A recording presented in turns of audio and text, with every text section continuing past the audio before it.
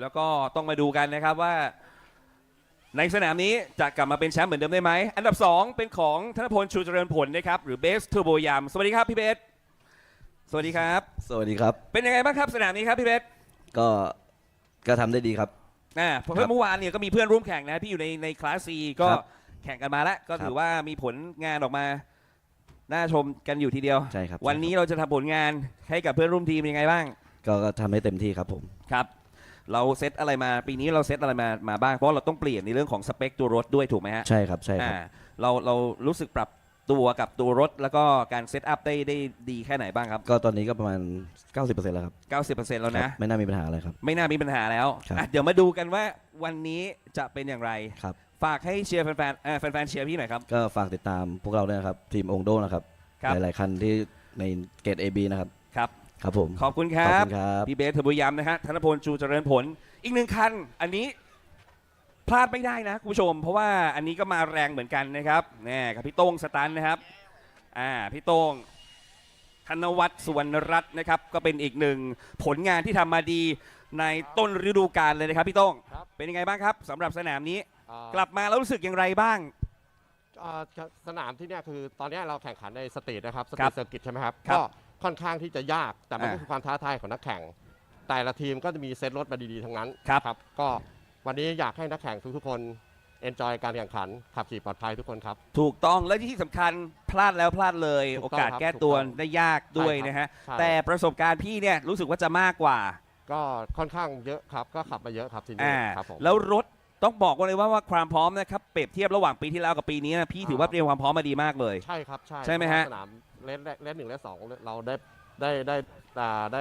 ได้สัมภาษณ์กันแล้วครับผมก็คือผลงานค่อนข้างดีครับในปีนี้แล้วก็อยากจะรักษาผลงานนี้ไปเรื่อยๆครับครับฝากถึงแฟนๆหน่อยครับพี่โต้งครับฝากเชียร์ด้วยนะครับโต้งสตันครับเบอร์22ครับขอบพระคุณครับเป็นกำลังใจให้นะครับธนวัฒน์สุวรรณรัตน์นะครับแน่นอนคุณผู้ชมยังมีนักแข่งที่มีชื่อนะครับอีกเยอะแยะมากมายเลยครับใครจะเป็นแชมป์ในสนามนี้ติดตามให้ดีกับรุ่น Thailand Super Pickup Division 1 Class A และ B ครับ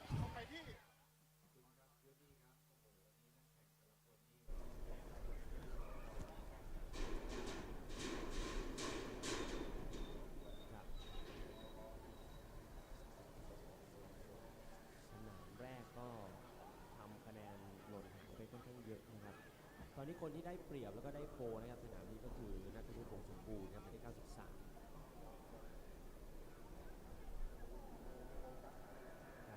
อาร์ตการยาเกาะโพพร้อมกัน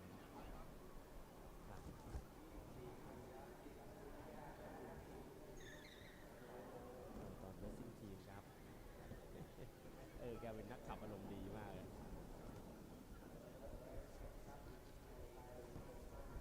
วัสดุเน็กเตอร์โมบิลวันเวนอมรวมช่างเชียงกงปีนี้บิวรถมาใหม่นะครับแอโร่แพ็กเกจโหดมาก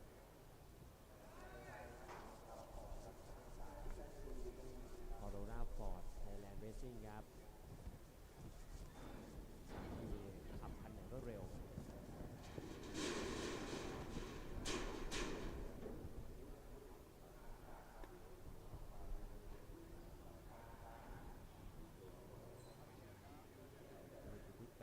นี่ฮะแจ็คแลมวาร์ดลาฟอร์ดไทยแลนด์เรซซิ่งอีกคันหนึ่งนะครับ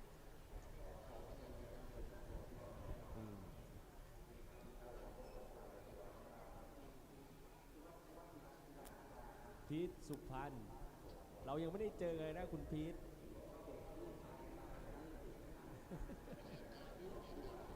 เขาบอกเขาไม่เอาแล้วนะฉายาเขาอะที่ผมตั้งให้ครับ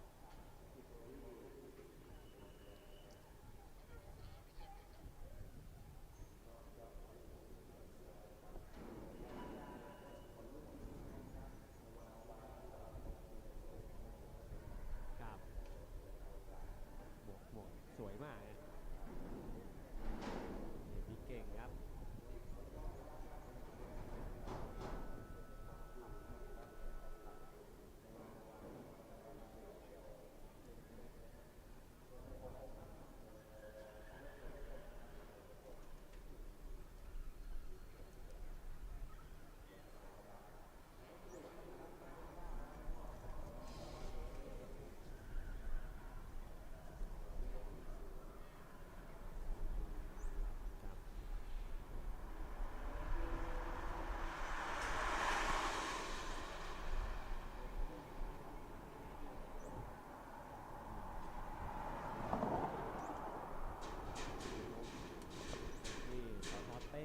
ว่าชำนาญกับสตาร์ทในปีที่17นะครับ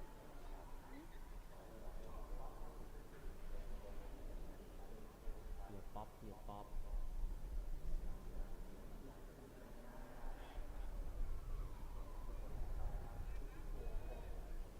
ดูตรงลีล่าหันหนักนะครับ19แล้ว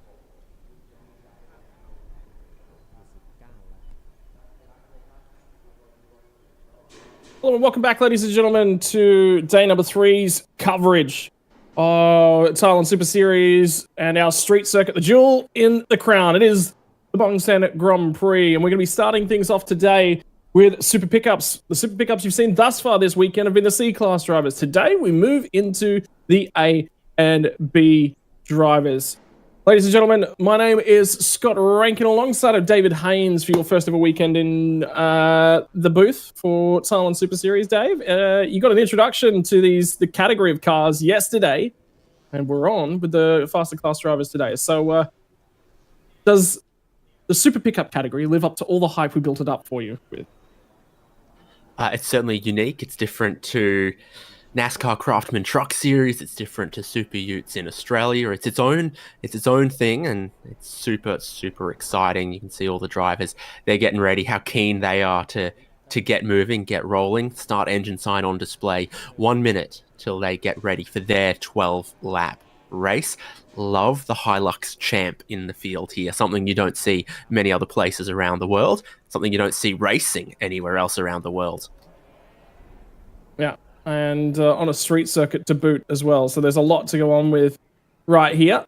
And the big one that we'll be sort of talking about throughout the weekend is the difficulty of the circuit here. It's caused a number of issues. We've had course delays to repair barriers impacted heavily by the C-Class drivers yesterday. And the big thing about that one was that it happened in the last race of the day. I mean, we didn't lose any more time. Cars will be arriving off for their formation lap here in just a few moments. So we'll get underway. We'll be ready to roll for super pickups. The big thing is that we've had already 3 races in this championship, a change to the way that this runs for 2025.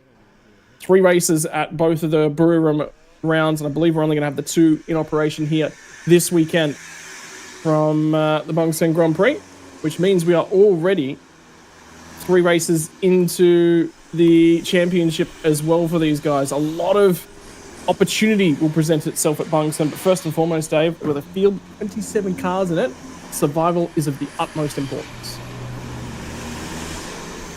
Yeah, and as they go out on their formation lap, they're all going to begin triggering the sector timing, and looks like Jack Lemvard might not be out there of the 26. This is a look at the track. It's a little dose of Monaco, Macau, but set in a beautiful Thai beachside resort town here. Lots of great views, resorts, hotels, markets beside the foreshore there, and of course a great beach. Yeah, and it is 3.7 kilometers. The duration, that long front straightaway, the climb up through Monkey Hill, the Twilight and Twisting Monument section, the fast and flying final sector. 3 sectors with, you've got to say, very distinct characteristics to them. It is not easy to make your way around this track, particularly when you're on a semi-slick.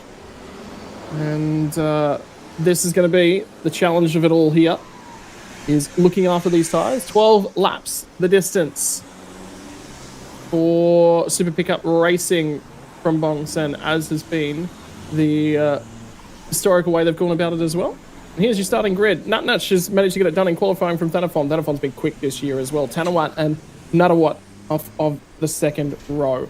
Row number 3 is going to be Bandit from Super Chai. Super Chai always being the fan favourite at number 7. Sandy Stuvik into 7th spot, be looking for him. And Chinawat line up alongside of him.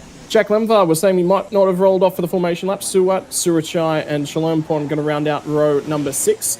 As we quick fire through the 27 drivers we've got here for you. Waris deeper in the field from Chayapon on row number 7. Row number 8 will be Simon and Saranyu to bring us through row number 8. The top 20 are going to be rounded out by Nanthawat and Akasit. And Frutapong, and Jataron to round out your top 20 in the first 10 rows of the grid. 7 more drivers to come your way. 2 more pages of them will be Chenon from Songsat out of 21st and 22nd. Alon Korn, long way down the field for Alon Korn. He's always had pace, and Firawat will line up alongside of him. Keep your eye on the 85 truck. Move his way through the field. In fact, I think he's already had a race win this year, so to see him that deep in the field, something went wrong for qualifying. Akilak and Anawat out of 25th and 26th, and Ekaset will round out the field. So that is your 27 drivers coming our way. And that is the camera down at the end of the back straight, and turn 8 before they'll tip in to head off to the monument. Yeah, really nice wide open street there heading down towards turn 8, but then it tightens a little bit on the exit, so you see a lot of them try to use as much of the road as possible to open up to a late apex there.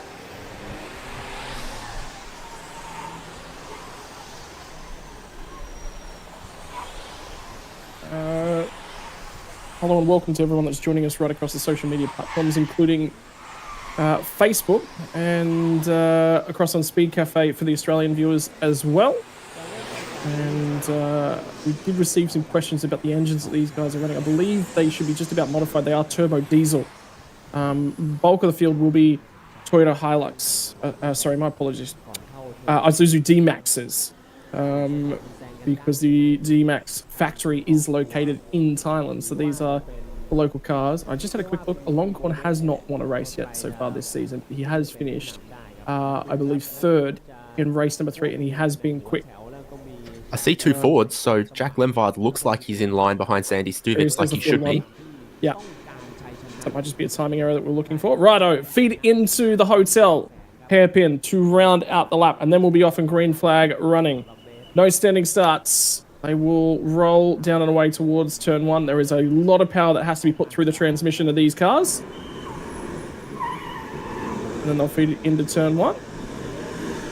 You can see the difficulty of just getting in there. There's the Toyota Hilux Champ car as well.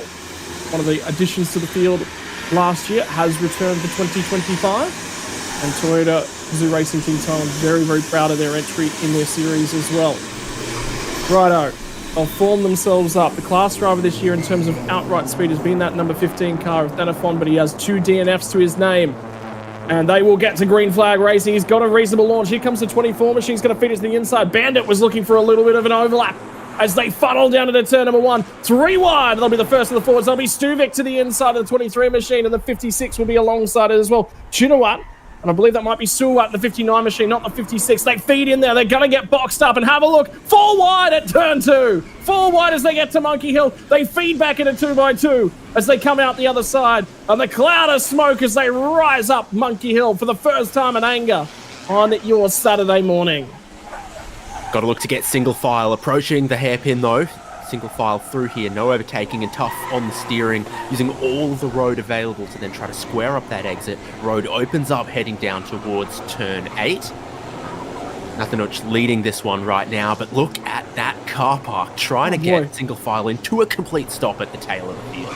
Yeah, and there was contact back there as well as they all got single file because the checkup started happening and they don't stop coming and they don't stop coming. At the back end of the field, front left tire in the air for the number 15. So that is a very softly set up Thanafon at the front. And you know what? We're not seeing the 93 in those shots, so I wonder whether or not we might have lost him. I did see a Sector 2 time, and in fact, he was one of the quicker cars through Sector 2 at the front end of the field, but we haven't seen additional shots from that 93 just leading truck. By too much. Yeah, it's just out there way too far in front. There was the first of the Fords. That's Stuvik, a local favourite. A little bit deeper in the field. Lemvard's managed to slot in, and they will drift when they get down to 15. And that is where the side of the incident from yesterday happened, carrying too much speed on the final lap. You've got to look after the cars. Thanafon's got the lead. He's got it off him actually some way. It's not leading by too much. It's not the truck missing. It was actually sitting in second place when they got to the hotel hairpin. And there's a big old dive bomb at the final corner from the 19 machine. Can he pull it up? Yes, he can. 1 spot gain for him. And take that second apex, squaring up the exit to run onto the front straight as well. Jack Lemvard, we can definitely see out there the 41 truck, but not triggering the timing, so it might show him down the bottom of this timing column, but I'm pretty sure that Blue Ford Ranger, the number 41, is out there. First lap completed with 11 more to go. Oh, and there's someone gone straight on at turn 1. That's the number 9 machine, and he isn't looking to back that car up, I think this will just be... He's done for the day. Is he having troubles trying to crank that car back to the right? The number 9 is Samon. We're going to get a replay, no doubt, here. Turn 2, just running straight on, so maybe encountered an issue, something else, and gone to the nearest escape road. Could have been damaged from the previous hairpin. Ganafon leading the race, as you point out.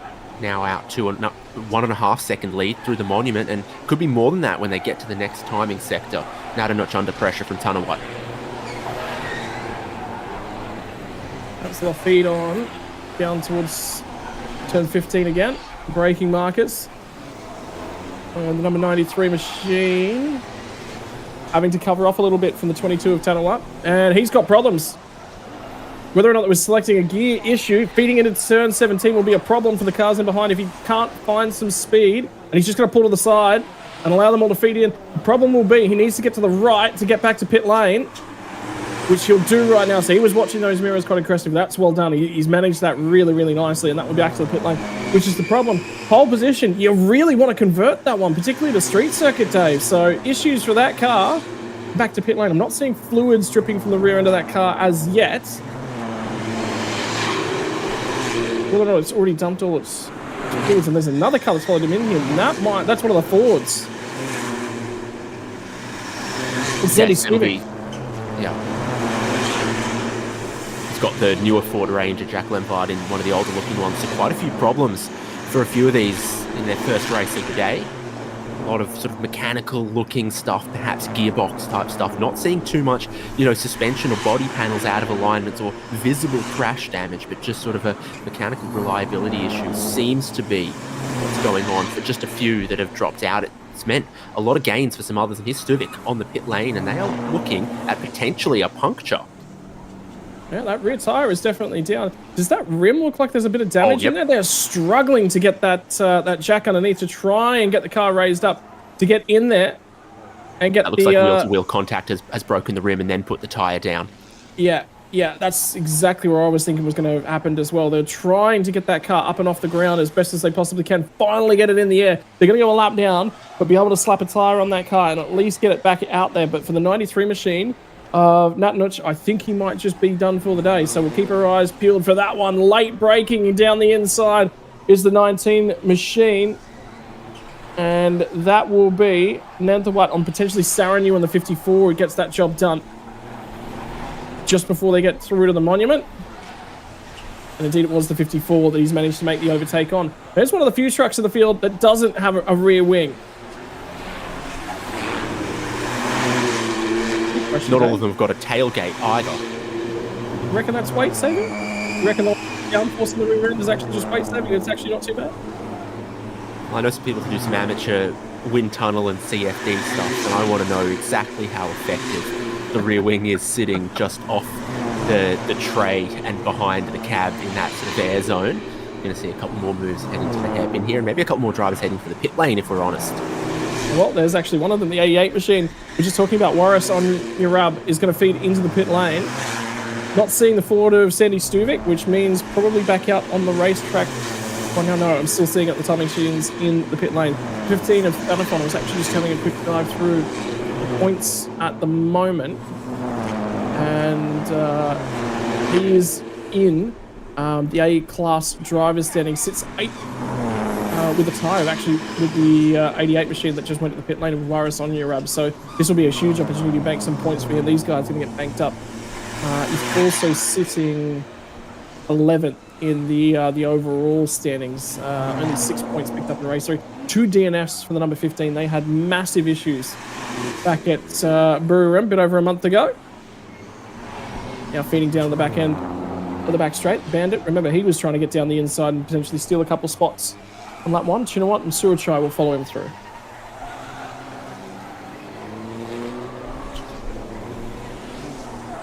Fastest lap of the race at the moment belonging to your race leader, Thanafon. He's got a 2.8 second lead. Last timing line that they crossed, but it was a personal best from Tanawat in second, who actually managed to close the gap somewhat. So that could be a race that continues to unfold as they try to look after their vehicles, phase in their tyres, and potentially encounter a bit of lap traffic. The number of drivers and cars we've seen go through pit lane as well. I'm going to be honest, the tyres are asked some big questions in this category. But I actually like the fact that they're on a semi-slick for a number of reasons. Number one, it's obviously quite difficult to do a tyre change if they have to go to a wet tyre, so putting these things that they don't have to worry about that. And number two, the tyre slides around a lot more, and that requires a fair bit more skill. So could these trucks go faster? Yes, they absolutely could, if they're on a slick tyre. But that also might be some of the safety aspect of it as well, is limiting the grip fraction. Like the 66 machine is going to feed in the last corner. Chayapon is going to have Jadaron try and go the long way around at the final corner. That will be very difficult, and the door gets shut on him, and he might lose a couple spots as a result. They're all going to back up in behind him. The 81 machine misses a shift. Akisit's going to lose spots. Was that the 95 machine on its way through of Anawat? I believe it was. Still looking for, by the way, the 85 machine of Aloncorn has managed to go from the rear end of the field all the way to 11th, so he has been supreme in overtaking. He's had to make his way through this bunch, and he's already gotten through. They feed into turn one once again, and that was really pain. That's nearly a car in the barrier at turn two on the outside. A lot of speed carried in for the 91 of Jadaron, and he's going to lose a spot as a result.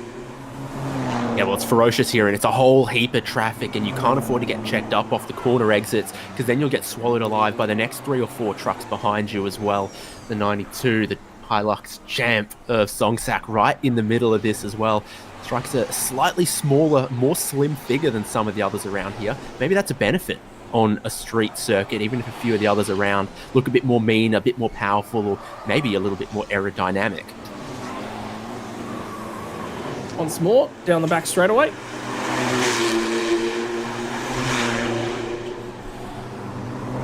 And I'm just taking a quick look, 2.4 litre turbo diesels for the Taiwan Super Pickup Series, and that's Cindy Stuvik, who's back out on the racetrack. Maybe and just that was a stay out fan of the way with that new tyre. Yeah, that was a fan actually waving along Sandy Stuvik from along the side of the racetrack. No, he's going to be done. You see damage to the headlight on the rear right, and that's also the side where we saw the broken rim and down tyre. So maybe there was also suspension damage. The left rear suspension actually looks like it could be out of whack. That's parked up in an awkward spot as well, because that's runoff area. But there's no spot for him to get out of the track right there either. By the way, Tanawat just set a new fastest lap of the race in this battle for the lead. The 22 machine we're watching on board at the moment. Just see the 15. And Stanifon trying to crawl out of the hairpin. All over the road with the rear end of that car, not wanting to apply its power nicely. A couple black smoke warnings coming out from multiple cars. I'm seeing 88 and 85. And I've just seen one for the 81. So cars starting with an 8. Check for black smoke.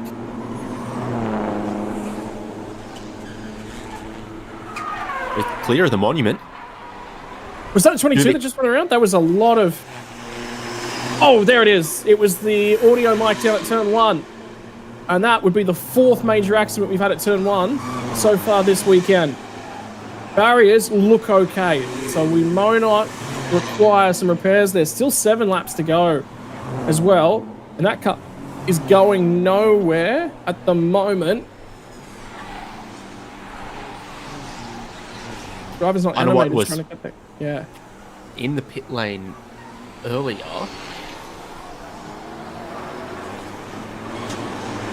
To the replay here. Oh, already lost it in sort of the transitional braking area, curving to the right before you go hard left.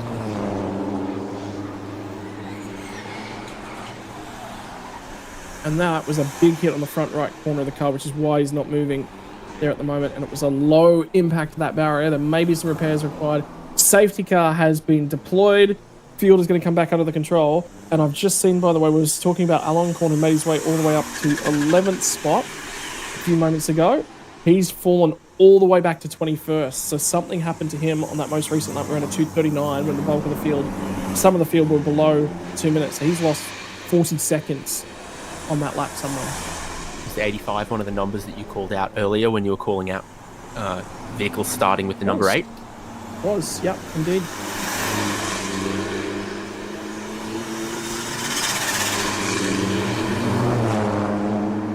Not seeing pit lane transition counts, unfortunately, on the timing settings for this one. But yeah, there's just wondering.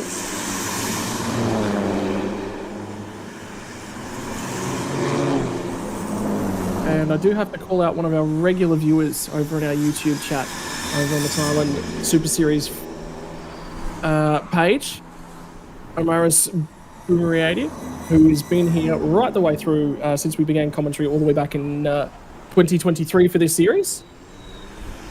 And comment made, so far so good. No incidents and cautions for now. Oh, Omaris, what have you done?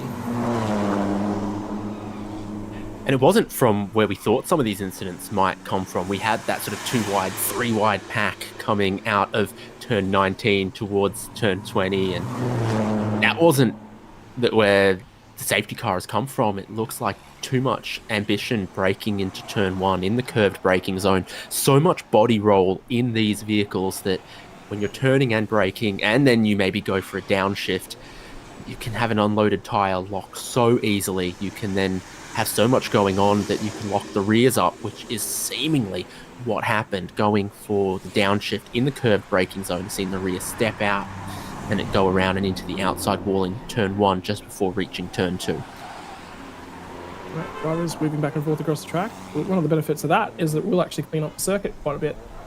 Talking to a friend working over on the number 44 car actually in GT4, which we'll see a little bit later on today. He said the track's been so loose. There's so many cars, so many big incidents. There was a big incident yesterday in Porsche Cup practice. They've been out this morning for qualifying just before we were live here as well. So not only do we have the Thailand Super Series categories on this weekend, so to give you a run through, if you're joining us for the first time, hello and welcome. Pleasure to have you along on board for coverage of the Thailand Super Series and this the English language broadcast. We've got a range of events coming to you this weekend. GT3 for the first time this year has been combined with other categories. So there is traffic, I believe, to be dealt with as a part of the GT3 racing. I believe the GTM cars will be the cars that we'll be seeing out on there, and that's the 95 machine getting out and A-OK. But Anawat, walking away from the scene of the crime.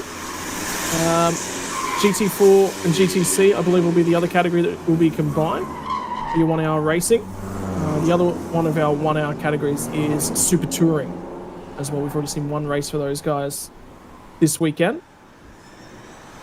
Additionally, we have Super Eco. Both of the categories for your Thailand Super Pickup A and B class drivers, which are on track right now. And C class drivers have already run 2 races this weekend, and I do believe that might be them done for the weekend. Also in attendance, Porsche Carrera Cup Asia and Formula 4 Southeast Asia will be along for the ride this weekend, which is, we had Porsche Cup Asia here last year, but this is the first time that Formula 4 Southeast Asia is in attendance, and those drivers have been putting the works, been put through their paces in terms of practice, have been in the barriers, new circuit for them. It's a lot of learning to do, and coming to a street circuit for the first time, a bumpy street circuit at that, Dave, with a load of the ground cars, not the easiest thing to do. Yeah, particularly along the waterfront places like exiting the monument through that turn 17 sweep, and then even braking into turn 15 are super challenging. You've got a kink braking into turn 15, just a little bumpy as you're at some of the highest speed corners in some of the other places, and then of course a few big stops around here at turn 2, turn 6, turn 18. So recovery underway on the outside of turn 1. It is 5 laps to go. So based on the truck, the marshals, everyone doing their work, you expect a resumption, and to see if the pace that Tanawat was putting in Danafont, that could be a very, very exciting battle for the race lead when we get going again. At the moment, 5 laps to go in this one as well, which we'll keep an eye on because I guarantee after yesterday and losing significant amounts of time, they'll be keeping eyes on delays. Be a little bit of a look at that barrier down at turn 1 as well. Even the fans have got fans in Thailand.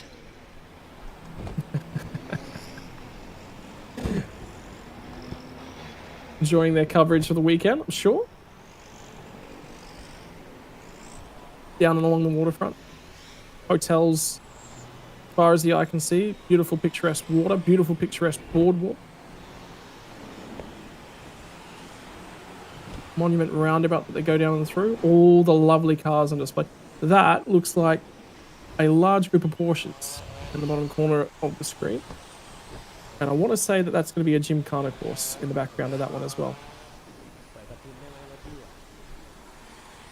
They have night markets and stuff, typically in that area on the waterfront, so lots to do in this resort town. Some beautiful resorts. There's a big one by the hairpin at Turn 6 as well.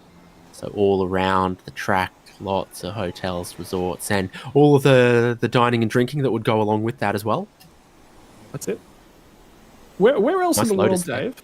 Can you... Yeah, a couple of nice Lotuses, actually. Where else in the world can you go to... Well, there's the eatery, actually, in the bottom corner of that shot. Where else in the world can you go to a racetrack, you walk 20 meters, and you're on the beach? Surfers paradise, baby. It's a bit more than 20 meters. A little bit. It's not. They call it the beach chicane, man. You can...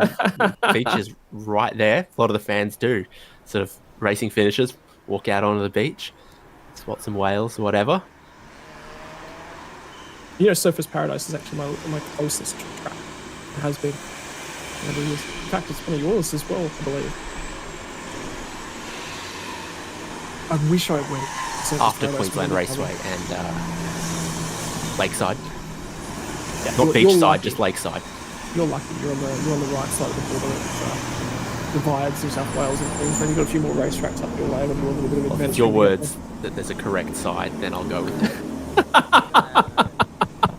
I take back my words. You're on the right side of the border for racing. Ka-chow. Ooh. Lightning McQueen is looking really, really deluxe there. That is so shiny. There is not a hint of rust. With the Rust Ease medicated bumper ointment doing its work for the Ka-champion. That's what we're on about. Everyone's down here with a smile on their face, enjoying some car racing.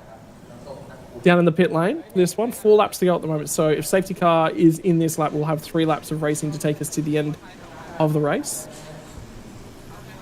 Silver, white, 95 on the left. It's a unique one. I think there's a Toyota Celica underneath that. See the other car all the way on the left-hand side of the shot. I want a shot at that as well. Unique race cars. That's the benefit when you go to events like this. Only on show. Yeah. Getting to go for a wander and have a look at some really interesting cars. And I know there was a media night last night for a lot of the categories for about 3 hours at the racetrack. I can guarantee you that just would have been party central. Provided your car wasn't in the barrier and needed repairs, of course. Or the stewards who were signing documents at 8:15. I think some of those were stamped and signed and delivered after the welcoming ceremony had an opening night had begun. Good view on board. Really long gear shifter, the position and the ergonomics of how you sit and where the gearbox is down there as well. And you see quite often, you know, rear wheels chattering in the braking zones, or sometimes drivers just don't quite get off the corners how we would expect, and it looks like they've not got the shift. Well, it's not quite the super tight, slick gearbox that you might expect out of like a Ford Mustang or something. You see the kind of shifters and pedal boxes and everything that they're working with, and that sort of separates the really good drivers, I think, is how consistent they can be with machinery that does not begin life as a racing car, begins life as a practical workhorse. Yeah. I'll tell you what, you wait until we get to Super Touring later on. And the reason I say that is there's a Toyota Yaris, proudly prepared by Toyota Racing Team Thailand as we get set for another restart here, with a long gear shifter. And by a long gear shifter, I mean it comes up and it hooks. So it's nearly like you're just pushing the handlebars of a push bike forward and backwards to complete your sequential shifting. And Thanafon's actually not waited at all. That safety car gets into pit lane, and he's gone very, very early. And everyone else has responded to that. Green flags now displayed at the final corner. I do wonder whether or not he's gone too early, because did you see the safety car boards and flags prior to the last corner? Yeah, I mean, often the safety car comes in, the green flags begin waving, and then it's the leader who controls no passing before the start-finish line. What this has done, if it's allowed and legal, is avoided a massive car parking for 1 and 2 here, spread the field out, particularly at the front a little bit. It's not going to stop some optimistic opportunists, but for Thanafon, with how much pressure Tanawat was putting on before the safety car, I think that's a good restart to just put a couple more car lengths in between yourself and your rival in second place, who's shown a lot of speed. Yeah, well, back at the drop of the green flag, 3.7 kilometers the length with 3 racing laps, so it's going to be just a whisker over 10 kilometers to go in terms of the race. The number 5 of Nanawat's managed to go with our front 2, at least for now.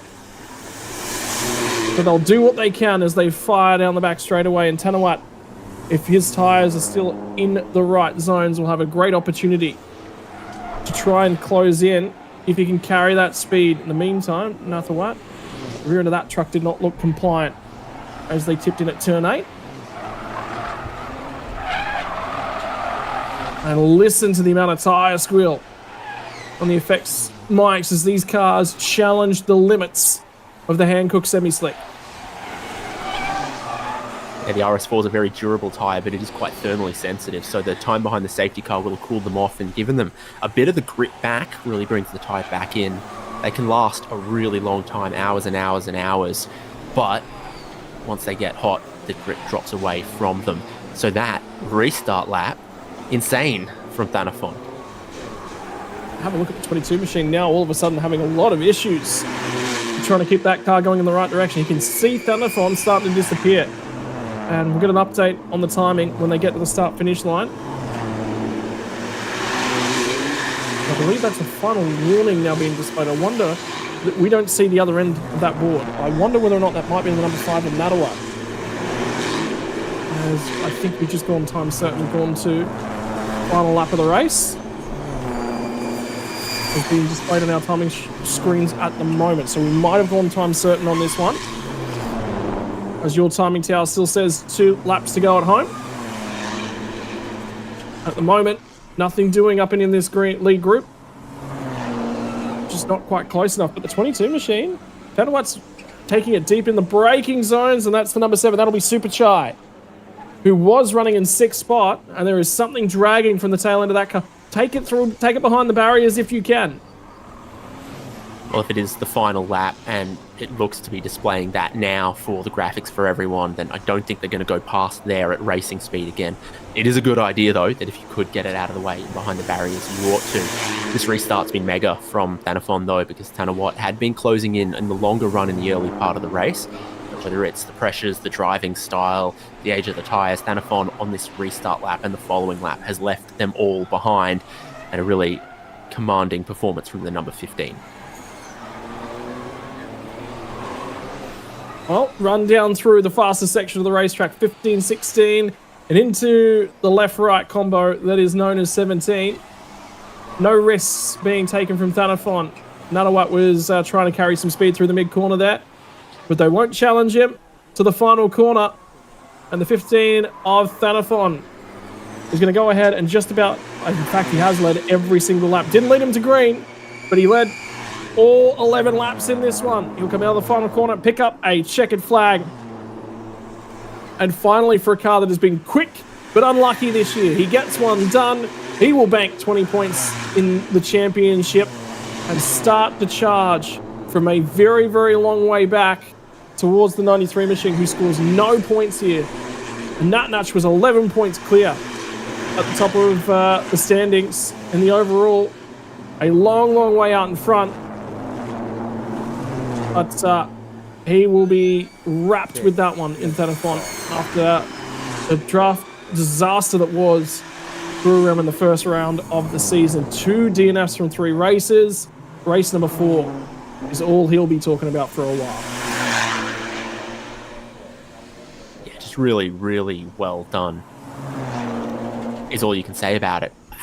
Got to a decent lead at one point. It began to wind back a little bit. Then the safety car, actually you thought might have hindered him, has actually really helped Thanafon. There's confirmation of your podium. Danafon from Tanawat from Natawat. 2 A-class drivers and a B-class driver on the overall podium. Third place, Natawat, the first of the B-class drivers. Here's the podium for your A-class drivers. Chinawat, who finished 4th overall on the road, 12 seconds back off the race lead, will manage to pick up the podium in class. B-class drivers now, Natawat from Surachai and Saranu, to give you an example where those guys finished 6th place for Surachai and a 54th for Saranu down in 9th spot. So good results inside the overall top 10 for both of those drivers as well. Fastest lap of the race, 53.182 for Danafon. It showed a real ton of speed in that car. Only one other driver managing to get down into the 1 minute 53, so he has had pace this weekend. I do feel for Nat Nutch, Bangsaen Boon, because that car was quick in qualifying. Was there and capable of winning this race, but not quite being able to get there on the racetrack. Hand out the window on the victory lap for your race win at Danafon, signalling to the fans, maybe waving to Lightning McQueen as well, maybe just getting a little bit more air in, all of that. Definitely saying hello to all the fans out in the heat. He appreciates their support. Back to pit lane and the celebrations, and look at the lineup of people and fans in the pit lane waiting for the cars to come back. Tell you what, Dave, Thailand hadn't necessarily, time was always thought about. I always thought maybe I'll go for a trip there one day. And then when we start working on this one, and very, very quickly, I'm like, I'm going to be there next year. I'm targeting being in Thailand in 2026 to maybe call this one from the sandy shores of Bangsaen.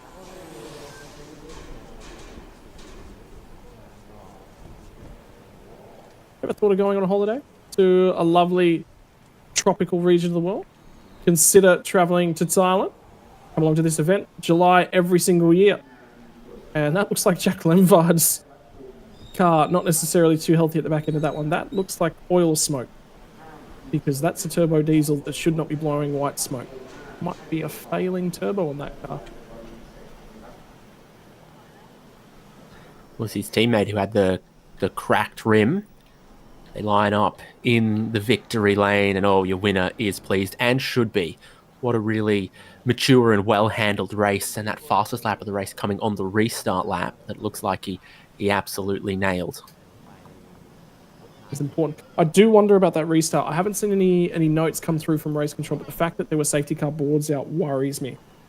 But if there was to be an investigation on that, it would have been handled. So whether or not there was some communication from race control to say that safety car was in the pit lane and they were free to go, and therefore it's not being looked at, might explain things. Celebrations down out the back. And have a look at the amount of tents for pit lane. ครับก็จบลงไปแล้วนะครับ A long way down the back. Division 1 Class A และ Class B นะครับ As well, it ซึ่งแน่นอน takes ว่าอันดับสามเป็นของ a lot of resources to เป็นยังไงบ้างครับสำหรับสนามนี้ get a series like this off the ground at the local level and make sure the barriers and everything, let alone manage the track, maintain it across the week as well. หวังไว้ครับประมาณนี้ ฮะ ครับผม ถือว่าพอใจเลยในผลงานของเรา ก็พอ And ใจครับพอใจ shuts down the town too. ครับรถวันนี้ก็พร้อม Can't get from the inside of the circuit to the outside of the circuit except during the lunch and break, ไล่นิดหน่อยครับ the start of the day to the end of the ส day. นามนี้ต้องปรับอะไรพี่ถามหน่อยในฐานะคน So, ที่ไม่รู้เรื่องเลยนะ And the locals คนดูหน่อย in Bangsaen, ก็ this does take away from their ability to access things, but hey, คน you ขับ get car racing out the window. พลาดไม่ได้เพราะว่า I don't know what you prefer, Dave, but I'd sacrifice ใช่ครับ access to downtown Bangsaen for a few days every year for a bit of car racing. ครับนัทวุฒิพึ่งผมอาการยางเกาะผม I mean, it happens to everyone who lives inside of the track at Bathurst. It happens to a bunch of people in Surfers Paradise, and you know, it doesn't seem to diminish the value of properties up Mountain Straight in Mount Panorama. So maybe it's doing wonders for the town of Bangsaen as well, as our winners celebrated in front of the crowd and their team, and boy, did their teams look pretty jazzed about the results as well. เราก็เลยต้องโดนเวทเหล็กทั้งหมด55 Welcome กิโล back to the team as ซึ่ง well. น้ำหนักเยอะ Next class up ที่สนามสตรีท in a few moments' time, ladies and gentlemen, will be Formula 4 Southeast Asia. Will not be a lap distance base race, we'll have 25 minutes worth of racing for that category. จะต้องเพิ่มอีกหนึ่ง Sawa Hongdat's เพราะฉะ been นั้น very, เรา very มาดู quick กัน this year แหละ and ว่าเราจะ continues ปรับเซตอย่างไร that เซตไม่ pace เหมือนกันเลยทุก ไม่ ครั้ง เหมือนกันเลย at ครับ the Bangsaen Grand Prix. But I tell you what, Ayrton Asdathorn actually nicked pole position, I think, for the second race of the weekend. We'll get to see that as we move on. But now we might just step away for a few moments, take a quick break, and we'll be back with racing action for Formula 4 Southeast Asia ครับฝาก shortly. ติดตามด้วยนะครับเบอร์22ต้องสตันครับธนวัฒน์สุนรัตน์ครับ ครับขอบคุณครับแสดงความยินดีอีกครั้งครับ ครับ อันดับหนึ่งนะครับธนพลชูเจริญผลเบสบุญยม ขอบคุณครับ ครับ เป็นยังไงบ้างครับ โคตรดีใจเลยครับ กับการกลับมาอีกครั้งหนึ่ง ครับ ใน เพราะว่า สนามบางแสนสตรีทเซอร์กิตแห่งนี้ ใช่ครับ รู้สึกยังไงบ้าง ผมกดดันมาตั้งแต่สนาม 1 2 3 แล้วครับ ครับ ที่มันแทบจะไม่ได้มีผลงานเลย เพราะว่าลองกับเครื่องตัวใหม่ที่เราลองใช้ดู อืม ในปีนี้นะครับ ครับ 3 สนามแรกพังไม่มีคะแนน ใช่ ครับ ปลดล็อกไหมสักวันนี้ โคตรปลดล็อกครับ ถือว่าประสบความสำเร็จแล้วก็ดีใจมากเป็นแรงผลักดันต่อในสนามต่อไป ที่สุดเลยครับ ฮะพี่เบสต้องบอกอย่างนี้ ทุกคนก็พยายามตามเชียร์พี่อยู่ ครับ เขารู้สึกไปพร้อมๆกับพี่ทุกครั้งที่มีการ ครับ แข่งขันนะฮะสำหรับแฟนๆพี่นะอันนี้ ครับ ก็จะเห็นว่าบางทีก็รู้สึกผิดหวังไปด้วย ใน ครับ เรื่องของ 1 2 3 สนามที่ผ่านมา ใช่ครับใช่ แต่ ค วัน รับ นี้พี่ทำให้พวกเขาดีใจขึ้นแล้วนะ สุดๆครับ ขอบคุณครับที่ติดตามนะครับ อ่ะฝากถึงแฟนๆครับ ก็ขอบคุณนะครับที่ติดตามเบสเทอร์โบยัมนะครับ ก็รอดูพรุ่งนี้นะครับ ออกรีเวอร์สกิตที่ 5 นะครับ ว่า ครับ จะขึ้นมาที่ 1 ได้หรือเปล่าครับ ครับขอบคุณครับ ขอบคุณครับ ธนพลชูเจริญผลนะครับอันดับหนึ่งนั่นเองนะครับแน่นอนครับคุณผู้ชมครับความมันยังไม่หมดเพียงเท่านี้นะครับยังมีอีกต่ออีกมากมายเดี๋ยวหลังจากนี้ไปชมกับไฮไลท์กันก่อนครับ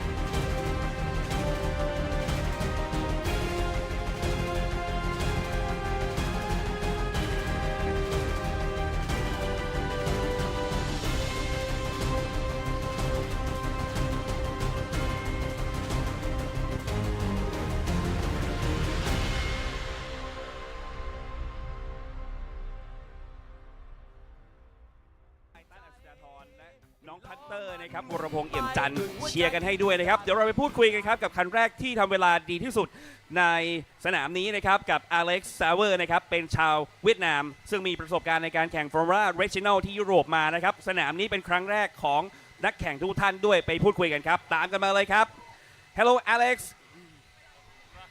Hello How are you How are you How are you Yeah, mate, I'm fine. Okay. Okay. That was the first time for come here to the race in Bangsaen Street Circuit. How do you feel in this race? Yeah, it feels quite hot. Yeah, it feels quite hot right now. So, yeah, we'll just see how it goes. Yes. Very good tech. All right. Very good tech. Okay. How do you prepare for this race? With a lot of visualization and hope.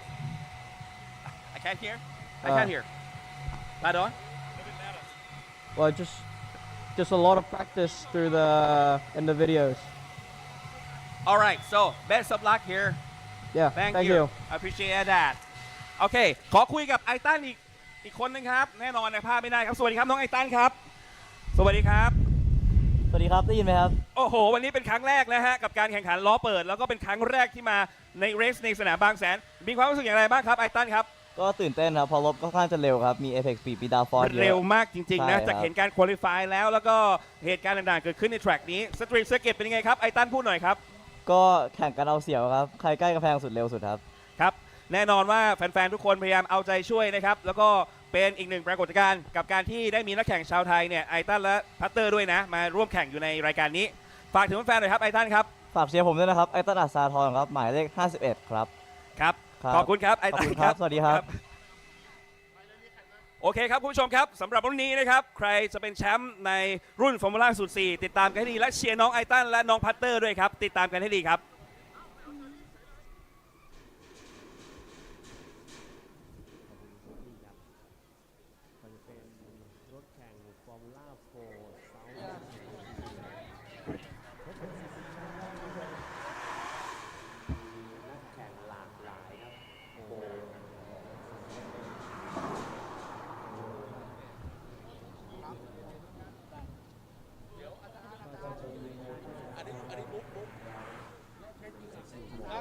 ยังต้น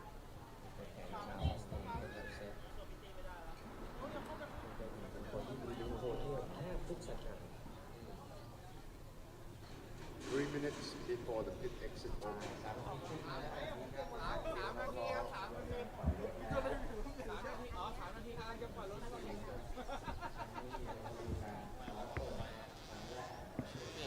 เก็บไว้จะได้พี่ขวัญเปลี่ยนไว้แล้วเปลี่ยนอีกรอบนึงเอาเก็บไว้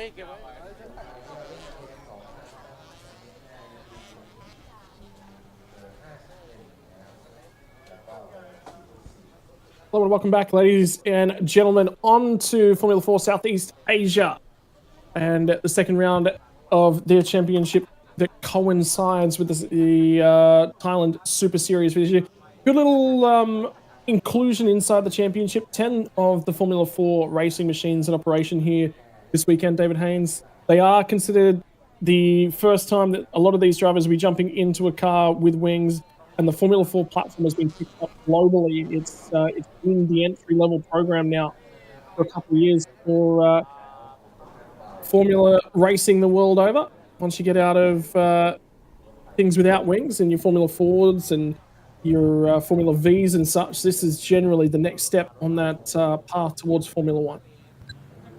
A lot of it's about the FIA super license points as well. Just reading up on all of that FIA Formula 4 championships and Formula 4 Southeast Asia are awarded super license points. So if you're on your journey towards F1, fresh out of karting, this is a great place to get accustomed to the cars, the racing, before taking on maybe a more ferocious F4 championship like Germany or Italy, and then up towards Formula Regional Europe, F3, F2, and Formula 1 or whatever your racing career may take you. It's a great category and championship for young drivers to just begin accumulating super license points and develop and take the right steps. 1 minute board, they're ready to get out there. These are super zippy little race cars. Yeah, that they are. And the local boy, Ayrton Asdathorn, will be one who'll be looking for a race win this weekend. So far, it's been about stopping the near unbreakable Sawa Hong Dat, locally known as Alex Sawa. He's been absolutely unstoppable this season.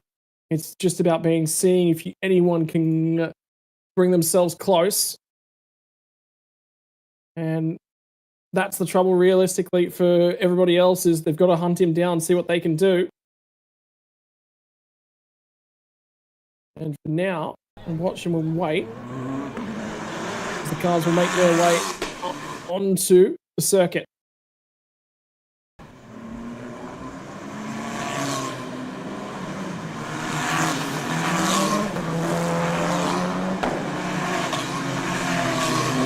Now, we had some transponder issues in the previous lap for one car. So I don't know if that's what Josh Berry's got or if he's not going to be part of this race start. So count them all as they go.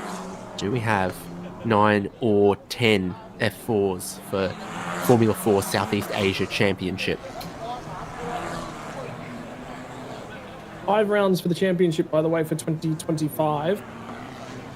First round at Sepang, second round at Buriram at round 2, round 3 here at the Bangsaen Grand Prix, and then the final 2 rounds will also be held at Sepang. So 3 of the 5 championship rounds to be held in Malaysia, 2 in Thailand. And just doing some reading up as well. It is the Satis F4 T421 Gen 2 spec of the F4 car. Basically a spec series right the world over. It's just slightly different manufacturers. It is powered by the Fiat Abarth F413T turbocharged 1.4 litre engine, generating about 160 horsepower.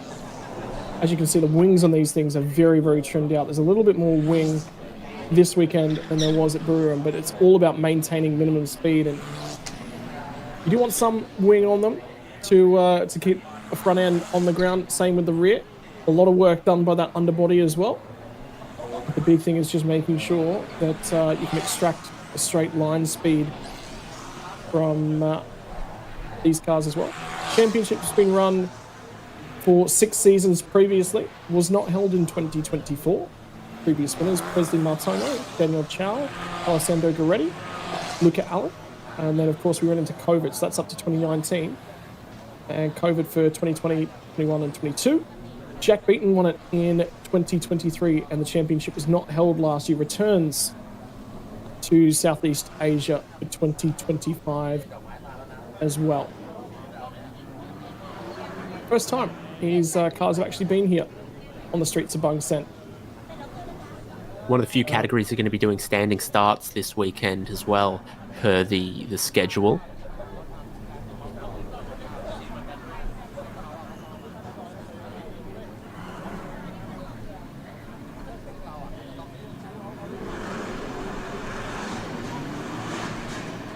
Moment we'll be watching and waiting for them to feed into their green slots. 10 drivers here this weekend. Pole position with Alex Sewer. Edson as the Thorn will be lining up alongside of him in the front row. Seth Gilmore, the Australian driver, will be on row number 2 alongside the Filipino driver of Inigo and Son. The Indian driver Rishin Rajiv will line up 5th spot alongside Wang Zhongwei from China. The Vietnamese driver of Hui Naman Nguyen will line up alongside the American Thomas Yu Lee in the final row of the grid. The Wuropong Im Wichan will be another local driver. 2 local drivers in operation this weekend from Josh Berry, Singapore's driver. And that looks like we might don't see him on the track though. Lap. Yeah, so and we are thinking, yeah, we do miss Josh Berry at the moment. So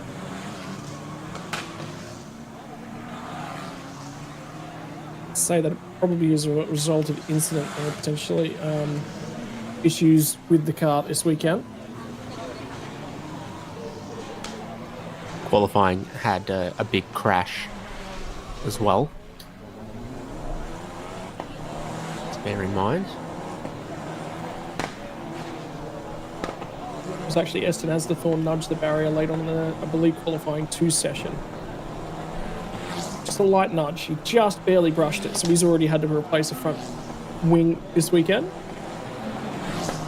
Double formation lap before a standing start seems like a very good policy. They leave the pit lane, but effectively that's sort of like a reconnaissance or to grid, and then a formation lap proper. And then they're looking at 25 minutes at the drop the green flag. The fourth race of this season of Formula 4 Southeast Asia Championship. จากตรงฝั่งนี้นะตรงตีธง Four in นะ the book, looking for number 5 this weekend. And Alex Sawyer เดี๋ยวติ๊กลองฟังดู continue his control of the championship. That's the Evans GP crew that Alex Sawyer does drive for. Evans GP teammate Seth Gilmore will be on row number 2, and Thomas, you lead deeper in the field in the number 56 machine.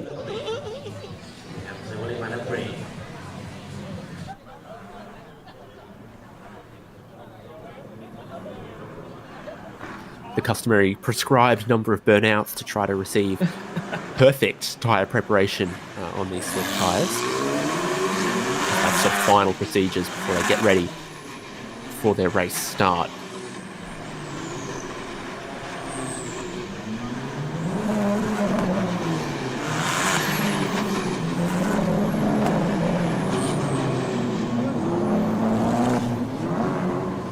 At the moment, they'll start to feed in.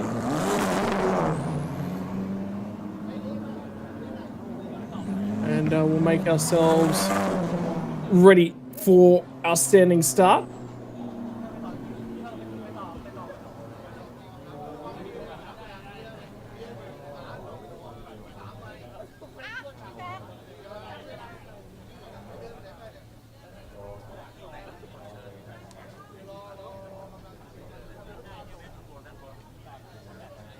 Well, here we go. They're all now live and into their grid positions.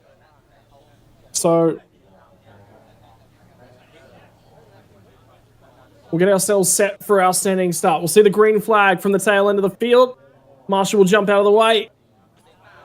Lights will start to come on from the front, from the left. 5 lights. When we get there, they will go off and we'll be green flag racing. Can Sawyer lead his way down to the first corner? He's had a terrible start. It's actually going to be, I believe, Seth Gilmore who gets the best start of the lot of them. Goes from 3rd to 1st already. That is going to be Ayrton Asderthorne, the local driver, who tries to slip down the inside and does. So Sawyer's had a terrible start. Drops 2 spots straight away. He'll get one of them back as they get to turn number 2. Then you're going to see the Black Arts racing cars go toe-to-toe as they climb up the hill. That'll be Inigo Anton and Rishon Rajiv in the 33 and the 25 machine. Single file as they get up and over the crest at turn 4. And the run down the hill. Here we go. For the first time today. Seth Gilmore should be so proud of that one. Slotted the gap just perfectly. Got left just enough space. You don't want to tangle wheels in an open wheeler. Seth Gilmore to be leading once they exited turn 2. That is a great start. Street circuit here got fast sections, but still very hard to pass. So it looks like Ayrton Asderthorne has managed to hang on to that one. Thought he might have lost that place at turn 2. Still holds on to it for now. And Asderthorne, remember, touched the barriers at the back end of qualifying. Wasn't an absolute flyer at the end of qualifying 2 for the weekend. And that was down out of turn 15, which they're on their way to at the moment. Have a look at the cars moving all over the road. Still looking for a little bit of tyre temperature and pressure at the moment. We watch and we wait. Because for now, they're on their run to the hotel. Have a look at the bouncing, the jostling of the cars as they bounce all over the road, Dave. That's one of the Black Arts racing machines, I believe might be Inigo Anton. As he's, oh, sorry, my apologies, would be Rishon Rajiv sliding on the way into the hotel hairpin. And now the run down the start-finish straight. And Alex Sawyer is going to be hunting Ayrton Asderthorne on the run to turn 1. Yeah, there are places to overtake on this street circuit, and that's one way, is to have a massive dive into turn 2. Not quite going to work out in this battle for the podium positions. Hongdat trying to fight back after not a great getaway. Yep, starting to make some time though, up on the the Australian driver, Seth Gilmore. who will lead the way. Didn't get a great run into turn 6 hairpin, but he got great drive out. And that was the big key that he was looking for. Seth Gilmore still leads the way at the moment. But getting a touch closer. Now have a look at Soa Hongdat, who's going to get right next to Ayrton Asdathorn as they come off. He just covers him and just shows him that there is no vacancy to the inside. You're going to have to try and go the long way around.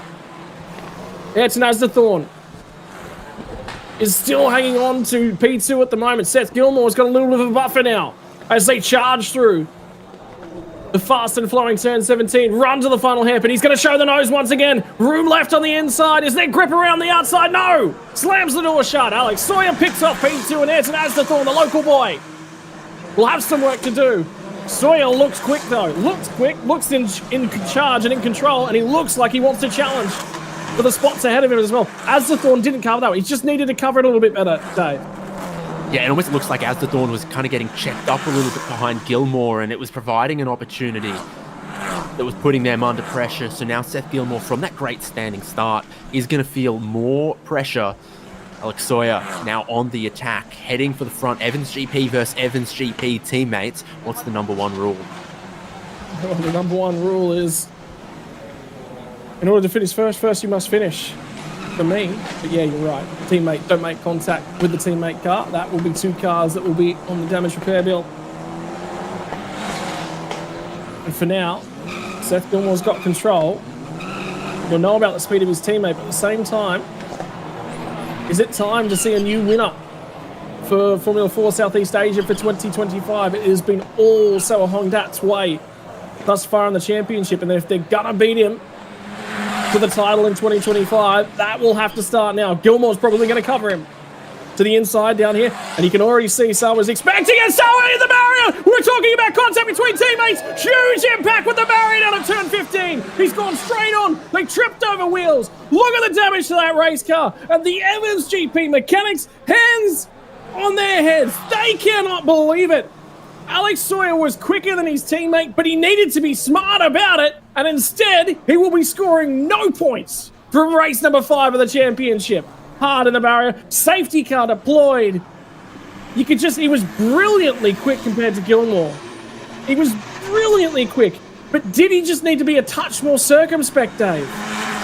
Well, I mean, it has to be a safety car. That's a pretty horrifying incident. Now, under safety car, we're going to lose our front wing here. Amongst this, the field's checking up behind that safety car. A big crash, racing for the lead. Seth Gilmore half covered the inside, but wasn't going to leave room around the outside. There's wheel-to-wheel contact. It's all 4 in the air, then into the wall, then no braking, straight on into the Tech Pro. Seth Gilmore, you know, just half covering that, and Soa Hongdat, Alex Sawyer going for a space that really wasn't there. Dangerous to try to go around the outside on a street circuit. The moves down the inside had been so strong to get back into that second place. That is a really nasty accident and massively important in the championship. Huge and very, very big for the championship and everything that's going on. And I was a medical official racing over to have a quick look at the chat to Alex Sawyer. And the other thing is, that's a front wing for the number 24 car that they're potentially looking at and getting prepped. On second replay, second time of looking at it, I thought it might have been Sawyer maybe having a look. But did you see there was already overlap between those 2 cars? And Seth Gilmore's tried to pin him back up against the fence. I don't think Seth Gilmore's left enough room. They've got that wing ready and then taken it away again, so I don't necessarily think that they're going to do very much about it. Race Control are going to have a look at the contact between those 2 cars. It's also part of the racing line there. I've said yesterday and multiple times today, there's sort of a little kink about 100, 150 meters before the corner in the braking zone there. So you do sort of have a little apex at the kink before 15 and then track back out to the right. And Gilmore, I think he's not seen him and deliberately come across. I think he's just taken the racing line, and it was a closing space around the outside for how much more speed, particularly off the Monument corner, that Sawyer had. Yeah. You just knew Sawyer was going to get him. And with that amount of pace and overspeed, maybe you're right. You do need to wait, but clearly through that part of the lap, committed up against the walls, it's where he was at his quickest. But now Sawyer is last, unfortunately, and out of this race. And hopefully okay, got out of the car well, but it was obviously a very big, scary crash. The wheel overlapped, the thing was in the air at full speed, and then just a little graze across the Armco. We're going to get a look at it in slow motion. So the racing line brings you to the left here for Gilmore, and so there's no option but to try to go around the right, and that's where there's sort of overlap, and it closes as Gilmore's taking what is the conventional racing line, but perhaps should have been aware of how all over his rear wing Sawyer was. There's two ways to look at that, and the big thing for me is that when you're in a position that Alex Sawyer's in terms of the championship, and how dominant and supreme he's been, and this is the maturity that you've got to pick up as you're climbing through the lower formulas, was did you need to do that? And well, the results there for him to be aware of now, and perhaps it's a lesson that needs learning, but there are a lot of times where... So yellow flag's already waving, safety car board's already out, and this is the front wing to rear tyre contact that happened.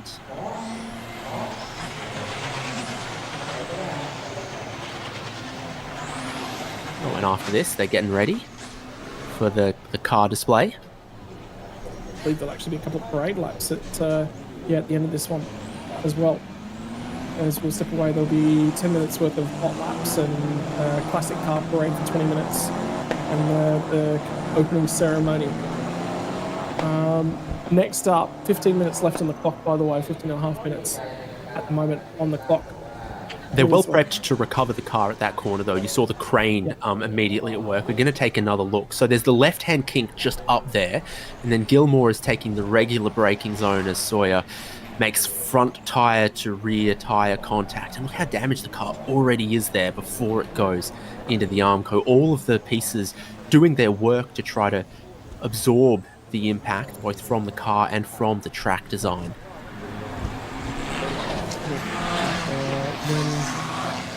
Their next race is for the weekend as well, because I believe that's race 1 for them. And Formula 4 Southeast Asia is not on until 3:10 p.m. local time tomorrow, so pit lane will open at 2:55 p.m. Current local time is 10:50 in Thailand at the moment, so they've got a day and a half to repair that car. A lot of time. There will be spares in operation. There you go, Dave. The eyes work. On Lightning McQueen over there. Great. I think I'm taking it back about what the car underneath is, but I'm still... I love it. It's great. I'm a big kid. I'm a really big kid.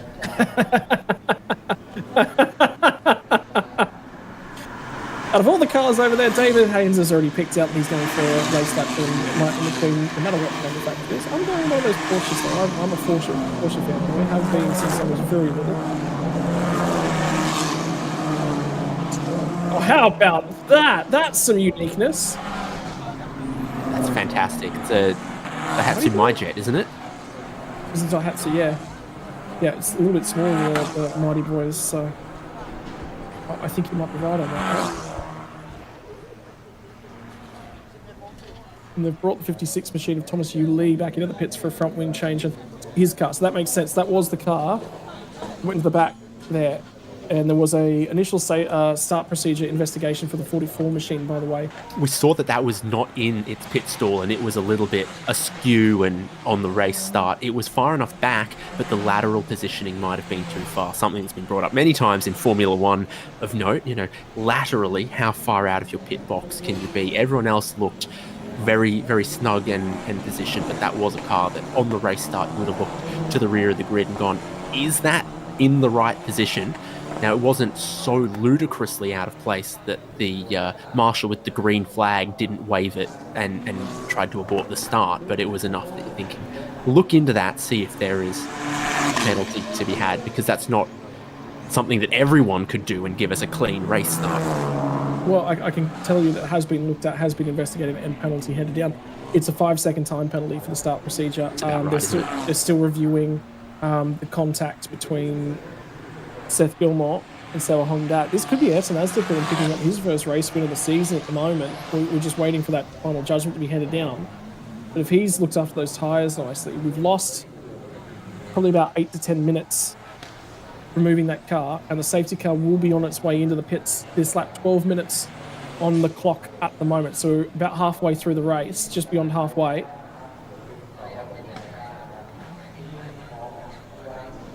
Yeah, at the speed these go, there's still going to be lots of laps with the remaining time. Gilmore's going to need a good restart. Safety car pulling away, he's going to begin bunching them up, and if he can get a surprise here, then he can really build a gap that might allow him to defend, or at least put more time between himself and the drivers outside of podium positions and aim for a podium in this one. Here we go. They'll feed down into the final corner.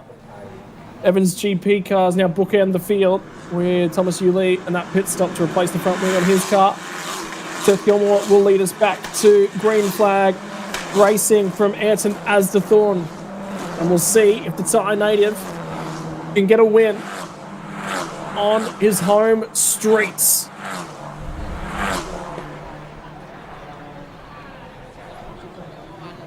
Run down to turn 1. And Gilmore's still in control, but with a question mark hanging over his head now, David. But you can't focus on that. You can't worry about that. You just got to get the head down and think about the next corner. I guess the biggest worry would be the integrity of the toe links or the right rear suspension for him. But through the hairpin, Asdorf so much more confident in these big braking zones, and that's where a passing manoeuvre could happen even quicker through that first sector for Asdorf as well. Your top 4 putting a bit of space between themselves and the rest of the field here.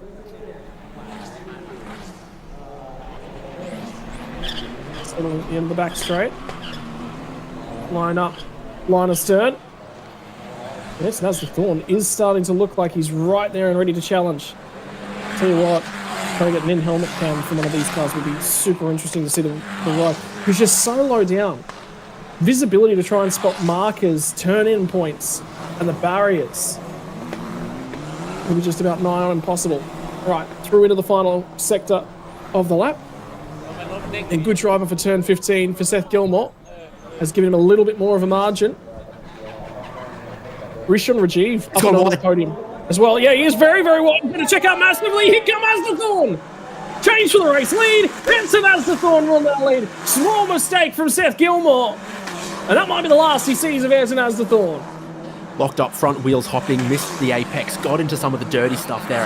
Ayrton Asdorf goes through to the lead of the race, and Rishon Rajiv was going with them as well, particularly through the beachside section. Oh, now a snap from the rear of Asdorf. So this race is well and truly alive. The conditions are looking difficult, and this is going to be a look there. Lock up wide, kept it out of the barrier, which was smart, but no momentum, no drive there. Cedes the race lead, just getting too eager on the brakes into turn 18.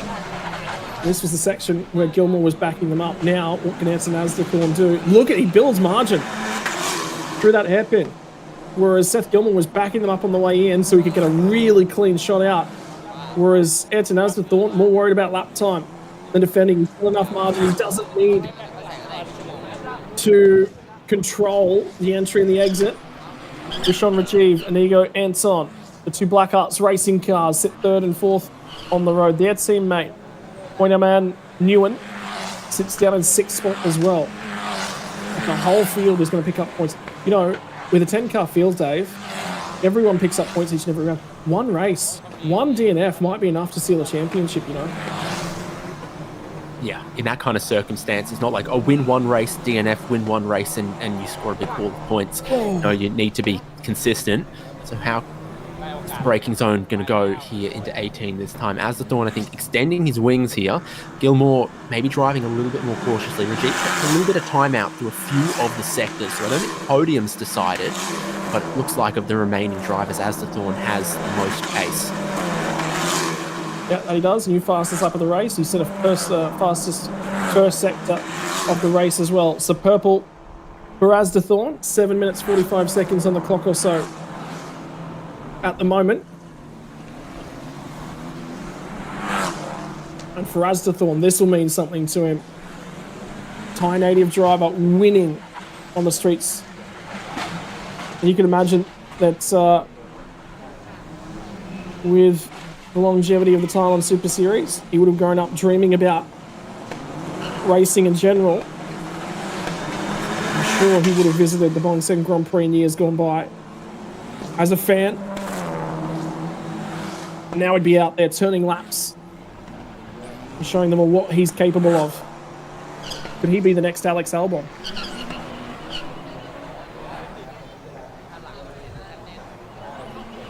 Well, it's a really sensible race if he goes on to take this one, because he didn't over-defend against Alex Sawyer.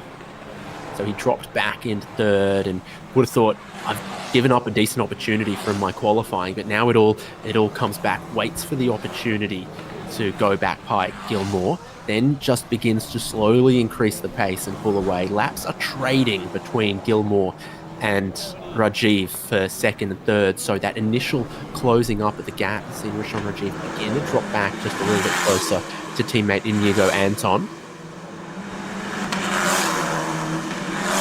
New fastest. Final sector is going to go the way of Seth Gilmore. So he's brilliantly quick in sector 3. About Asdathorn, whereas he's showing pace and he loses 9/10 of a second. Oh, sorry, Rajiv to Gilmore loses 9/10 of a second in that final sector. And I'll tell you what, our race leaders only about 1/10 of a second apart in the most recent lap times. New fastest lap of the race for Ayrton Asdathorn on that last time by. The problem for Rajiv, I think he might have made a couple mistakes on that lap. Because his first and final sectors were at 1.4 seconds combined off Seth Gilmore's times. Maybe on the 22 machine of Wang Zhongwei for Origin Motorsport. One of his best results of the season in 5th spot at the moment. In the black liveried Formula 4. Bare carbon, but being pursued at the moment by Nguyen. Just a little bit slower on the previous lap, but they're matching each other so far around this lap. It's the other running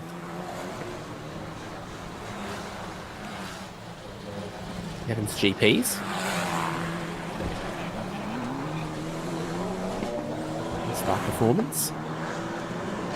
Just taking a look at the championship results, by the way.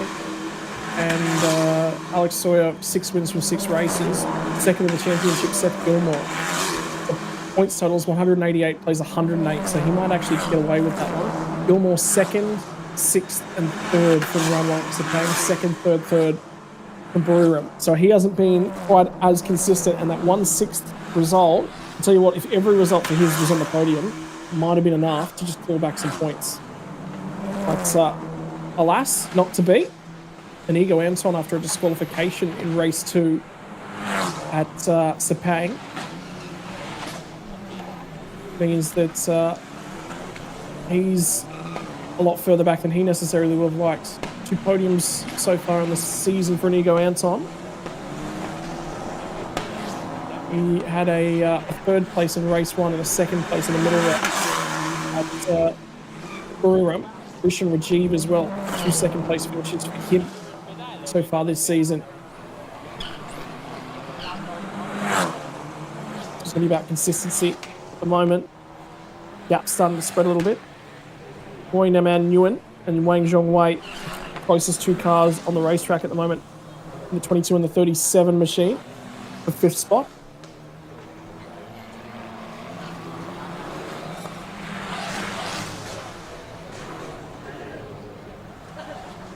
That's Seth Gilmore we keep an eye on at the moment. Again, we're just monitoring that car, just make sure there's no damage to the right rear corner of it. Or the right front. Looks like it's taken the knocks quite well, actually. Yeah, I mean, it's a surprise, because even before going into the Tech Pro, Alex Sawyer's car had quite a bit of damage on it to the front wing, to some of the suspension and things like that, and got fully airborne off contact from Seth Gilmore's right rear predominantly, but Gilmore seems to be holding on, pushing on after that. Has found decent pace. Now the second fastest car on the circuit.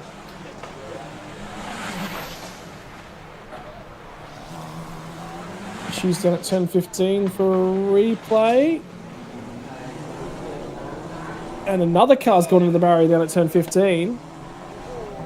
And it's the 44 machine of Warrapong. And there might be some damage there on a safety car. Well, that'll seal it. That'll sign, seal, and deliver the race. There will be no further on-track battling because there will not be enough time to extract that car and get back on a green flag racing.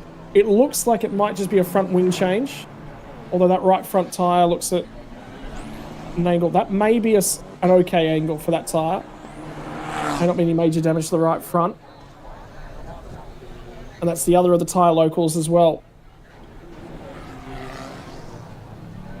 So whilst one of them is having the best day of his life, the other is unfortunately going to be finishing his race in the barrier.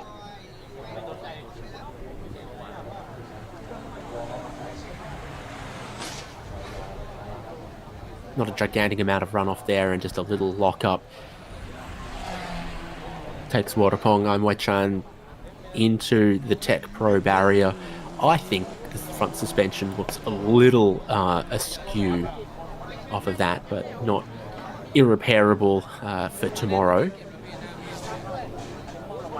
And of course the marks on the pavement suggest he's not the first, won't be the last driver to lay down a little bit of tyre rubber a little wide and find the wall in that place.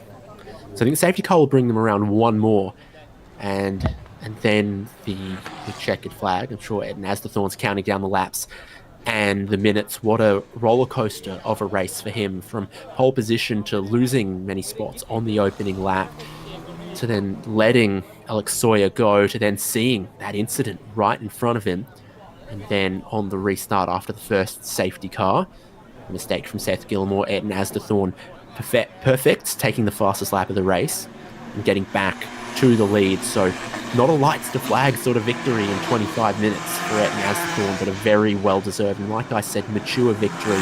It's the kind of thing you're looking for in a category like Formula 4 Southeast Asia, is lessons and experience and knowing that sometimes things don't go perfectly your way, but if you keep a cool head, you can recover them.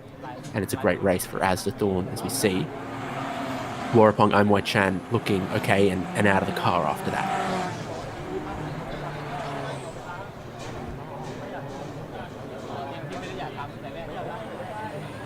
Time has just expired, so I think it's because they've already gone past the start-finish line. They get this one and the checkered flag.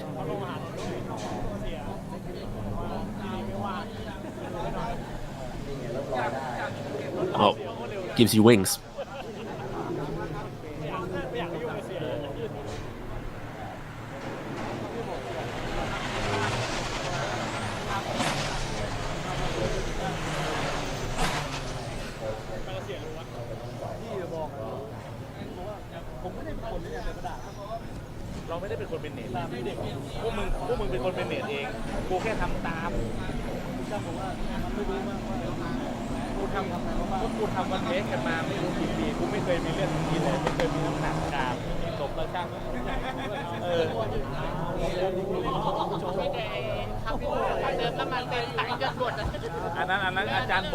So 10 F4 cars on the entry list, 9 taking the start of this race, 7 of them behind the safety car after 25 minutes looking for the checkered flag at the Bangsaen Grand Prix.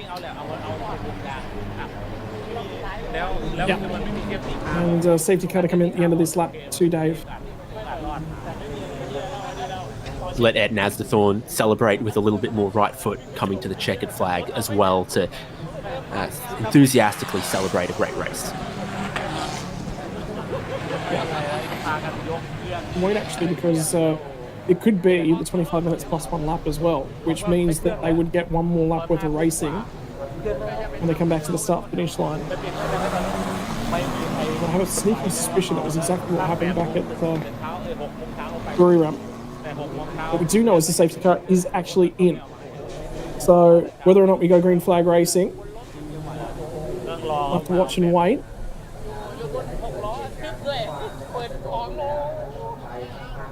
But the field will pack back up. An opportunity for the entire field to still pick off some potential spots. Runs it wide at the last corner.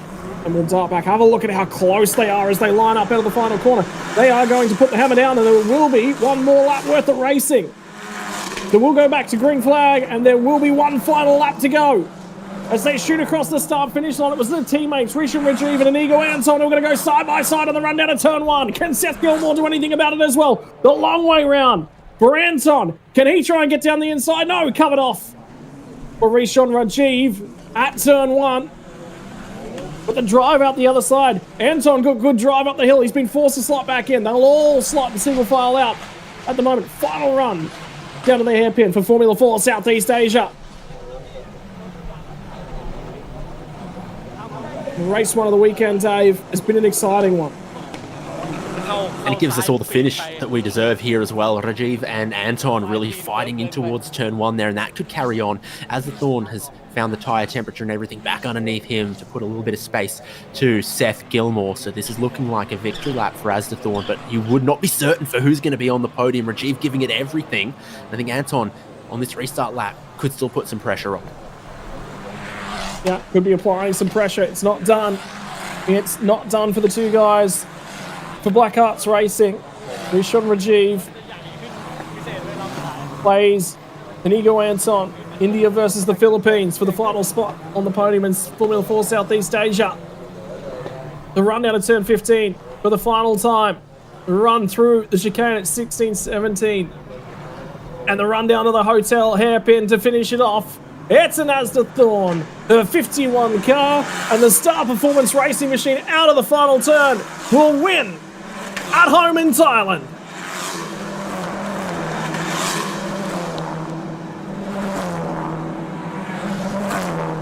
Rishon Rajiv did manage to get home in front of teammate Inigo Anton.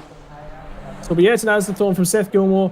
We didn't hear any further on the contact between the 12 and the 24 either. So consider that race result provisional, which could promote the second of the Black Arts Racing cars onto the podium. But the fact that we've heard no further action, nothing further, from the stewards at this stage, I would say means they've had it long enough to have a look at it, and I would dare say there's no further action that will be taken there. But Star Performance will celebrate with Ayrton Asdathorn home with his first victory of the season. The other possibility is that they wait till post-race to see all of the data and speak to both drivers, because there's no penalty now that redresses it. One of the cars is out of the race, so if you're going to wait to make a decision, it could be reasonable. This is how they have crossed the checkered flag. It's an Asdathorn. The 51 machine gets it done for Star Performance Racing. Out of Evans, GP, Seth Gilmore, Rishon Rajiv in the Black Arts Racing Machine from teammate Inigo Anton. Wang Zhongwei in the Origin Motorsport entry from Hoinaman Nguyen in the third of the Black Arts Racing cars. Ahead of the Evans GP machine of Thomas Yu lead the cars to finish. The two cars not to make the checkered flag. Warapong's Star Performance car calls the final safety car. And of course the first one, Alex Soa, championship leader, only completing 2 laps.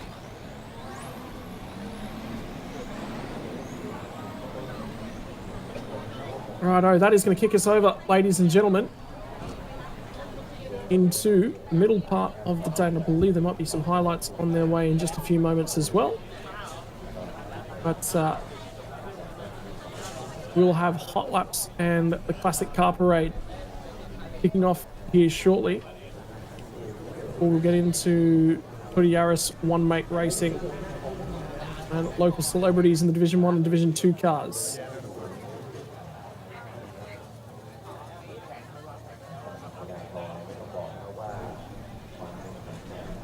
So bear with us as we get everyone back into pit lane. Sure, about to have driver interviews. Goody is going to be wrapped to be chatting to Ayrton Asdathorn after his first race win of the season.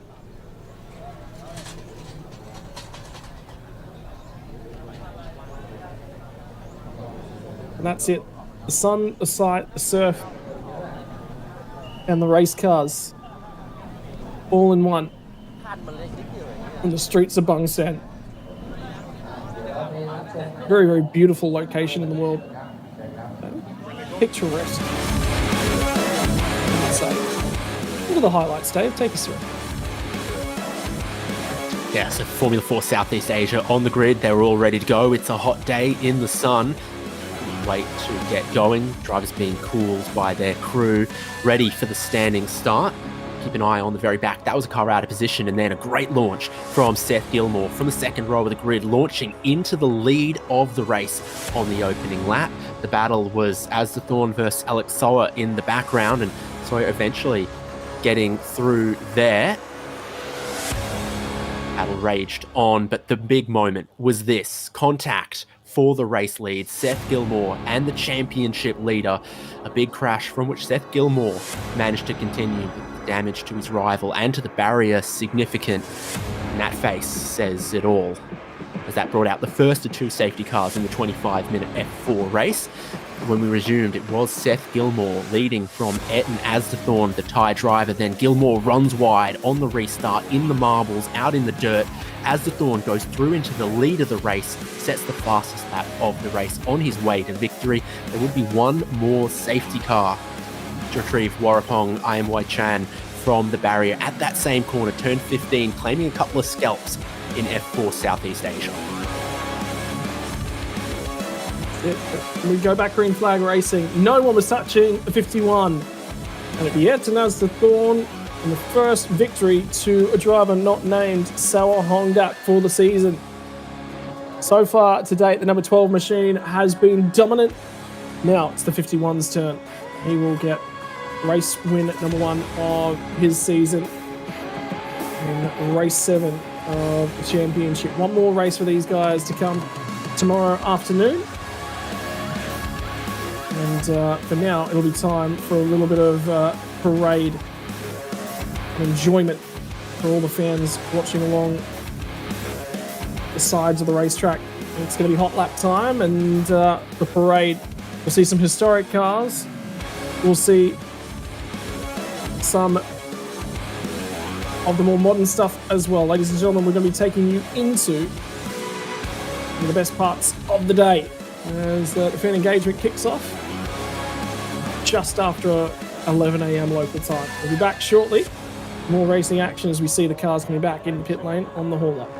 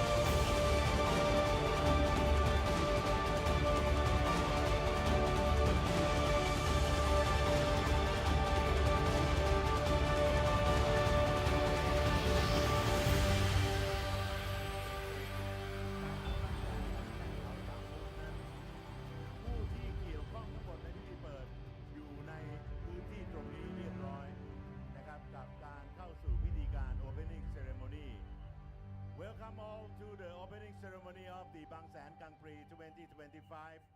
This year it is continuously 19 years and 17 events. เราจัดการแข่งขันมากับบางแสนที่นี่เป็นปีที่ 19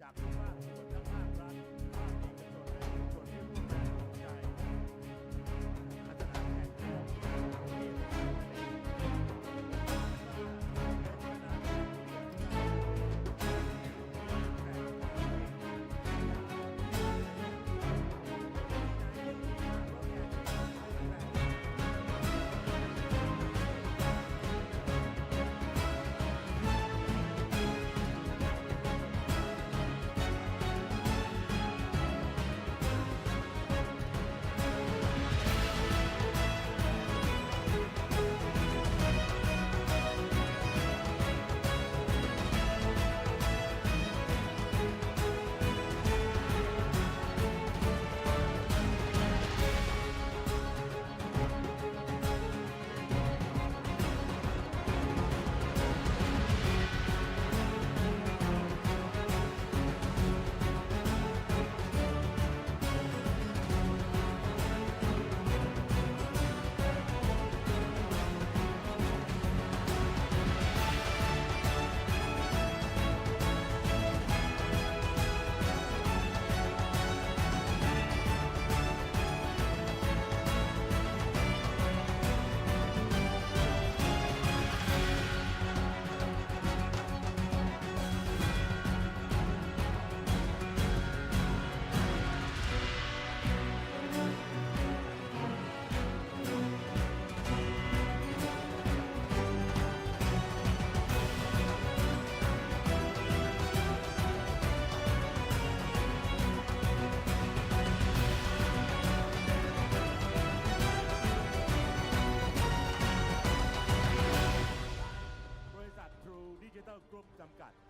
ท่านได้ยินเสียงเรียกประกาศเชิญท่านมา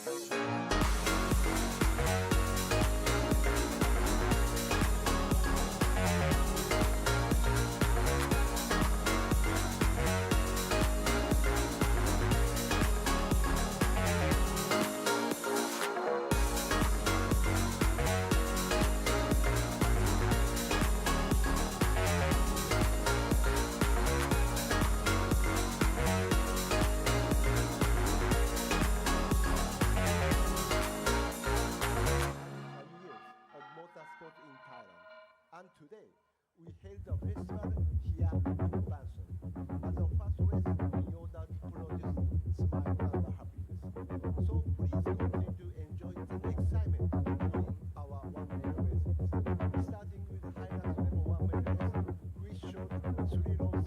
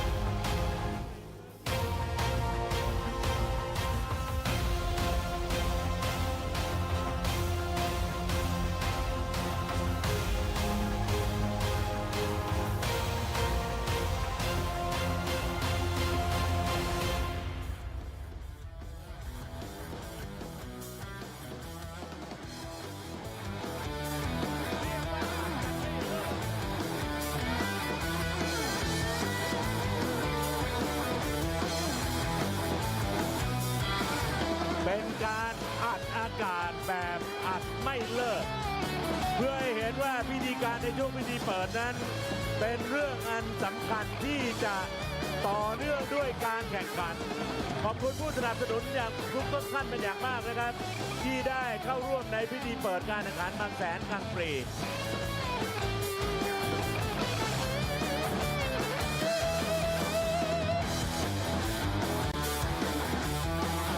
เชิญแขก VIP จากเวทีไปที่บริเวณเดี๋ยวถ่ายรูปด้านนู้นก็ได้ครับ เพราะว่าจะเข้าสู่ช่วง GR ใน Hot Lap ครับนะครับขอบคุณครับเพราะว่าขบวนพาเหรดซุปเปอร์คาร์คลาสสิกเรโทรรถการ์ตูนตอนนี้มาแล้วนะครับผ่านแล้วนะครับในจำนวน100 คันนะครับในคณะของคณะผู้จัดงานขอขอบคุณแขกผู้มีเกียรติทุกท่านนะครับในช่วงพิธีเปิด เรากำลังจะขยับไปสู่กิจกรรมToyota Gazoo Racing Thailand นะครับในเรื่องราวของ GR Hot Lap ครับ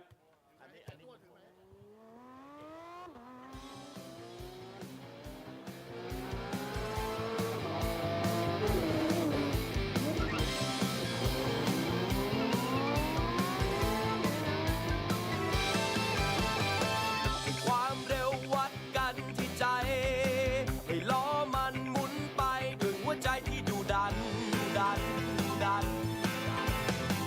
ฤดูกาลแห่งการวัดใจให้หัวใจพุ่งไปในการแข่งขัน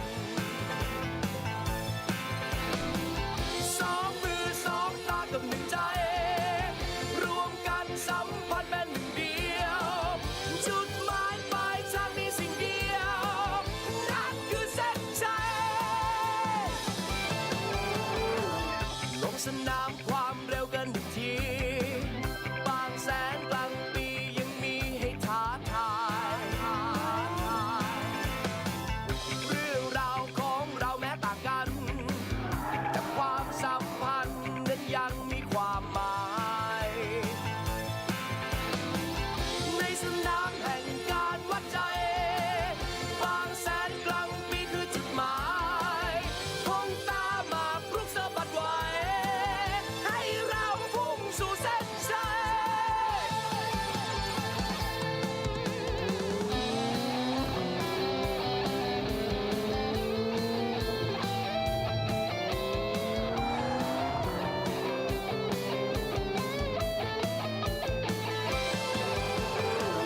ความเร็ววัดกันที่ใจให้ล้อมันหมุนไปด้วยหัวใจที่ดุดันฤดูกาลแห่งการวัดใจให้หัวใจพุ่งไปในการแข่งขัน สวัสดีทุกท่านครับในบริเวณของ GR Hot Lap นะครับก็จะได้เวลานะครับในการที่เราจะมาสัมผัสกับประสบการณ์สุดเร้าใจใน Hot Lap วันนี้เรามีสปอร์ตสมรรถนะสูงจาก Toyota GR Series นะครับที่จะนำพาทุกท่านไปสัมผัสขีดสุดของสมรรถนะบนสนามแข่งแห่งนี้ โดยที่ในรถแต่ละคันนั้นจะมีนักขับจาก Toyota Gazoo Racing Thailand เป็นผู้ขับพาแขกผู้มีเกียรติไปชมแทร็กนะครับคันแรกครับเป็น GR Corolla คันนี้จะขับโดยคุณสุริพงษ์สมิตชาตินะครับไปกับคุณสรวงศ์เทียนทองท่านรัฐมนตรีครับวันนี้ท่านจะมาเป็น Passenger นะครับเป็นผู้โดยสารขับโดยนักแข่งรุ่นพี่ GR86 คันแดงกันนี้ครับคุณมานัทกุลปารานนท์ซึ่งจะไปกับมิสเตอร์โนเรียกิยามาชิตะท่านกรรมการผู้จัดการใหญ่บริษัทโตโยต้ามอเตอร์ประเทศไทยต่อด้วยอีกหนึ่งคันครับคุณแมนณัฐพงษ์ห่อทองคำนะครับอยู่ในรถคันนี้นะครับไปกับคุณสุภกรรัตนวราหะท่านรองกรรมการผู้จัดการใหญ่นะครับแล้วก็ 2122 คันสีฟ้านะครับเป็น GR Supra สวัสดีครับใครขับครับคันนี้นะครับคุณกล้านะครับที่จะอยู่ในรถคันนี้นะครับสำหรับคุณปิดวสุรัตน์จะไปกับคุณวีรชัยอัศวะใจเพชรท่านผู้ช่วยกรรมการผู้จัดการใหญ่นะครับแล้วก็อีกหนึ่งท่านครับคนขับคือคุณณดลนะครับคุณณดลขยับเลยครับต่อด้วยอีกหนึ่งคันขยับออกไปตอนนี้คุณอัครพงศ์อัคนีนิโรธไปกับคุณพุทธิรัตน์นะครับแล้วก็ ขยับกันออกไปนะครับมีคุณกรันสุภพงศ์ไปกับคุณอำนาจเจริญศรีนะครับท่านรองผู้ว่าราชการจังหวัดชลบุรีคุณอัครพงศ์นั้นไปกับคุณพุทธิรัตน์รัตนกุลเสรีเริงฤทธิ์นะครับแล้วกฤษวสุรัตน์นะครับเมื่อสักครู่ไปกับคุณวีรชัย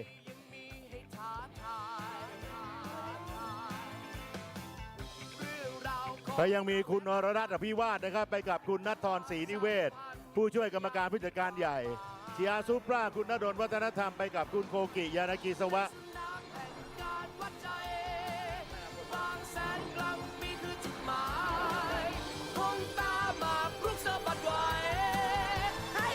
และเราก็จะไปพร้อมกันที่ด้านหน้านะครับที่จะเป็นดัมมี่กริดของรถในรุ่น Toyota Yaris One Make Race นะครับที่ตอนนี้ไปไลน์อัพอยู่แล้วนะครับหลังจากที่ GR Hot Lab วนกลับมานะครับแขก VIP นับตั้งแต่ท่านรัฐมนตรีสรพงษ์เทียนทองจะลงบริเวณด้านปากทางออกตรงนั้นนะครับแล้วก็จะเข้าสู่ช่วงของการปล่อยรถแข่งในรุ่นของ Toyota Yaris One Make Race นะครับรถจอดอยู่ตรงนี้ในรุ่นที่น่าจะสนุกที่สุดอีกรุ่นหนึ่งนะครับเป็น Toyota Yaris One Make Race ที่แบ่งออกไปเป็นนักแข่งในดิวิชั่น 1 และดิวิชั่น 2 จอดพร้อมเรียบร้อยนะครับเข้าใจว่าการแข่งขันในรุ่นนี้จะล่าช้าออกไปนิดนึงนะครับจะมีการล่าช้าออกไปนิดนึงเนื่องจากเวลานั้นเลยกำหนดไปบ้างเล็กน้อยนะครับเพราะฉะนั้นพอเดี๋ยวกลับมาจาก GR Hot Lab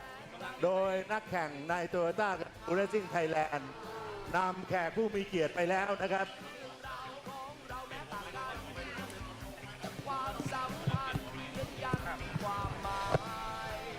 ในรุ่นของ GR Hot Lab กลับเข้ามาก็จะเข้าสู่ช่วงของการปล่อยรถนะครับช่วงของการปล่อยรถแข่ง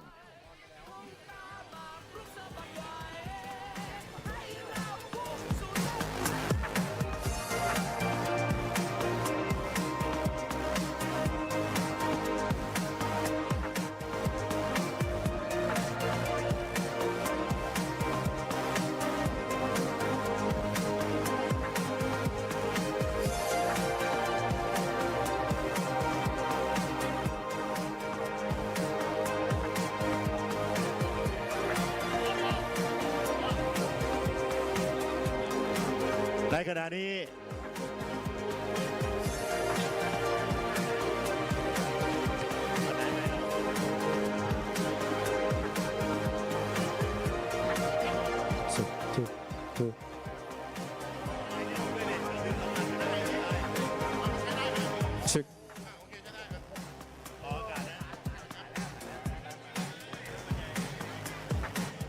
ในขณะนี้เนี่ยผมมายืนรอใน GR Hot Labs นะครับที่เมื่อสักครู่ได้นำเสนอไปแล้วนะครับว่านักแข่งในกลุ่มนะครับในทีมของ Toyota Gazoo Racing Thailand ระดับนักแข่งที่ไปแข่งขันใน 24 ชั่วโมงในเบิร์กริงประเทศเยอรมนีแล้วเป็นแชมป์มานำแขกผู้มีเกียรตินับตั้งแต่ท่านรัฐมนตรีสรพงษ์เทียนทองนะครับมิสเตอร์ยามาชิตะนะครับท่านรองผู้ว่าราชการจังหวัดชลบุรีด้วยนะครับนั่งรถไปชม1 รอบเมื่อสักครู่น่าจะเข้าใจเป็นรอบที่ 2 แล้วนะครับกับ1 รอบของสนามบางแสนสตรีทเซอร์กิตในพื้นที่ของชายหาดบางแสนแหลมแท่นเขา3 มุกซึ่งมีระยะทางต่อรอบ 3.754 กิโลเมตรวิ่งทวนเข็มนาฬิกานะครับแล้วก็มี 20 โค้งนะครับกับการแข่งขันที่เป็นโค้งซ้าย 12 โค้งขวา 8 โค้งนักแข่งต้องใช้ฝีมือมากทีเดียวในส่วนของการที่จะรองรับในการขับแต่ละรอบนะครับโดยเฉพาะอย่างยิ่งในรุ่นซูเปอร์ GT ที่จะทำการแข่งขันนั้น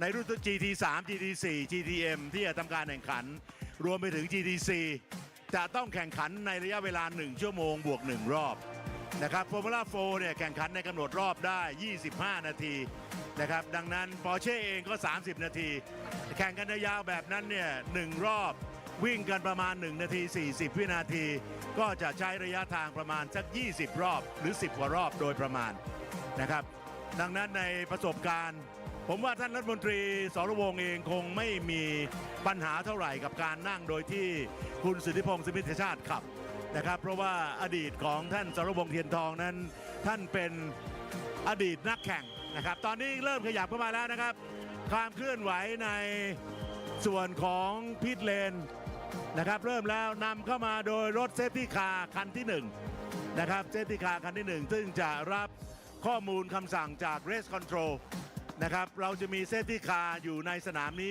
2จุดด้วยกันเพื่อความพร้อมในการที่จะนำเซฟตี้คาร์ออกมาวิ่งให้เกิดความปลอดภัยเมื่อเกิดอุบัติเหตุนะครับ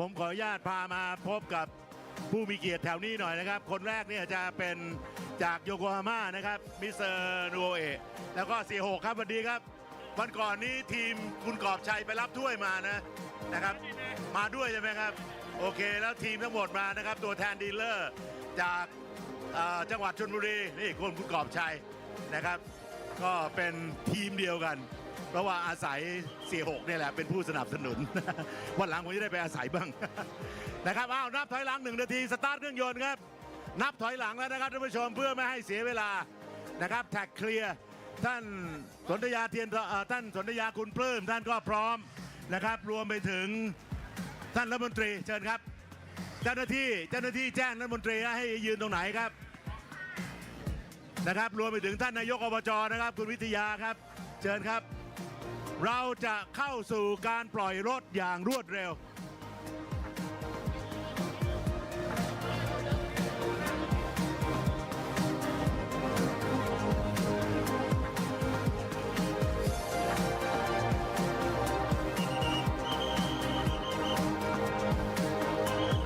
ด้านหนึ่งจะเป็นทางฝั่งโตโยต้าโดยมิสเตอร์ยามาชิตะนะครับแล้วก็ท่านสนธยาคุณปลื้มท่านรองประธานจัดการแข่งขันคุณพุทธิรัตน์รัตนคุณเสรีเรืองฤทธิ์นะครับคุณสุภกรรัตนวราหะคุณสุทธิพงศ์สุมิตรชาติทางฝั่งนี้เนี่ยท่านรัฐมนตรีท่านรัฐมนตรีสรวงศ์นะครับแล้วก็คุณวิทยาคุณปลื้มกับตัวแทนดีลเลอร์ของจังหวัดชลบุรีแล้วรุ่นนี้คือรุ่นโตโยต้ายาริสวันเมกเรสรวมทั้งดิวิชั่น1และดิวิชั่น2สนามที่1นับถอยหลังครับ5 4 3 2ระวังนะครับที่นั่งอยู่ยืนครับที่นั่งอยู่2 1ออกรถครับ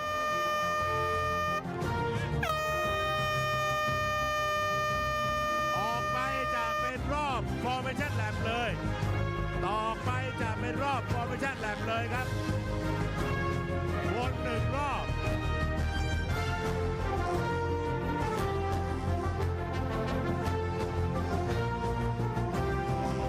Hello and welcome back, ladies and gentlemen, to your Saturday afternoon action that we're going to get underway here very, very shortly. This is going to be the Toyota Yaris One Make Racing, 8 laps worth of action, celebrities and race cars. I feel like saying the words, put a star in a reasonably priced car, although that would probably get me taken off the internet. Yeah, I don't think we own the copyright on that one, but getting into an exciting period of racing here. A lot of the Toyota Gazoo Racing Thailand personnel present to support their cars and their categories. So the Toyota Yaris One Make Racing Division 1 and Division 2 drivers together about to have an 8-lap race, and then it's followed by Toyota Corolla Altis GR Sport One Make Racing and Toyota Yaris Active Lady One Make Racing. And we've also got prize presentations for them afterwards, so getting into a really exciting and busy part of the day for Saturday, the Bangsaen Grand Prix. And this is just a little bit more about Toyota Yarises that are in operation here this weekend. You can see they're all going to be just about an identical race car we're going racing with. We'll be off racing here in just a few moments. Big thing to note, of course, same street circuit, which means that these narrow cars that regularly tour the city will now be doing so in anger under the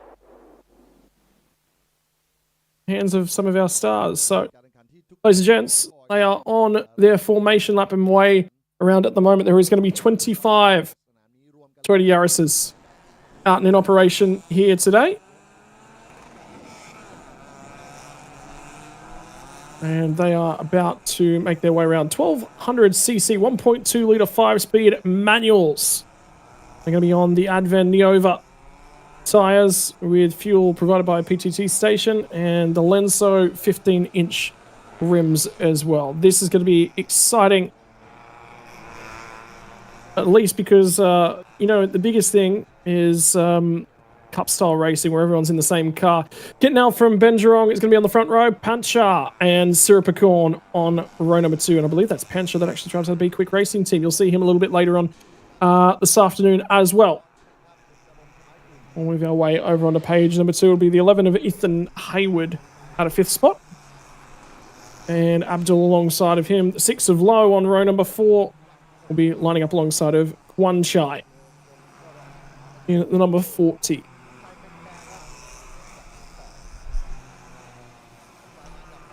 Moving away further in the field is going to be Kimura from Gavin on row number 5, running in our top 10.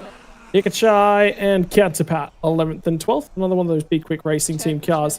13th, Rapifan and Hiroya from Danielle and Clement out of the top 8 rows.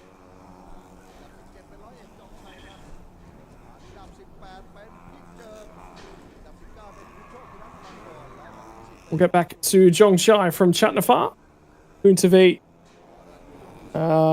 Sorry, my apologies. Zhongchai from Chatnafar. Boonchok from Suravi. Royu and Tinasat.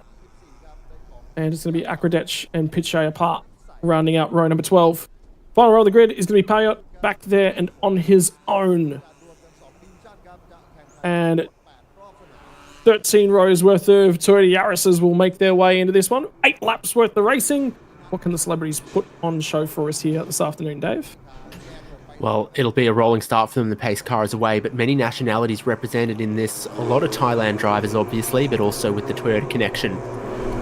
Some from Japan, Malaysia, some Hong Kong flagged drivers as well. They're ready to go across 2 divisions, Division 1 and 2 green numbers for both, I think. Right on the roll out of the last corner. And we'll be ready for a start here in just a few moments. Lights are on at the front end of the field. They've gone off, and here we go for a launch. Can they make their way through the field? A little bit of a break between the 2 classes as well. Deeper in the field, might have been somebody with some sort of issues back there. Either way, feeding down to turn number 1. To be side by side on the run through there into turn 1. Front couple rows. Here we go, Dave. Toyota Yaris's feeding in here nearly 3 wide and using up all the road. And they're going to go around at the front end of the field, facing backwards. And I hope they can all see it and go around the outside. Nope, one of them's picked the wrong direction, unfortunately. So it's the 44 of Kitanat who's gone around trying to battle with Benjerong for the race lead, and I think made contact with Pancha Waiprip, who was trying to sort of cut over under through turn 2 and from the front row of the grid. The 44, Kitanat is spun around. We get to the hairpin for the first time. These city cars should navigate it a little tidier than the pickups or even the F4 cars did. Again, we're coming to a concertina absolute stop on our way in here. Yeah, a replay of the start, no doubt. So you've got the battle for the lead, trying to cross over under, but there's a car on the inside there for Kiptonat. That won't be Puncher. I think it might be Siripicorn, who was the car that was there and waiting, unfortunately. And that's the contact and the rotation. Yeah, that does look like potentially the 68 machine that's gotten involved there. Have a look at the boxing that's going on a little bit deeper in the field as well as they make their way down the back straightaway. Through the monument for the first time in race 1 of the weekend for these guys. Kitanat has gotten going again. There's green flag still waving, so there wasn't too much damage to anyone after that turn 2 skirmish. But it's cost a lot of position. Oh, there's going to be another skirmish though. Oh, that's right on one of the worst spots. Blind as you can believe, and that's right at the tail end of that one. He's been rotated on the way in. I don't know whether or not there actually was contact involved in that one.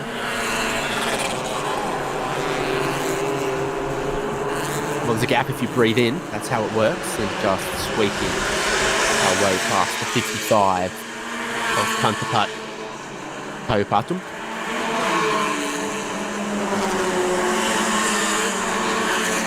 Here we go, back down the start-finish straight. We'll get an accurate read on where all the drivers sit here in just a few moments as they'll cut their way through back over the timing line. Safety car board being prepped right there, not being displayed just yet. There was cars on the scene, at least, and the officials to try and get a bit of view of that one more into. That's a car that's going into the right-hand side barriers, the 44 machine of Kitnat. He's got no right front tyre. The 39's done a great job to avoid him down there as well. So it's the 66, I think, of Payet. And that will trigger the safety car for sure. Yeah, you could imagine there was also a bit of debris beginning to pile up. A few bumpers have gone missing, some other little bits. So even if everyone kept going, you were looking at a significant amount of debris, but not keeping on going when one of your drive wheels is that far askew. Driver of the 66. Payet Thanawarak. I believe the medical team down there and having a chat with him at the moment, making sure that he's okay to get out of that car. Because that went into the barriers very hard on the right-hand side. Walking away from the scene of the accident. So all good to go. As we come onto safety car, and they'll get that car out of there as soon as they physically can. There's a lot of recovery stuff in that part of the track, though, between turn 14 and turn 16. There's holes in the fence where there's flatbed trucks. There's a crane to pull cars out of the Tech Pro at turn 15. So if there's a car stopped anywhere on the track, that's one of the places that they're able to recover it quickest. You can see the marshals and the other stuff, and the recovery ute already in position as well. This is the 55 Kantapat, with quite a lot of damage to that front bumper. I suspect you can't quite carry on, or wouldn't want to carry on if you knew that's the kind of damage you've got. Most importantly, you found the hazard lights and got them on. And the hazard light's still functioning on the front end of that race car. So he's at least being conscious of everyone else out there on the track. Hey, I'm a little bit of a hazard at the moment. There's not the front end left on this car that I would like. And some battle scars up and down the field. A lot of these cars, it's another Toyota Gazoo Racing. No doubt there'll be many people in Thailand watching going, hey, I make that bumper. Looks like I'll have to make another couple more, not just lots of factories and things for Thailand, for Toyota in Thailand and Toyota Gazoo Racing in Thailand, but so many parts manufacturers and the whole supply chain for it around this region as well. Yeah, it's important. There's a huge amount of support. I don't know whether or not you'd be aware, Dave, but we treated last year in 2023 to the celebrations of the Gazoo Racing Team Thailand because they'd actually had success at the Nürburgring 24 Hour. I don't necessarily think they've had that success here in 2025, but over the last couple of years, they brought home trophies in class racing. I believe the Yaris's over in Germany. So the Toyota Gazoo Racing Team Thailand has been international with success, and wanted to come home and share that victory with the fans. And they've done so. Now it's just going to be about...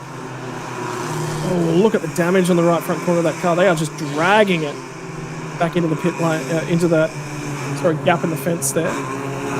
It'll be the earliest we can go racing at the end of this lap, if we are indeed capable of going racing at that point. Not much room to work with when you're extracting a vehicle down there either. This was timetabled as an 8-lap race, but there's also a time-certain clock slowly ticking down as well. We have 6 to go now, so if we got going, we'd get those laps in. But if we have another safety car or an extended safety car, it could be a problem. A lot of damage, not just to the front. You can see that the right rear tyre is down on the 55 as well. Kantapat entering pit lane also just clears off the track a little bit more, and this is some of the other damaged and wounded vehicles. The 69 of Akredech getting some work done on the front left, like a new tyre, but gee, I don't know if that suspension is okay, or if it's just that because the car's on its side, the steering has turned hard right. I'd say that might be the case. They're definitely working on that suspension arm in there, though. So some work being done to that section of the race car.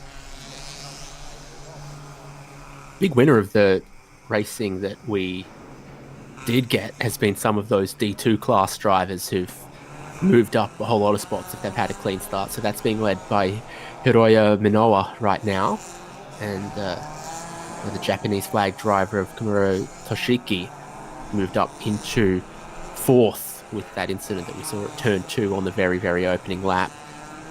Trying to keep some temperature into all of those Yokohamas. A lot of our drivers behind the safety car, and halfway around the lap on this one, like, fingers crossed for safety car, and looked like everything was mostly recovered, and there's a gap beginning to form between the safety car and your leader, Ben Jerong. Yeah, I can confirm safety car listed as coming in at the end of this lap. So I do believe that they will be on their way into the pit lane. And we should get back underway with 5 laps worth of racing. Albeit there's no longer 25 cars out there, there will be 22. But look to continue on in this one. So for now, we'll watch them and wait as we, excuse me, await the cars to get back underway. Safety car will be pulling into pit lane, probably be accelerating away from the field right now, and then we'll be back to green flag racing.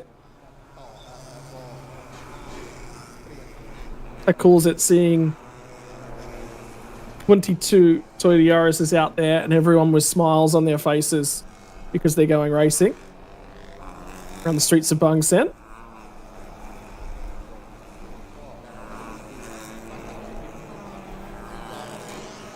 So the lead is being absolutely pushed along. Pancho Waiprip not going to let Ben Jerong get a clean getaway and build a massive gap like we've seen in some of the other restarts. They are so eager to get going again, including Ethan Hayward in 3rd in this train as well, accelerating out of turn 19, always flat out through turn 20 onto the start-finish straight. 5 more laps to go, 15 minutes to make it happen, and if it remains green, we're going to get 5 more laps of this Yaris one-make race.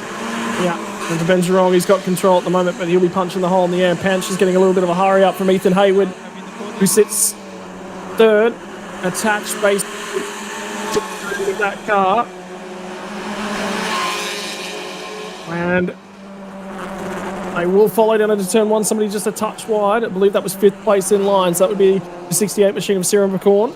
Looking for a hole on the run into turn 1. Look at the green machine trying to get out there. And that's the laps car that's just going back to the pit lane to get the damage repairs.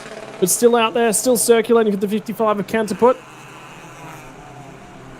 So for him, it will be a case of trying to make sure that he jumps out of the way of these guys. He's actually done a really good job of jumping out of the way and letting them have on with their race.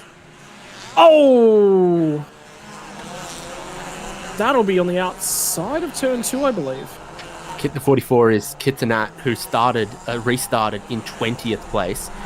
And yeah, early on in the lap, finding the wall. Still got the race led by Ben Jerong. Decent restart. Pancho Waiprip not quite with the speed of Ethan Hayward or Ben Jerong on that restart. Significant damage to the 44 in the wall right now, though. This will give us a replay. He's wide on the way in. Nope, it's actually the car's just up ahead. The 99 machine gets in. He was looking for a little bit of room to work with. And the next prepared Yaris in the fence. And still sat there. That'll be another safety car for sure. That car's going nowhere. So for now, unfortunately, we'll probably come back on a safety car. There's confirmation that indeed we are. 13 minutes on the race clock remaining. 4 laps when they come back to the start-finish line. And that is the safety car being deployed for the monument. Well, I think the field might have just trundled past that one, so they might back that back up.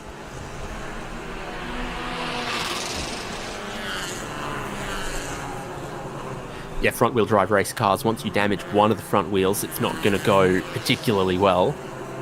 So I've seen that. They're not limping around on that kind of damage. When the first safety car brings out the second safety car. Very often, depending on how your differential is configured, one damaged drive wheel will then prevent the other from putting down the power requisite to even just drive out of harm's way and behind one of the barriers or anything like that. puts Spenderong in position to need to make another safety car restart to preserve the race lead, though.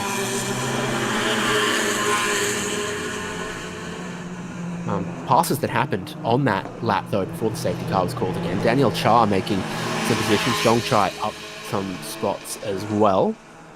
Clement Leung looks like he might have made 2 positions from 20th to 18th before the safety car was called again. So it's very exciting racing when it is racing, and a fair bit of tape and repairs happening. You can see the 99 could also do with half a roll of tape to keep that front bumper on. It was the one that went into the back of the 44 at turn 2 there that is being recovered right now. No time to react when the other car ran wide, grazed the wall, and so then in tagging the rear almost sent it further around and further into the wall. Narrow spot behind the truck to try to get through here for the field as well. Everyone coming to a stop at the exit of turn 1, just trying to create that space and create that room at the moment. So 2 incidents and 2 racing laps setting us on the safety car for the field here. Gee, I wonder who those people are supporting. They've got their fans out on their banners and they're very, very happy to be out here on a hot day in the middle of summer in Thailand, enjoying the Bangsaen Grand Prix. They've all got their Toyota Gazoo racing shirts and their armbands for Pai Pai Oreo. I think pictured there. Yep.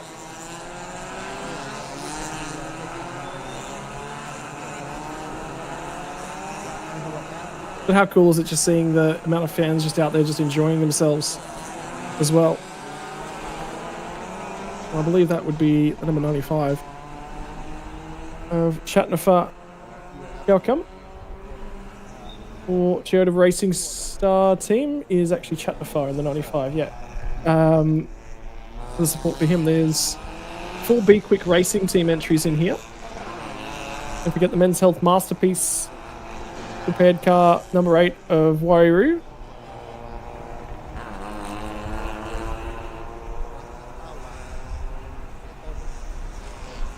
But it's the Super Club Racing team entry number 59 of Benjerong, who leads the way at the moment. We do now have to worry a little about that timer, because at this point in time there's 9.5 minutes left on the time certainty clock, and I believe there'll be 3 laps to go when they get back to the start finish line. That car's still being recovered, so we won't be going green flag this time by. Yeah, and green flag conditions, these cars take sort of 2 minutes, just a tiny bit more to get around. More fans for Pai Pai Oreo with their printed out pictures of that signed, perhaps. They've got pictures on sticks. They're big fans. And so not only they're music fans, drama fans, they're racing fans now today. And maybe always, but definitely today. I've always enjoyed the idea of the celebrity races. But out here in Australia, we used to have the likes of Chad Reed competing, and me growing up as a motocross rider. Of course, I was always going to support Chad Reed, benefit being he had dealings with fast-moving objects, was comfortable moving around at speed, so he was always up at the point. We loved that as a motocross community. Much of a fan of racing like this, Dave? I love when they put athletes and stuff. So you've got like gold medal Olympic swimmers and stuff, and you go, yeah, see, racing's not that easy, is it? Anyone can jump in a pool and splash now. I mean, even the crossover between different, racing disciplines always draws a lot of interest. And just based on everyone that we've seen in these shots of the crowd, they're all loving it and probably keen for this to get racing again as well, which I hope would be soon. So much like us, we're sitting here all keen to go racing yet again. It's that scene at turn 2, of course, where all the work has been taking place as far as recovery And some amount of recovery is happening. Just got to wait for the field to go through here, I think. But they've managed to crane up the Yaris onto the back of the Hino truck. Very well decorated and incredibly shiny Hino truck it is.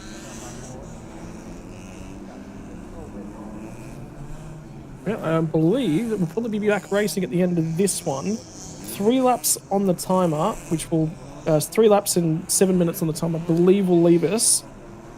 I reckon we might lose 1 lap. It's gonna be very tight. We might get the remaining 2 laps of this race in. We might not. Will be the difficulty, unfortunately, ladies and gents. But yeah, we're right on that. Wow, a flag for Pai Pai. Supporters up there in the crowd, aren't they? They know who they love. And a scarf too. I think that's a scarf. Not sure you're going to need a scarf today. So I would be holding it off my neck.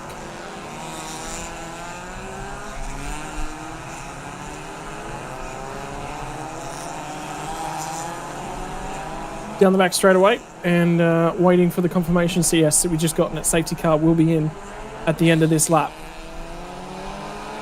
So we will be going back to green flag racing here in just a few moments, ladies and gentlemen.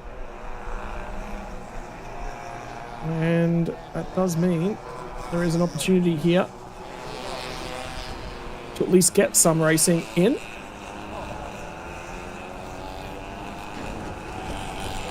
For the teams, you can see the excitement down in the pit lane. What advice would you be giving your driver? I'd be telling him, drive fast.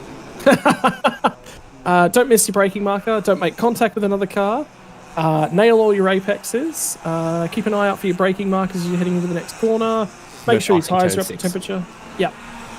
And don't forget no overlapping. A lot of advice.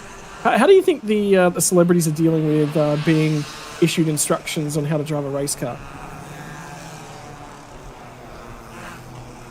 I don't know. It's a different environment, but it's a type of pressure. So it's a different type of pressure, but it's pressure nonetheless. It's on a different type of stage as well. And in some cases creating a different type of symphony. About to get this one underway again with the green flags waving for the Toyota Yaris one-make race. Here we go. So race will be time certain now, is what we just heard from race control as well. They're going to fire it out of that final corner. Pansha looking to try and create some space to Ethan Hayward, who will follow him into T1. And here we go. As we run down back straight, front straight on the run to turn number 1. Feeding in now. And Pansha was quite good on the brakes, closed up significantly to Benjerong there, but Benjerong got such good drive off the final corner. And when he launched forwards, a little bit of an issue with trying to get the 22 machine of Kimura Toshiki, the Japanese driver, up the hill. Will he manage to hang on to that spot? They're going to pull alongside of him and try and get the overtake done. Crest of the hill, run down to turn number 6. And yep, overtake was completed nice and early. Yeah, I think Kwanchai's gone ahead of Abdul Mikhail in that little group there. Again, we're almost going to have a complete stop negotiating through the hairpin. Benjerong with a great restart, almost ran wide through turn 2 that put them back under pressure. So not impervious to the pressure being brought by Pancha Waipret and Ethan Hayward, 2nd and 3rd behind. It will start to follow nice and closely as they cut their way through. And there's going to be an investigation for a false start between the 95 and the number 8. So issues on the restart for those guys. Means that they will be having a close eye kept on them. But for the rest of the field, down through the fast and flowing into turn 15, where we've seen so many incidents already thus far today. What's left on the clock? 2 minutes and 40 seconds. So this lap and one more. 23 machine hard into the barriers is Abdul Mikhail. had a feeling like at the start of this lap that car might have had a problem, wasn't completely up to speed out of turn 2, was getting passed by a couple, and now down at turn 15, we're going to have a look. That's out wide, it's locked up, it's understeering, and it finds the Tech Pro as well. I think what happened before that is also perhaps pretty important. Shots, a confirmation final lap of the race. I think we were going to lose one. No, we're actually going to get all of our laps in for this series just. Pressure onto the race leader, breaking uphill into the sweeping turn 1 to then switch back into the tight turn 2. This is where Bangsaen ran wide a lap ago, nearly runs wide again, just keeps it off the Armco. Pressure will be on this final lap. And here we go, up and over the crest. And the run down towards the hairpin for the final time. Number 11 of Ethan Hayward starting to get a lot closer to these two up ahead of him. What are they able to do on this final lap? Puncher's going to get boxed in and they'll dip through the hairpin. Look at the drop away as they take the curb on the inside. Run out straight. That'll be at turn 2 yet again. The 99 machine to the sat.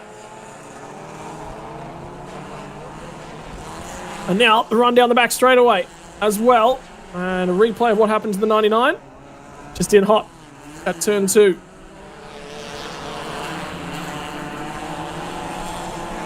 That's one thing I notice a lot about celebrity races. A lot more understeer than oversteer. This is hot through the monument section. You've got a couple places left on this final lap where you still can pass Panchal Whiteford close enough to put pressure on the race leader, either into turn 15 or into turn 18, whatever it may be. I'll fire down into 15 at the moment. Tip it in, none of them offline. They all carry the appropriate amount of speed down in there. But they will get alongside as Pancher gets the better drive out the other side. They're on the run to the far chicane though. Left and back to the right. And Pancher's got to the inside. Here comes Ethan Hayward. He's going to pull alongside as well. He's got a whole host of momentum. Might be enough to shove it down the inside. Pancher's forced to cover. And now the 22 goes for a huge launch at the final corner. Contact and goes around. I reckon he's missed a braking marker on the run to the final corner. So he's going to lose ground. Pancher gets it done on the final lap of the race. How about that? Out of nowhere. Didn't expect that one to be coming our way. Line. Pancher gets it done. Great drive off of turn 15 to steal a race win from Bangsaen.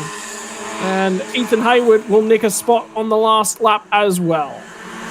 So brave, trying to go side by side through turn 17 and then defending it into the braking zone at 18. A great race win, a last lap pass for victory, but with some drama in that battle for the podium there as well. Ethan Hayward did manage to sneak through second as Bangsaen goes to third. It's the aggressor from back there, the number 22, that ends up spun around at the apex, and that was super costly to Komura Toshiki. Yeah, that was round backwards into the barrier, unfortunately. And 8 laps of racing run and done here for the guys this afternoon. And Pancher Whiteprep going to get it done. You'll see him later on in Super Rico Racing as well. Enjoying double duties on the Toyota Yaris one-make race here this afternoon. 25 machine will get home in the end. Bit of smoke still coming off that 22. The guard and the body panels pushed onto the tyre a little bit. And all of the Pi fans are loving it. How about the excitement, celebrity racing out there, and there'll be more of it coming our way as well. Not done for the weekend. In fact, we'll have Yaris Corolla Altuses and Yaris Ativs, which we'll see the ladies get out there in just a few moments as well. So, confirmation of our final placings. Pancher from Ethan from Bangsaen. Bangsaen does manage to hang on to P3 in the Division 1 class drivers. The first of our Division 2 drivers, Hiroya Manoa, down in 9th spot from Danielle Cha in 11th. And Jong Chai will get home to round out the podium in class as well. Finished 13th overall. So great job to all involved. Andrew White, the race winner, also coming away with the fastest lap of the race at 2:20.2. Highlights now of the race start. There was high drama for the race lead going into turn 1 here. So with Benjarong on the inside. Side by side, they battled into turn 2. Contact and a spin.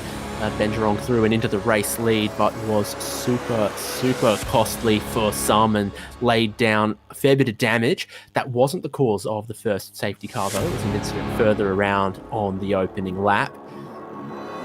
Even this, I don't think, was the cause of the first safety car, though it did rip a front bumper or two off a couple. It was down at turn 15 later on the opening lap. This damage on the 66, unable to make the corner, unable to continue, and needing recovery. Yep, we go on to safety car. There'll be a few drivers coming back to pit lane for a little bit of repairs, including the fan favourite Pai Pai. And look at the damage on the front end of that car. We get back under green flag racing, a dive deep into turn 1 from the 44 machine, and into the barrier. Ran it just, what, a couple feet too far. Not even all that much as well. Go onto a safety car once again, as that 44 machine would be going nowhere. This car would lead us back to green from Benjarong and the Super Club Racing Team car, but he'd be chased down by two of the Be Quick Racing Team cars late on in the piece. Another car in the barrier. He'd lead us to the start, the final lap of the 59 machine, but he would not lead us back to finish it. More drama down at turn 1 as well. Another car hard in the barriers, and the tyre bundles being tested down there for the 99 machine of Tinisat. This was bravery to get through the inside, through the chicane. The 22 machine would dive it deep up the inside, make contact with the number 11 and go around. Well, it was about bravery. He had to go, but it ended in the barrier and was able to cross the finish line. Get in 10th spot for Kimura Toshiki, who was in 4th spot heading into that one. Race winner, the Be Quick Racing Team, managed to finish 1-2 on the track, with Penshaw from Ethan getting it done. Have a look at the damage to the rear bumper of a couple cars as they trundle back into the pit lane, as the dummy grid gets set up for the next of our Toyota Gazoo Racing one-make classes for the weekend. The celebrities will be back with more in just a few moments.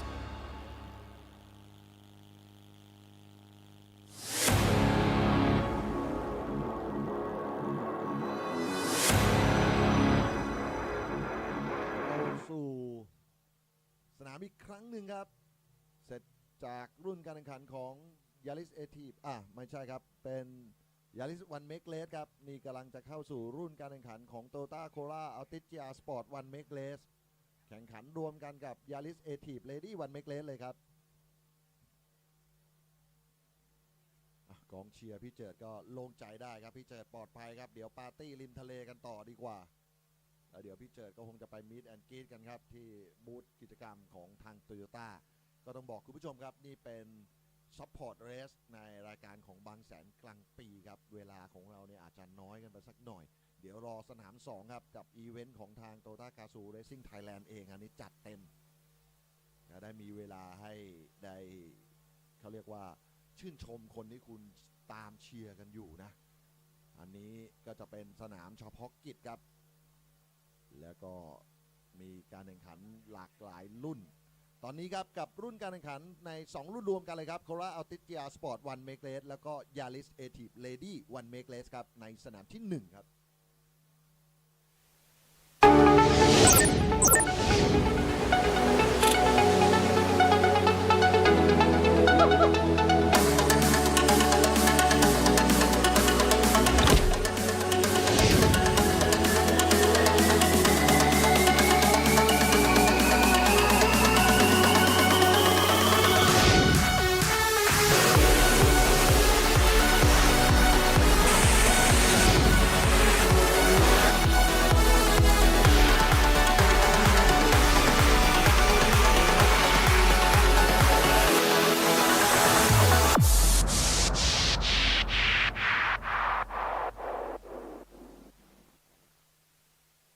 Corolla Altis GR Sport One Make Race หมายเลข 3 เคนทาโร่ชิบะ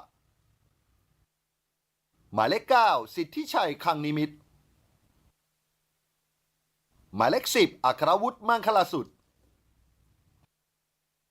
หมายเลข 17 โรเตอร์ทองเจือ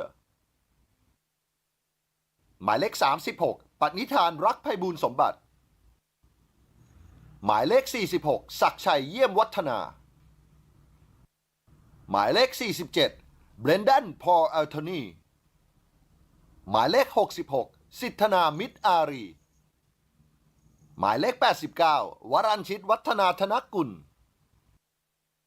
หมายเลข 90 ณฤนนท์พัฒน์รัชเลสินทรหมายเลข 99 นัทนันท์เพียวทองคำยาลิสเอทีฟเลดี้วันเมกเลสหมายเลข 107 สิตานันท์พิกุลกจร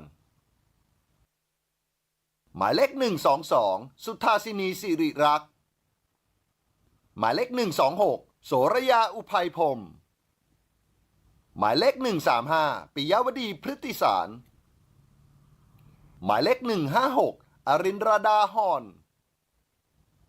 หมายเลข 169 จิตนันท์อนุชิตเลิศชนหมายเลข 189 กิติยาธีรวัตรวาทีหมายเลข 195 เขมิสราขอนพุทธาหมายเลข 198 พิชชามีญาติทองเจือ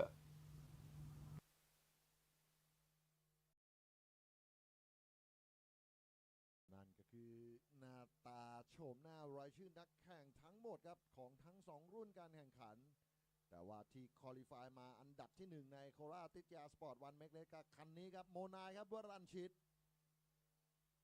โมนายนั้นเป็นแชมป์ในยาริสวันเมกเลสปีที่แล้วครับปีนี้ขยับขึ้นมาขับรุ่นใหญ่แล้ว number 2 ของการคอลิฟายครับเคนทาโร่ชิบะครับ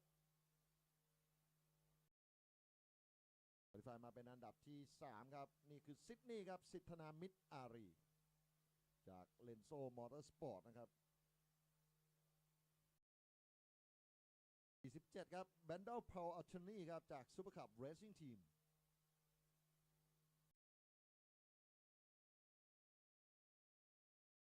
และก็นี่ครับโรเตอร์ทองเจือครับจากซูเปอร์คัพเรซิ่งทีมเช่นกันครับตีอยู่ในรถครับคุณพ่อติดกล้องอยู่ข้างหลังแน่เลยเมื่อกี้36ครับเจ้าอุ้มปณิธานครับจากโมติทีมทอมต้องบอกว่าเจ้าอุ้มกับโมนายนี่ไปป่วนกาซูเรซิ่งมาเลเซียเหมือนกันครับและนี่ครับอาร์ตี้ครับนฤนนท์พัฒน์พีทีแมกนิตอนไวส์ก็ไม่ธรรมดาครับอาร์ตี้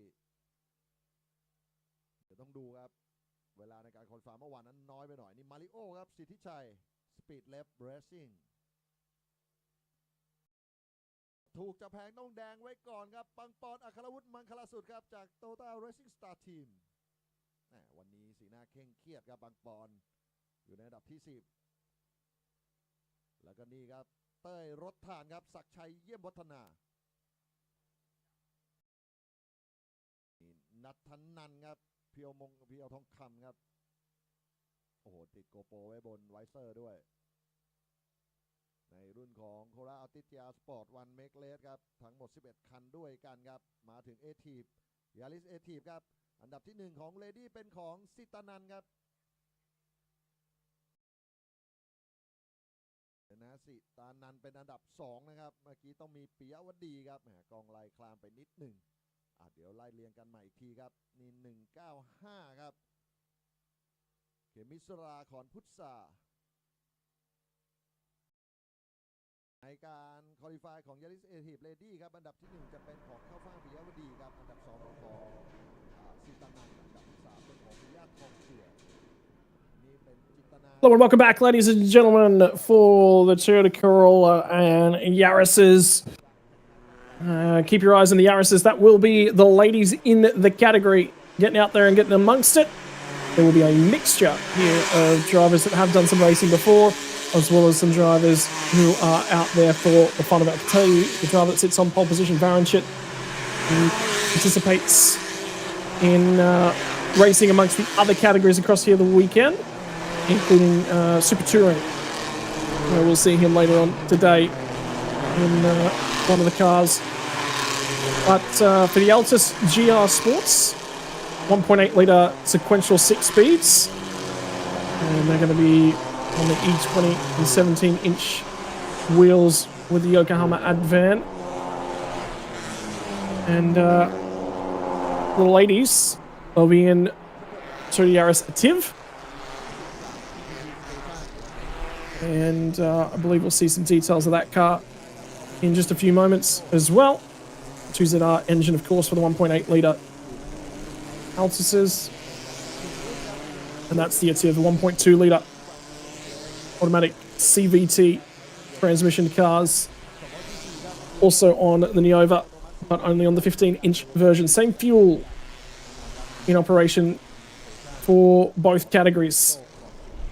Here this afternoon is now afternoon over in Thailand as well. Pole position Varanchit. And like we said, we'll see that 89 machine later on today. Kentaro will be lining up alongside of him. Swathana from Brendan on row number 2, the 66 and 47 machines. More of the Super Club Racing Team entries as well. Rhoda and Panatan in the 17 and 36 machines on a row number 3. And we'll throw it back to Nirinapath and Siddhachai. Akalavat and Sakchai going to round out the top 10. None of them from PYD. Outside the 10, here's the first of the ladies as well. Sitnun from Pitcha on row number 7. Kimisara and Arinarada on row number 8 in the ladies. And we're going to see Chitana from Kitaya, Sudasini and Soraya running out our top 20. That is everyone in participation here for this afternoon's first of the racing action we've got available to us for the one-make racing, including the ladies' classes. And Dave, it's going to be a mixture of 2 different categories here, and we get to see the celebrities out there and in operation. And I think that's what the fans are looking forward to at home.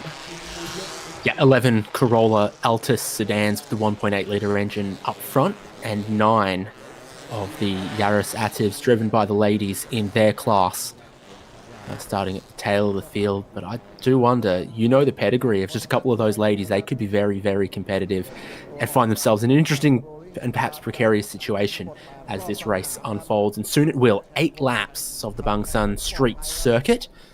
Corollas up front, Yaris's in behind, both of them on Yokohama tyres and with the same E20 fuel.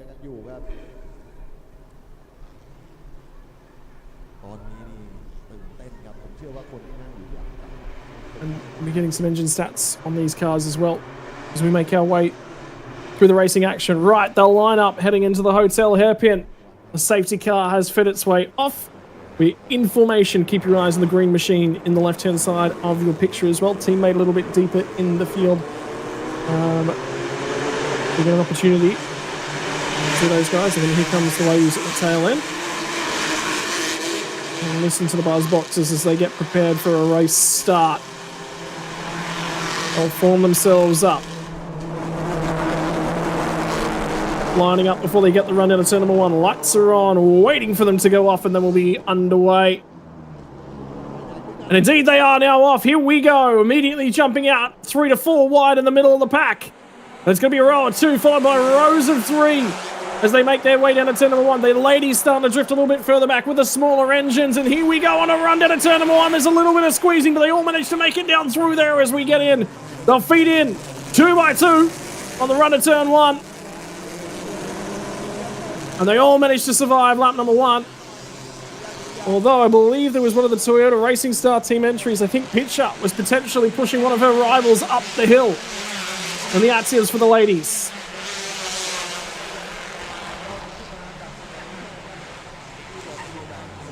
At the hairpin, there's no overtaking. Often to try to take a wider line through here is a good strategy. Stay off that bump right at the apex turn, straighten your steering, and then try to get your power. It's a reasonable run towards turn 8. Varanchit in the 89, keeping that race lead from the number 3 of Kentaro Chiba, the Japanese flag driver. Srithani Natari third behind, and Brendan Paul Anthony with the Malaysian flag. We work our way through turn 8 and then look to who's leading amongst the Yaris Ativ. Close battle here in this category. Quite well close together for the ladies as well. Yeah, I thought I saw the leading car on their way down there with the hazard lights on. So it's Piawadi still leading with Sittanun behind, and then just a tiny gap to third place, but really working well in towards turn 15 and out of the monument from the leader in that class. The outright lead is looking very spicy heading into the hotel hairpin. Defensive positioning from Varun Shit leading the way. Yep, he'll cover it nicely on the way to the hotel hairpin. And pit lane to the top left-hand corner of your screen as we get the picturesque overhead shot as they run down past the effects mic at pit exit and zoom their way down towards turn number 1. Varanchit now still leading from Kintaro. P1, P2. Brendan Paul Anthony. The Malaysian driver Srathana Siddhachai, your top 5. Back to your ladies, looking for their top 5 is Piwidi from Sitten and Kemisira, Anrada, and Ichimiya. They're going to be your top 5 in that category. Difference in lap times of the two categories, about 18 seconds, 18 to 25 seconds or so. The staggered rolling start perhaps makes that deceptive on the first lap, but it's incredibly competitive up front. Ichimiya losing some spots in the Yaris Ativ category as Kemisara and Anrada went up into third and fourth.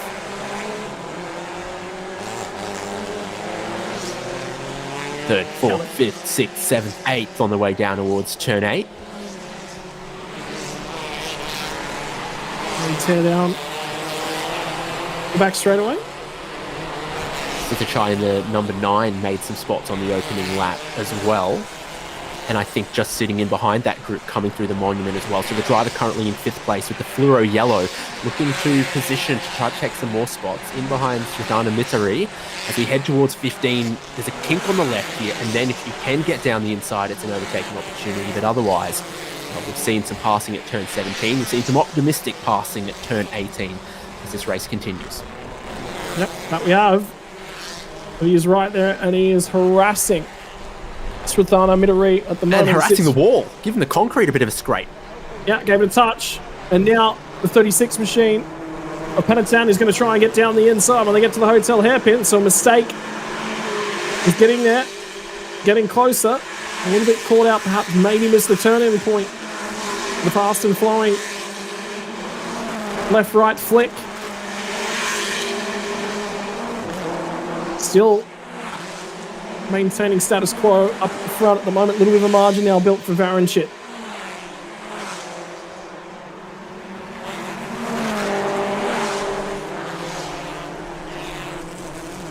Well, this is quality racing in towards turn 2.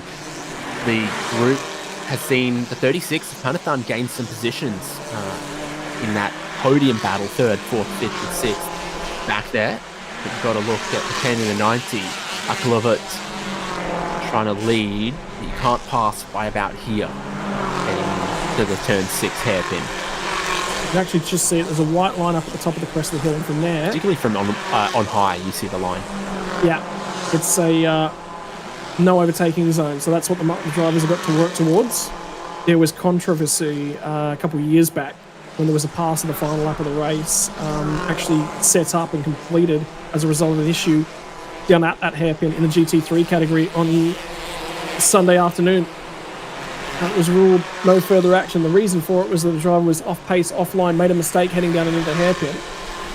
So realistically, had no case to answer for, didn't maintain speed. Well, Monaco's swimming pool, eat your heart out. What a view of the monument section there, right up against the wall, the apex on the way in, and then riding across the curb. And the apex in the middle of the corner leads down towards turn 15, which definitely been one of the more incident-prone areas. It's a big braking zone, it's a curved braking zone, and then also that corner sets you up for here, where you can look to make passing opportunities. They're so committed through turn 17, headed for 18, a switch to the inside, covered late. between 66 and 36 will lead to contact in the final hairpin. That's it, and rotated. The 47 machine now facing in the wrong direction. Brendan Paul Anthony gets rotated, was sitting third on the track. Does manage to find a gear, and he'll find some way to get that car turned back around and facing in the right direction. There's a little bit of a gap before we get back to the ladies, so he will have some time to turn that car around and get rolling yet again. But look at this, 3 wide as they run down the start, finish straight.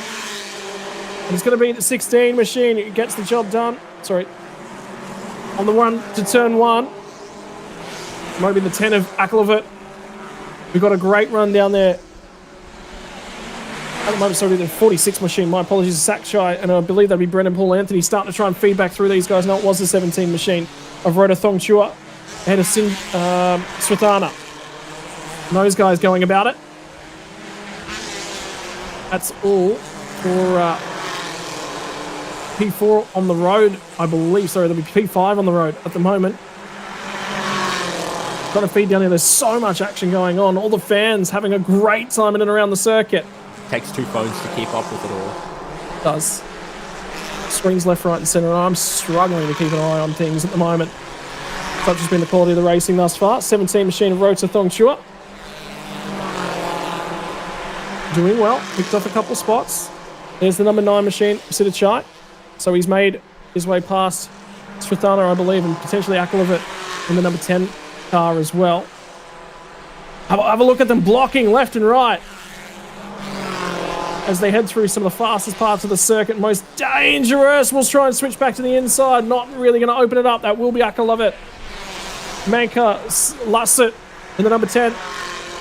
Roller Altis. Continuing to try and apply some pressure to the 17 machine. Svetlana's got clear of these guys and made a little bit of ground. Now it's going to be the switch back on the run to the hairpin as he forces his opponent to go in a touch too hot. No, great job on the brakes for Rhoda Thongchua. Pulling the car up nicely at the hotel. Half race distance, 4 completed, 4 to go in this Toyota one-make race. Toyota Corolla and Toyota Yaris. This is the hottest battle at the moment. For 5th place between Rhoda Thongchua and Akalavut, and they're going to battle again heading into turn 1. Did you see that? The racing car a little bit loose in the rear end into turn 1. That'll be one of our ladies jumping out of the way, making sure that she's providing an opportunity for them all to continue racing. I believe that's Soraya, who pipe rump, jumping out of the way. There you go. Everyone's gone on through safely. She's having a great time. She's out there circulating, doing the best thing that she possibly can. Significant power difference between the 2 classes as well.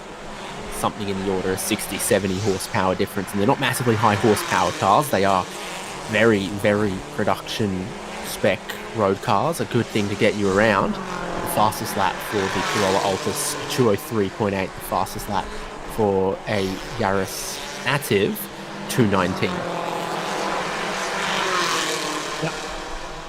Of course, remember that's probably going to be about half the horsepower of the Altis.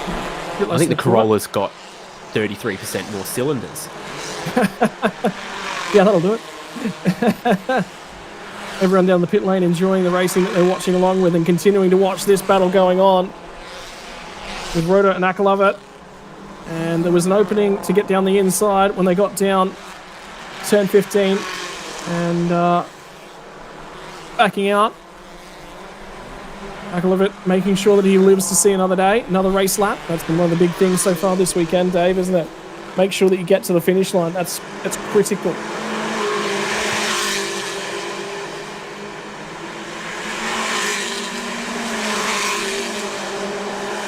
Run out of the final corner. Another one of the ladies at the moment we're watching. Yeah, Wadi leads the way. It's about an 8.5 second margin over Sittinen, who has about another 8.5 second margin over Kemasara. Here we go. Cross back over to the other side of the road.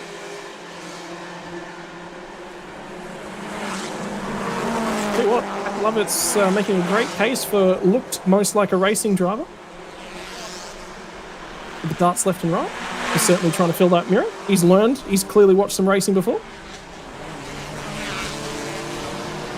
or driven in Bangkok traffic. Yeah, that might do it too. Realistically. Oh, there we go. That'll be one of the ladies down and off the road, the 198. Maybe picture Mia. Remember, she had an issue earlier on in the race as well. Feeds back out for all the other cars. And again, this will be an issue. This will actually be a battle for position. Is that Bangsaen that's currently covering off? I believe it might be. Sitachai, those two continuing to go at each other.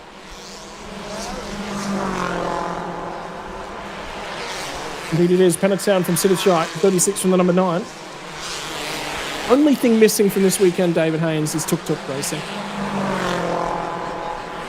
Yeah, gosh, I don't think we're ready for that. A little bit more traffic as well, so it's tough to be racing up front in these categories, breaking into turn 15. They're almost, but not quite flat through the upcoming turn 17 section. So every time the camera goes there, you've just got to wince as they try to think about flat out through there. But the wall on the outside looks very, very inviting. Not too many laps left in this one for them to continue to battle it out. So if you've got an advantage, you just got to keep chipping away at this, try to move up the spots. 3 more laps left to run as they thunder down start-finish straight yet again. There's going to be a blue flag displayed.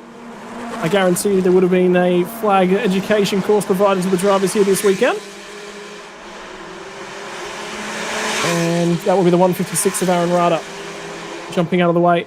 Oh, that's a Toyota locking up and just barely pulling the car up. Out at 10-1. Is that Kentaro, perhaps?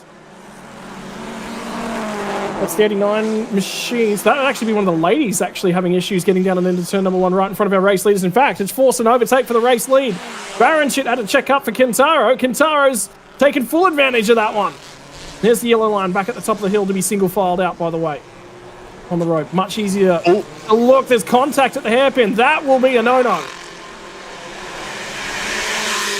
Yeah, so Kentaro Chiba getting to the race lead. Optimistic use of the traffic because Baronship had to slow down, and Baronship gives just a little bit of a hello through the turn 6 hairpin. Do not think this race will be done.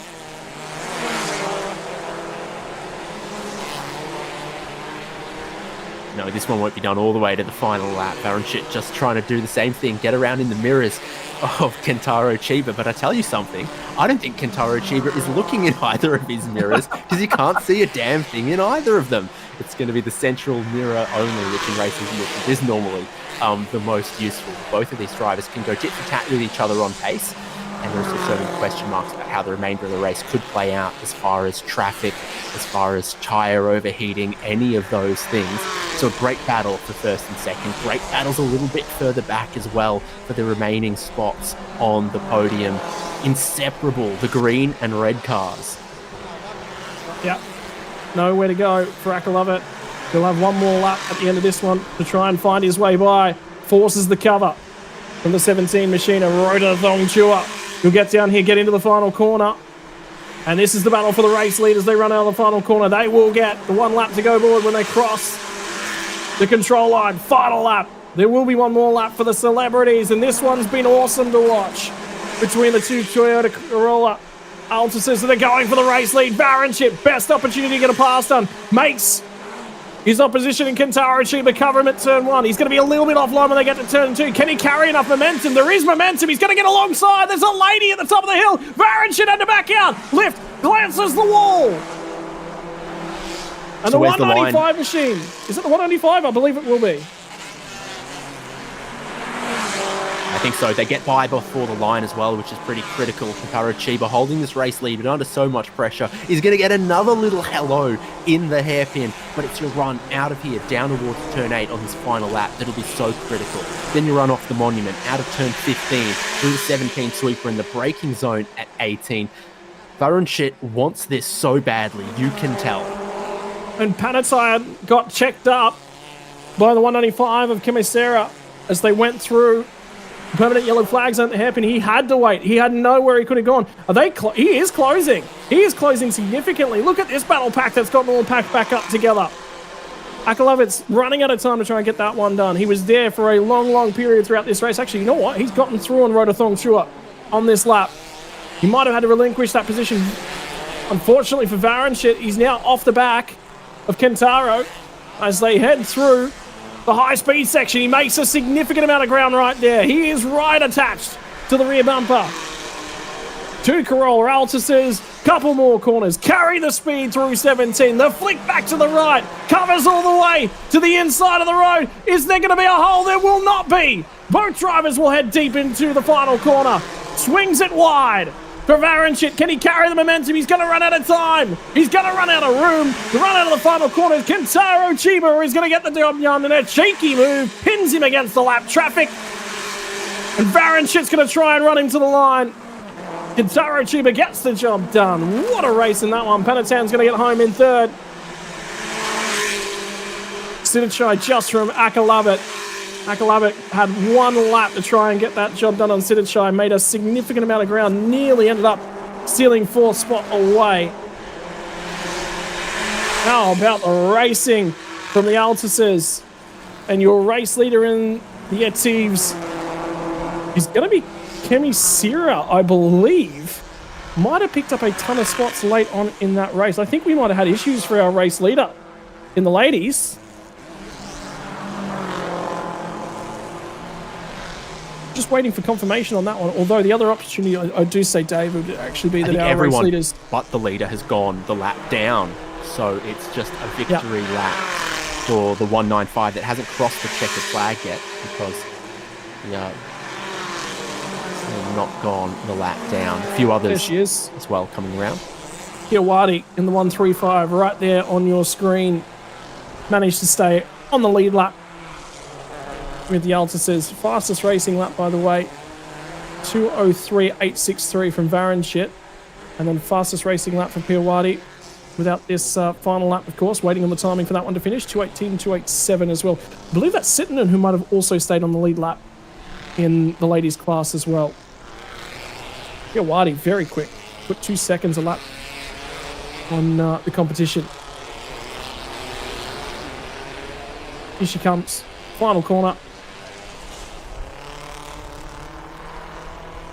Get around and take the checkered flag for the ladies classes as well.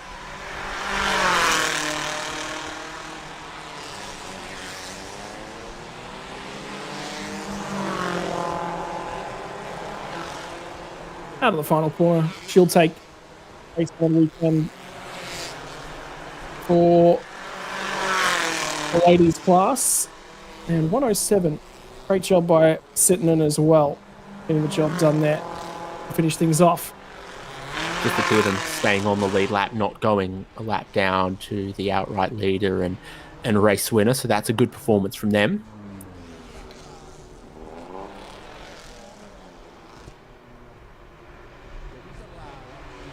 You're talking about what might have happened in some of the drivers' briefings about flags and all of those other things. I don't know, the last lap I've seen out of these Toyota one-make races, the drivers' briefing might have been, make it spicy. Certainly got interesting at the back end of things so far. We'll keep an eye on the one-make racing for the remainder of the weekend. Don't forget there's also the Hilux Revos as well.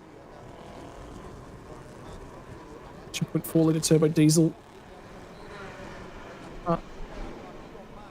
My apologies. That was the entirety of the one-make racing program for the weekend. That will be the last time we see these guys out on track. Kentaro gets the job done from Varenchit and Panatan in the Corolla Altis GR Sports. That'll be your podium. He'll be absolutely over the moon with that one, getting the job done on Varenchit. And that is your confirmation of your top 10. That was the battle between Akalavit and Rhoda in the middle of that field for P5. Phenomenal racing put on by those guys. And the ladies as well. Confirmation as well. Piawadi gets it done from Sittinen from Kemisira. In the ladies class, that would be your podium. And that is the celebrity racing done for the weekend. We'll have a quick look at the program. Because next up, we've got the first of the Super Series supercar events coming your way. But look at the excitement on the faces of the one-make drivers. And that was Varanchit leading us to green flag. Chaos ensued in the background of this one, but they would go green flag the whole way through. A couple cars would find the barriers. 4 wide at one point, the 47 machine got a touch on the run into turn number 1, still pulled it up nicely as they fed in there 2 wide. Touch of contact, nothing going on. Gone down the back straight away for the first time as well. From here, it'd be about settling in and seeing what everyone was capable of. 66 machine getting to the 47 at the hotel and rotate him around. Sent spinning and tumbling through the field, unfortunately for Brendan Paul Anthony. Had speed, not quite able to show it. Akalovit was right in the center of all the racing, right the way on. This battle was with the 17 machine of Rotathong Chua. They go toe-to-toe. Little bit of a mistake, but kept it out of the barrier for Mia. That was the overtake for the race lead. Unfortunately for Varanchit, followed one of the lady cars into turn 1. Couldn't find the hole. And Kentaro Chiba would sneak through to get the job done and get a race win. Albeit without very much vision to the rear of his car. Couldn't look left, couldn't look right. Mirrors were pointing only at him. Well, ladies and gentlemen, we're going to step away for just a few minutes. It'll be time for the first Super Series Supercar categories for the weekend. Qualifying's been run and done 60 minutes and 1 lap with pit stops to come for your Supercar GT4 and the Supercar GTCs on the other side of this.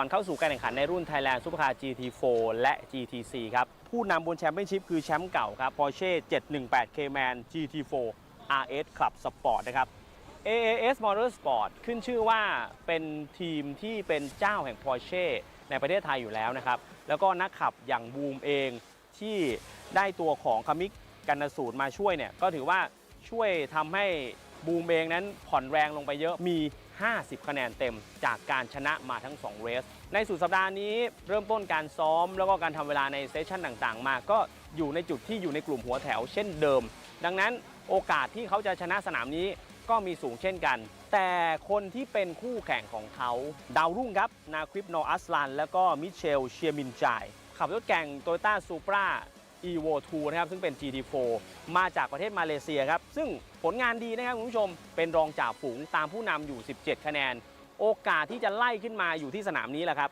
การทำเวลาของทั้งนาควิปแล้วก็มิเชลเนี่ยถือว่าทำได้ดีนะครับในการแข่งขันที่บางแสน ส่วนหนึ่งก็อาจจะเป็นเพราะว่าด้วยช่วงล้อหรือว่าฐานล้อวิวเบสของตัวรถมันไม่ได้กว้างนักโซนชิคเคนหรือว่าการเข้าโค้งแคบๆพวกเขาก็เลยทำได้ดีจะไม่พูดถึงไม่ได้นะครับก็คือเอโรลาสนาโกโตและก็แม็กซ์สถาพรวิทยาเชื้อจาก B Quick ในสนามที่แล้วนะครับเขานำอยู่จนถึงประมาณช่วง 2-3 รอบสุดท้ายก่อนจะมาพลาดท่าเสียตำแหน่งผู้นำให้กับมิกกี้กันสูตรอีกคนที่น่าสนใจครับเผ่าพงษ์จันเฉลี่ยที่จับคู่กับดาวรุ่งของทีมครับนั่นก็คือภูวพลทวีไกรกุลนะครับเป็นอีกทีมหนึ่งที่ใช้ Toyota GR Supra GT4 นะครับทำเวลาในการซ้อมมาก็ถือว่าเป็นหนึ่งในท็อป 3 ที่เกาะอยู่ในหัวตารางมาโดยตลอดนะครับสุดสัปดาห์นี้คนที่จะเป็นหัวห่อให้กับทีมก็คือเผ่าพงษ์จันเฉลี่ยส่วนทางด้านของภูวพลนะครับปีที่แล้วเนี่ยประสบการณ์ของเขากับบางแสนก็ได้แสดงให้เห็นนะครับในการที่ขับรถแข่งในคลาสของซูเปอร์คอมแพคแต่ว่าปีนี้เนี่ยขยับขึ้นมาแข่งขันในคลาส Thailand Supercar GT4 รถเปลี่ยนฟิลลิ่งเปลี่ยนก็ต้องมาดูครับว่าภูวพลจะปรับตัวได้เร็วแค่ไหนทำให้สามารถมีลุ้นในการเป็นผู้ชนะได้หรือไม่ในสุดสัปดาห์นี้ส่วนในคลาส GTC ครับก่อนเข้าสู่สนามนี้ก็ถือว่าเป็นเซอร์ไพรส์เล็กๆนะครับจากเป๊ะรงโป๊ะนะครับที่สร้างรถแข่ง Civic FK8 เขาชนะการแข่งขันในเรสแรกแล้วก็จบอันดับ 2 ในเรสที่2นะครับเป็นจ่าฝูงบนตารางคะแนนสะสมพอเข้าสู่สนามนี้เนี่ยมันก็อาจจะได้เห็นนะครับว่าใครจะทำผลงานได้ดีที่สุดเพราะว่าตั้งแต่การซ้อมมาเนี่ยทั้งเคนเนตโฮแล้วก็เชนอังยังเจอปัญหาในการเซตติ้งตัวรถอยู่พอสมควรในสนามนี้เนี่ยตั้งแต่การซ้อมนะครับเราได้เห็นชื่อของอดีตนักขับฟอร์มูล่า1จีอันนี่มอร์บิเนลลี่นะครับนักขับชาวอิตาเลียนเป็นมือขับในคลาสโกนะครับก็มาจับคู่กันกับราฟาเอลกาเลียนากับเทคโปนะครับนั่นก็คือรถแข่ง Ford WR Daytona GT Coupe สุดสัปดาห์นี้ก็ต้องมาดูครับว่าการลุ้นแชมป์ในรุ่นนี้จะมีความเปลี่ยนแปลงไหมนะครับว่าเคนเนตโฮและเชนอังจะหาเซตติ้งเจอหรือไม่ดังนั้นมาดูกันครับว่าการแข่งขันทั้ง2รุ่นนี้ครับทั้ง GT4 และ GTC ใครจะคว้าชัยชนะประเดิมการแข่งขันบางแสนกลางปีไปครองไปชมด้วยกันครับ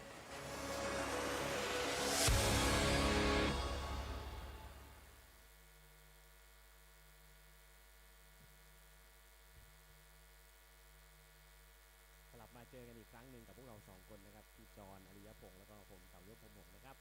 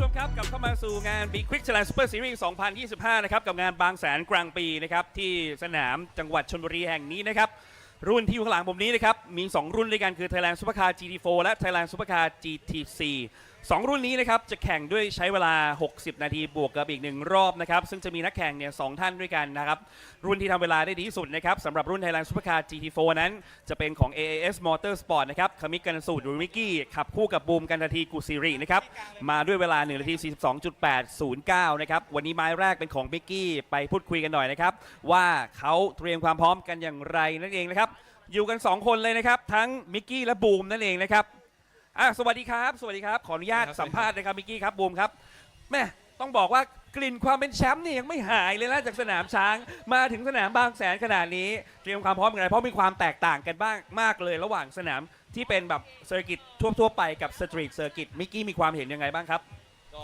ปีนี้ก็คนมาชมเยอะเลยนะครับก็สนามนี้ก็น่าตื่นเต้นดีครับเพราะว่าบรรยากาศมันได้แบบได้อารมณ์การแข่งขันมีแข่งขันกันหลายรุ่นมันเหมาะกับการเป็นสตรีทเซอร์กิตจริงๆใช่ครับอะไรก็เกิดขึ้นได้ครับใช่ไหมฮะบูมครับการเตรียมความพร้อมในสนามแบบนี้เราต้องเตรียมความพร้อมอย่างไรบ้างและข้อควรระวังในการขับขี่ซึ่งแตกต่างจากสนามเซอร์กิตเหมือนช้างที่ผ่านมาเป็นยังไงบ้างครับก็แน่นอนครับว่าการเซตรถมันต่างกันโดยสิ้นเชิงอยู่แล้วเพราะว่าสนามมันค่อนข้างต่างกันนะครับแต่ว่าทีมงานก็ทำได้ดีครับอย่างเราก็คอลิฟายที่1ทั้ง2เรสแล้วก็การขับก็พยายามขับให้เซฟที่สุดครับคือเราจะบอกอย่างนี้ต้องบอกคุณผู้ชมให้เข้าใจเกมด้วยว่าจริงๆการคุริฟายเรามี2เรสใช่ไหมในเรสแรกเนี่ยก็จะเป็นไม้แรกที่คุริฟายมาซึ่งเป็นมิกกี้แล้วก็เวลาดีด้วยใช่ครับแล้วก็ในเรสที่2ก็จะเป็นไม้ที่2ก็คือบูมซึ่งพรุ่งนี้ไม้แรกก็จะสลับกันคือบูมจะมาขับใช่ครับแต่วันนี้เราวางแผนก่อนเพราะว่ามิกกี้กำลังแต่งตัวแล้วเดี๋ยวขับก่อน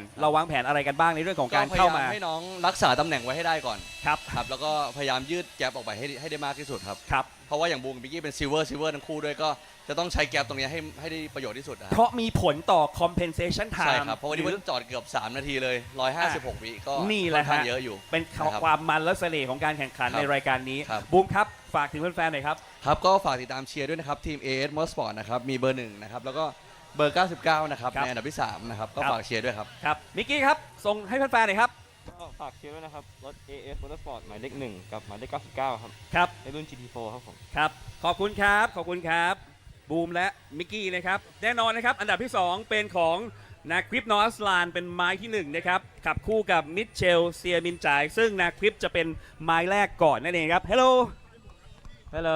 Yes welcome back to the Bangsaen Street Circuit for the first race Thank you very much How do you prepare for this race Very well the car's performing very good Yes the team did a very good job so now all we can focus on is praying that we have a clean race Yes and may the best team winเขาก็บอกว่าเป็นการแข่งขันที่ดีมีการความซ้อมที่ดีทีมเวิร์กที่ดีแล้วก็ตั้งใจที่จะโฟกัสในเรื่องของการแข่งแบบให้ใสสะอาดนั่นเองนะฮะ So talk about your teammate Michel how do you feel He did a really good job yesterday in qualifying we worked together very well we learned from each other and we push each other to the limits so it's very good Yes Okay best of luck Thank you very much ครับก็พูดถึงเพื่อนทีมเมทเขามิเชลก็บอกว่าก็แน่นอนนะครับคุริฟายมาดีผลคะแนนก็ดีนะครับก็จะทำให้ดีที่สุดกับการแข่งในวันนี้นั่นเองไปดูอันดับ3กันหน่อย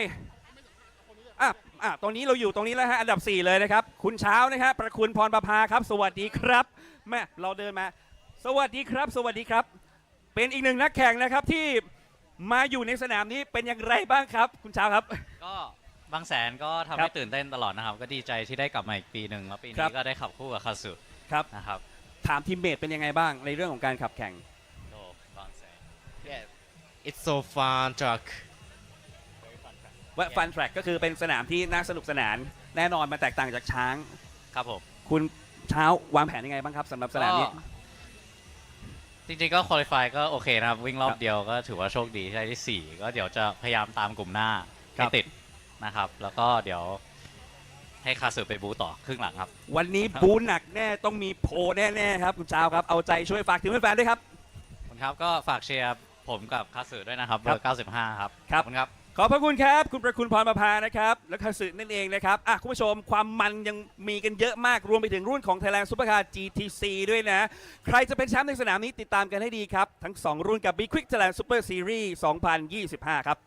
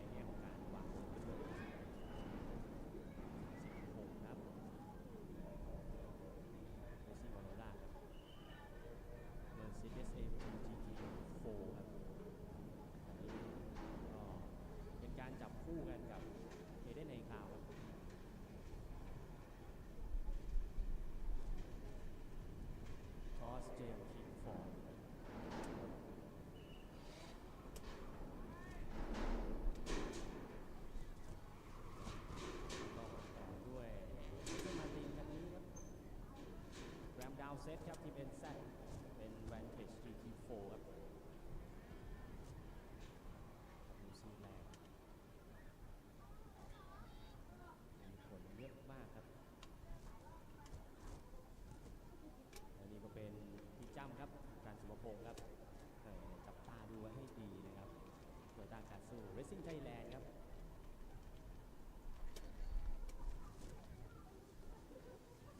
นี่เป็นปั้นครับบุญรัตน์รัตนกุลเสรีเรืองฤทธิ์ครับหมายเลข44กับ Mercedes AMG ครับ A Motorsport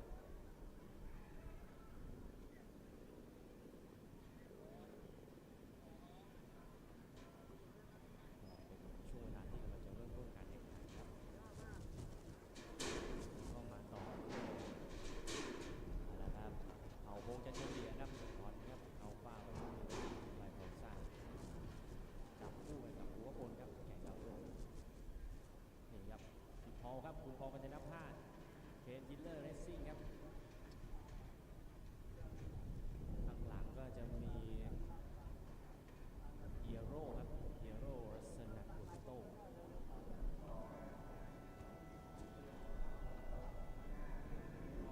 ครับเพราะอะไรฮะ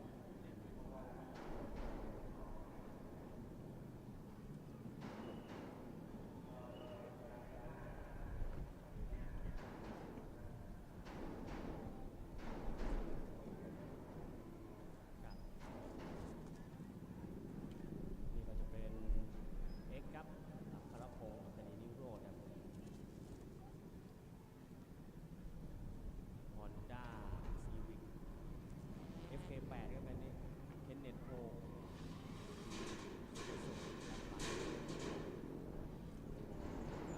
ก็เดเวียนแฮมิลตันครับฟอร์ดมัสแตงครับอันนี้สปีดแฟคทอรี่ฟอร์ด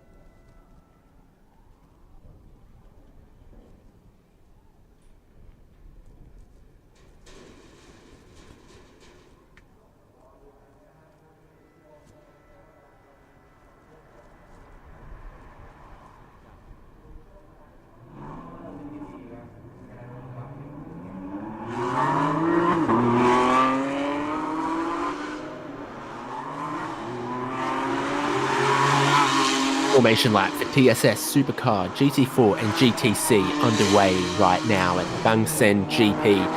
Bumper Saturday of action coming to you live.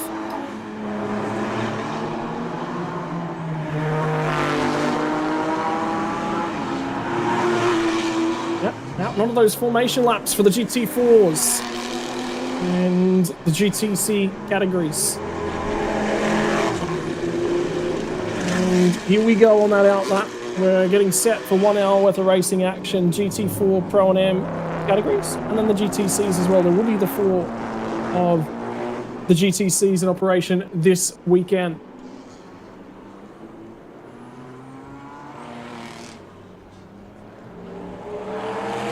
you always love a little bit of local spice to a category like this, be it an invitational class or something else like that.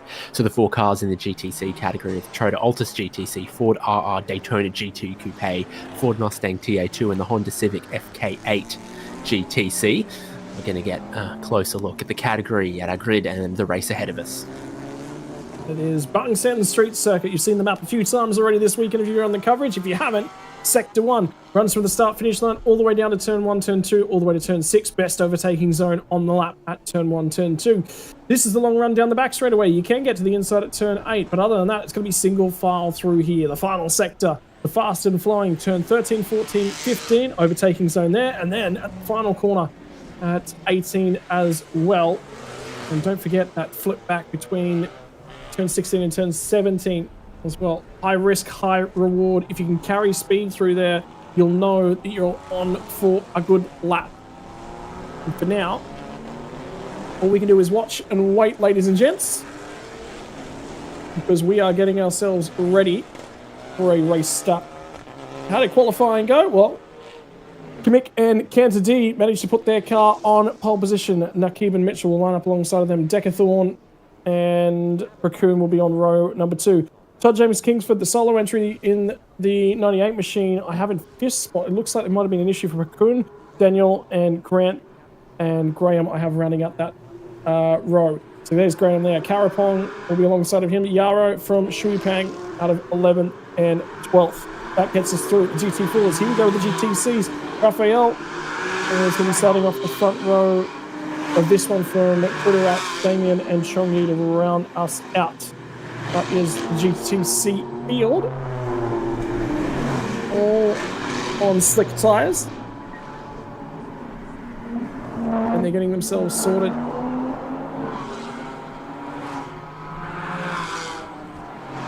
Have before me the official compensation time for the pit stops that we are going to see. So there'll be some slightly different mandatory minimum pit stop times depending on driver composition and other things, varying between 95 seconds up to sort of 120, 150. So it should be really close depending on how the race plays out at the end of the 60 minutes. The car feeding into the pit lane before we'll even go to green flag racing. So, signing lap into a formation lap. As conditions have changed a fair bit at the moment. We're looking at 1:30 p.m. local time at the moment. And that puts us touch behind schedule. This race was supposed to be underway about 4 minutes ago, so just about bang on time, which we're always going to be happy with. And prize presentation for all of the one-make races currently underway down at the podium as well in pit lane, so I'm guaranteed there'll be a fair few fans down there. Manufacturer battle in GT4. Porsche from Supra, Porsche from Supra. Your front 2 rows, Porsche and Merc on row number 3. Supra from Aston Martin, Supra from Mercedes, Porsche from Supra to round out the field. So a good mix of Supras and Porsches. A couple of the other manufacturers scattered amongst there as well. Righto, they're going to form themselves up here and get ready for a race start. You'll see the GTCs come along into the background of this shot as well.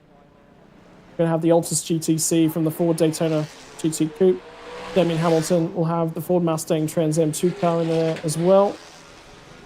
And the Honda Civic bringing up the rear of the field in GTC. Forming up on the run down to the hairpin.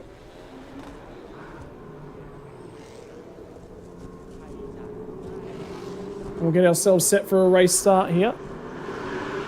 I believe we are missing the number 32 machine, which is the Porsche Cayman we might have seen fire off in a pit lane at the end of the starting lap.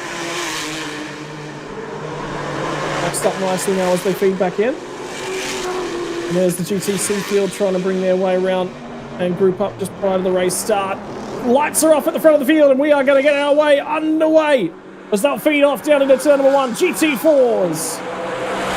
And their first racing lap of the weekend, 39 machine. Nakib trying to find a way through defending champions Kamek, and Kamek's going to have to be forced to give that one up at turn 1. So the Toyota Supra first blood in the water for that car will lead us up and over Monkey Hill for the first time. On the run down through the crest of the hill to the hairpin. What's a gentry race start in this one? Everyone nice and sorted before they get to the slowest point in the circuit. 2 cars off your front of your grid being 2 driver combinations of FIA silver graded drivers.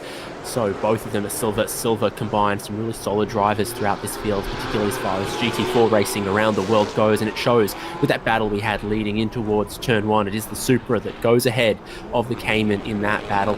Pretty ferocious amongst the GTCs in the back of the field as well. They're all going to have strengths in different areas. It looked like the Honda Civic was really good on the brakes into turns 1 and 2. But the horsepower of some of those other cars, like the TA2, are going to be tough to avoid. Here's a battle into turn 15. It's contacting and crash down there. Cars in the Armco again. Yeah, and they're all going to fit their way in there. The Aston Martin's parked up, and that number 7 machine just had nowhere to go. Graham behind the wheel in that one. I think they're excited about the racing. I don't think they'll be so excited about seeing cars in the barrier. Is that a left front ripped off? That 53 car, I think it is. And I think it'll be the 33, my apologies. There is no 53, which means it'll be Falfong. Well, there was another squeeze heading towards the apex of turn 15, and this time they've made contact with the Armco on the inside before making contact with the Armco on the outside, and almost assuredly brings out a safety car just at the beginning of lap 2 for this GT4 GTC race at the Bangsaen Grand Prix. Trying to see what can untangle here. The Mercedes is still trying to get going, but the Supra not in a good way after contact on the right, on the left. You didn't see him. He just didn't know. He had no idea he was there.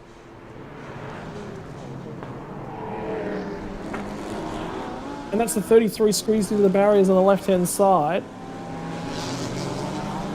I'm going to go ahead and say that'll be... Oh, that's the Hayden Heikal 36 Mercedes as well. Hayden's...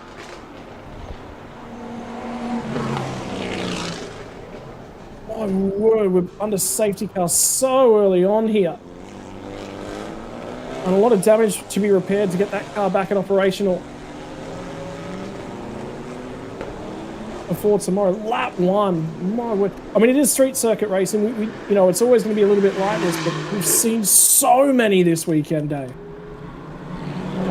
It's always such a wild card, the run off the monument chicane there, sort of around the roundabout. Some really carry more speed there. Others sort of struggle with the bumps, and then you get this speed variation of the cars heading down towards turn 15. And while it's a flat-out run towards that braking zone, it's not straight. There's a couple of kinks in it. It kind of becomes flat out, but only one line. And so when you do pop out to try to outbrake someone down the inside at turn 15, it always has to be a late maneuver because of the kink just 150 meters before the braking zone. And so you need to see, you know, another angle of that. I saw it initially from up high with the helicopter and drone, and then we saw the ground level camera. But in both of them, hard to tell exactly how far up the Supra was. This AMG is, well, what do they say in German? I think that's not a Flachbau, but a Kurt's tail with the damage to the rear of it, but it's driven to the pit lane. Yeah, there's no way they're getting that car repaired and back out there for racing, unfortunately. And remembering that's the lower rated driver.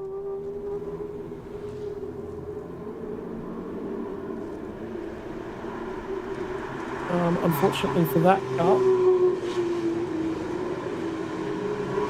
So, look what to do to get that car prepared for tomorrow. You just look at it and go, there's no way that car will be continuing on. Driver out of the car. With 33 machine, that'll be Falfong out of the car down at turn 15. He had no idea. Did the 36 machine.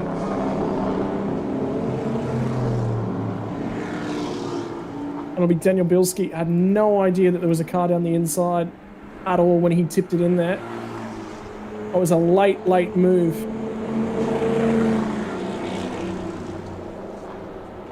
As you said, it's the place where the most recovery equipment is, down at turn 15, so they need to repair the Armco. They're going to get that Supra out of the way. It's flying on out of the scene, unfortunately, with the amount of damage that it's sustained. A hard hit from the Mercedes sent it for a hard hit on the Armco right at the point and the apex of turn 15. Yeah. Got a safety car.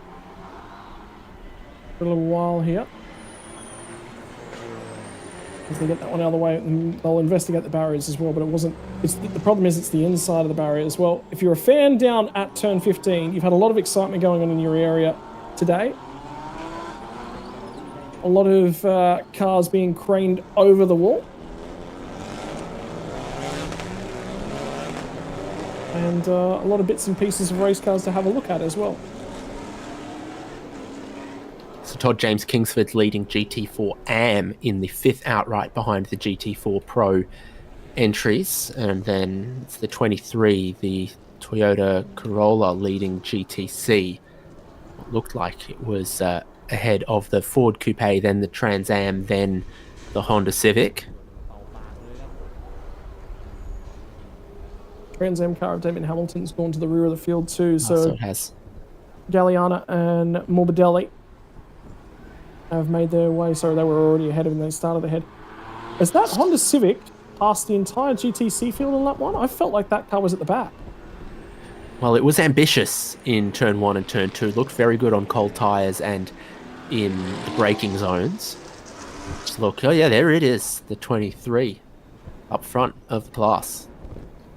I'm confident that car started from the rear of the field too. So that's a great job on that one for them. And that's aggression that's been rewarded realistically. As everyone else is having trouble bringing those tyres up to temperature. Be really curious how they balance that car, those cars out, because that, for me, would be 2 front-wheel drive cars in the GTC category against 2 rear-wheel drive cars with giant engines too. I think all the flags flying there are the nationalities of the drivers we've seen today. Or at least many of them. See the flag of Thailand, but also Vietnam and others flying next to the bay. It's an international event, particularly when you look to some of these categories like Formula 4, Carrera Cup Asia, and here in TSS Supercar GT4 and GTC, and yet more when GT3 and GTM come out for their 1 hour race later in the day.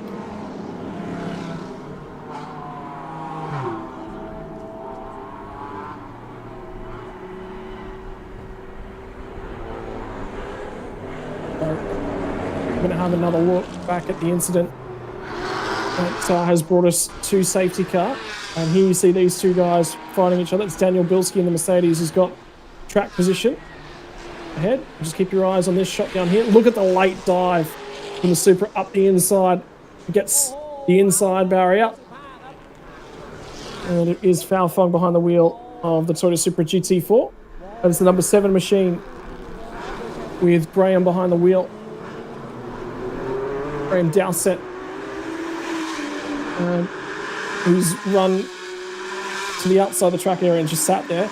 Ultimately, he's protected the car, so there's no damage to the number 7 Aston Martin. And Bilski's managed to pull the Mercedes away. That was a few moments ago, and brought us under safety car. Pretty sure that the crew cheering were for the pass for the lead, not that accident, and the timing just looks a little off. But we had that battle between the Supra and the Cayman heading into turn 1 and 2 on the initial race start that saw the 39 take the race lead. I think that was their crew celebrating it. They definitely weren't in the colours of the cars that got involved in that one, and that is the number 7 of Graham Dowsett in the Aston Martin attached to the rear end of the field. So he did get going and has a perfectly clean race car for those guys to continue on with. As this race continues, he'll be handing over to the French driver Romain Leroux, Team NZ in that Aston Martin at pit stop. First, he'll have to cut his way through. a bunch of GTC cars get there.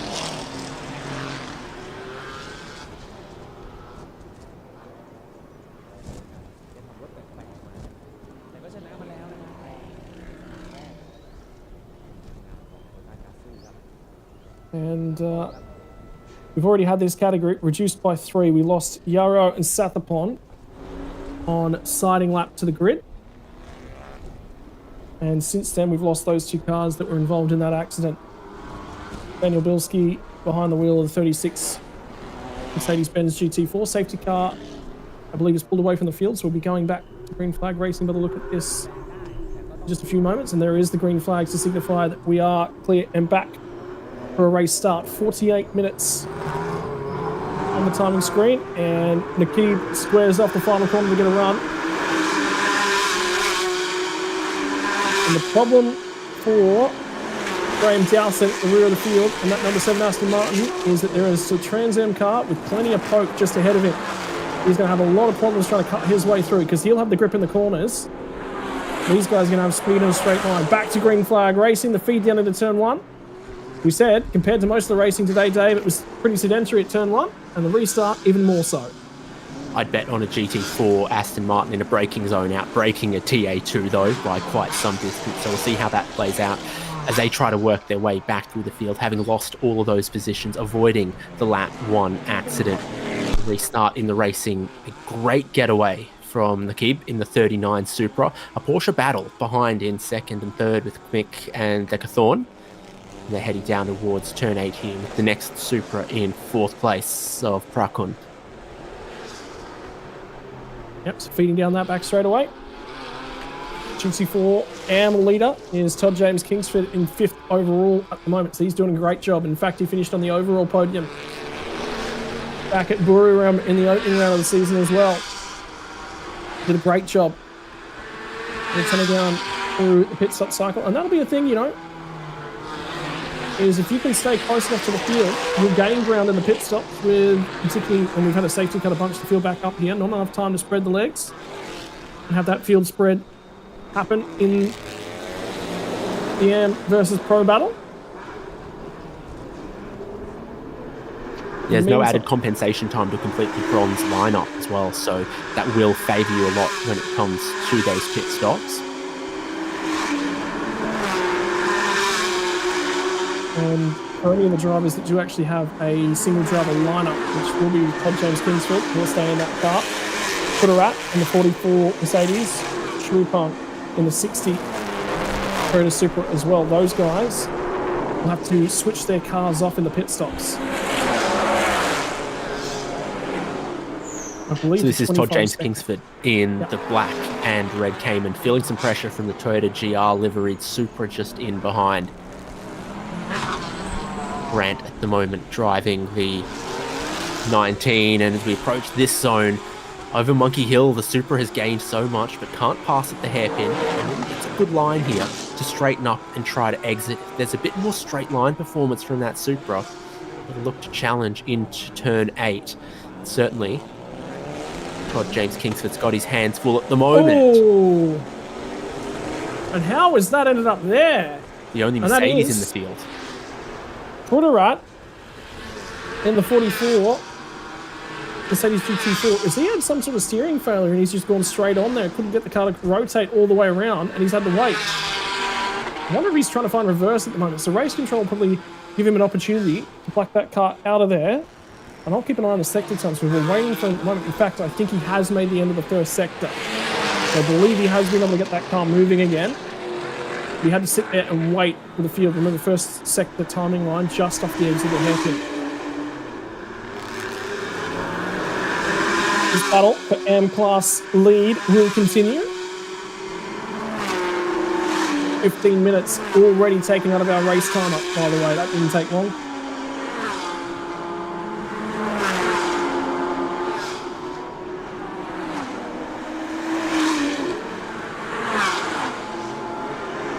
Getting to spread just a little bit in front of the field, as you might expect. That's what the compensation time is designed to bring back together by the time of the pit stops and the end of the race. Todd James Kingsford gets a big slide, exiting turn 2, and suddenly the Supra is all over him climbing the hill. But defensive moves forces Grant to think twice, and he has to lift out. It hangs on the spot for now. Nothing in the 2 lap times from the 2 drivers as well. They were within a tenth of each other. And that is the number 7, Graham Dowsett, starting to cut his way through the GTC field. The GTC field has stayed together really, really well as well. Aston Martin is struggling to cut its way through. Yeah, you're expecting different strengths in different areas from these 4 very different cars that make up GTC, and of course that Ford Coupe, really, really retro, cool-looking thing, but I'm not sure it's quite as sophisticated as a modern GT4 or some of the other race cars around it. And a TA2 car, well, it's got a lot of poke, but not necessarily so sophisticated. The pit stop time coming up for the number 98, Todd James, is 103 seconds, but for the 19 behind, it's only going to be 95 seconds. There is a slight extra compensation time for being a single driver versus a 2-driver team. We've run through 17 from the Supra as well. Yep, so he'll feed it into the final corner. He needs to stay ahead of the 19 car and build any margin that he possibly can as well. We've seen it in years gone by, that compensation time. It's all about popping out of the pit lane ahead. If you know you've got a faster driver to hand over to, and you need some clear air to cover off that compensation time, get into the pit stop early. Give them the clear air on the track to try and get the job, whilst waiting on pit stops to come.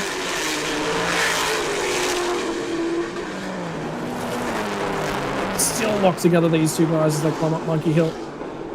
Just looking for any possible advantage, so... Oh boy! That'll be a yellow flag for sure, and that looks like a piece of the barrier that's come away. It's number 60, Shui Punk. So he has had a huge hit with the wall somewhere. Watch the top of this shot. He's hit the inside barrier. Yeah, clipped the Armco on the inside, gotten into the Tech Pro in the outside, dislodged part of the foam, but also done massive damage to that Porsche Cayman that does not look like it's going anywhere, and that is a definite safety car, because you can't be leaving parts of the barrier in the middle of the racetrack, let alone recovering that stricken car without a safety car. Yeah. And team managers will be on the radio to their drivers to tell them that there'll be a bit of tech pro in the middle of the road as they come up and over towards the hairpin. So just be aware. There'll probably be the signs. Might have seen the signs already this weekend. Have a little bit of a directional guidance for the drivers when they're in the area of an accident. Telling them where to be on the road. Problem will be for the drivers that are in the car at the moment that we're starting to make some gains at the front of the field. This brings them all back together again, which means compensation times at the pit stop are going to be a big, big problem. There's a lot of variation in those compensation times as well. Sort of 30 seconds, 40 seconds, not uncommon. Well, Decathlon started the lap in 3rd. Would have had the red and white Motul Supra not too far behind. But you're just looking, has he clipped the right-hand side, caused him to spear into the left.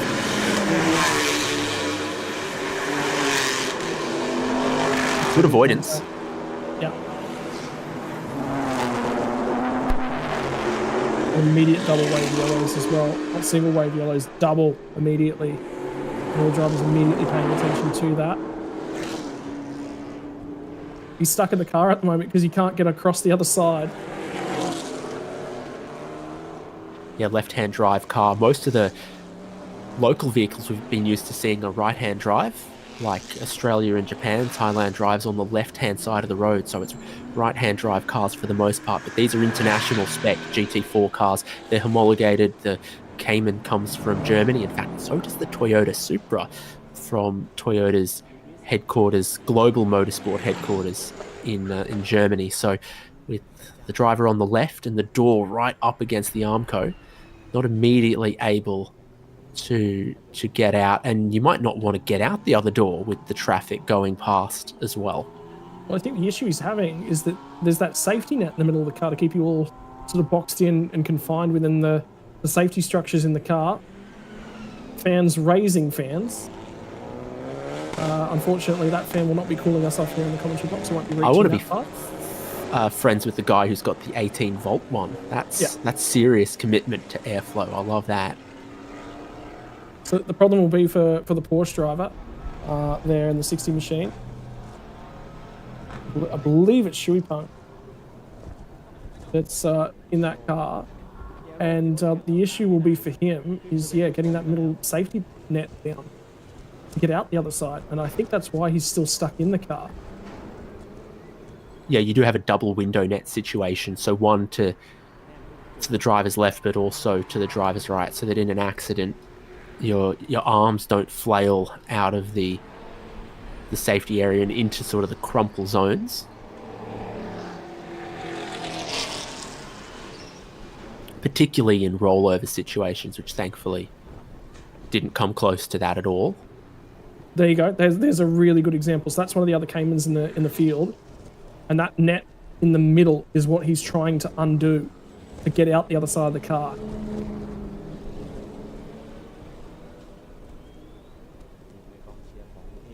So thank you to the media team on site. We actually got a walkthrough of the media centre yesterday, doing some safety car action. Media trucks all in use, and immediately, by the way, media guys, when you point a camera at them, they all run and hide. So there was a lot of sheepish individuals trying to run a broadcast, but also dive and not get their face on camera all at the same time. Because as much as we work on production here, we don't like to be the centre of attention generally. It's a type of person who decides to be behind the cameras rather than in front of them, and often for good reasons.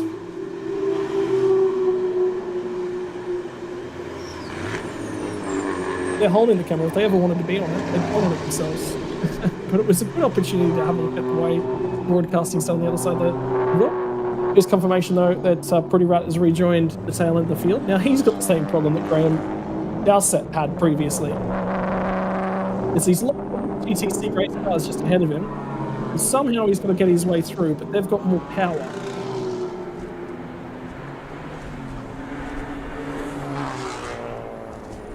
Pit window scheduled to open in about 2 minutes from now too, so I'm feeling that that will be delayed.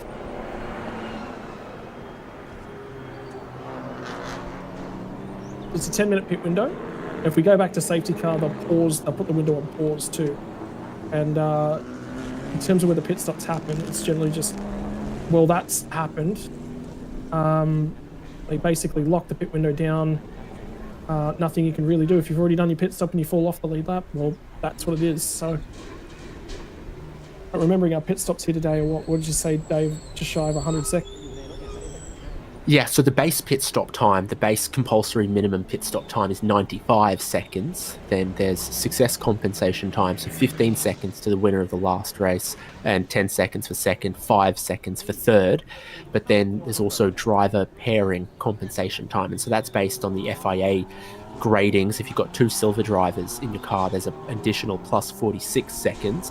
If you're 2 bronze drivers, there's no extra. If you're a bronze and a silver, it's plus 27. And if you're a solo bronze driver, it's plus 8. So a few of those cars, like first and second, that have 2 silver drivers in them and have been successful at past events, find themselves, instead of having the 95-second pit stop minimum time, they find themselves with 151 and 156 seconds. So the race leader, the number 39 car with Nakib in at the moment, when Mitchell Che Min-ji takes over, the 151 second stop for the race leader, and for the car in second, when Quick Kanasuta hands over to Kantari Kusiri, they'll have 156 second pit stop time for the car in second place.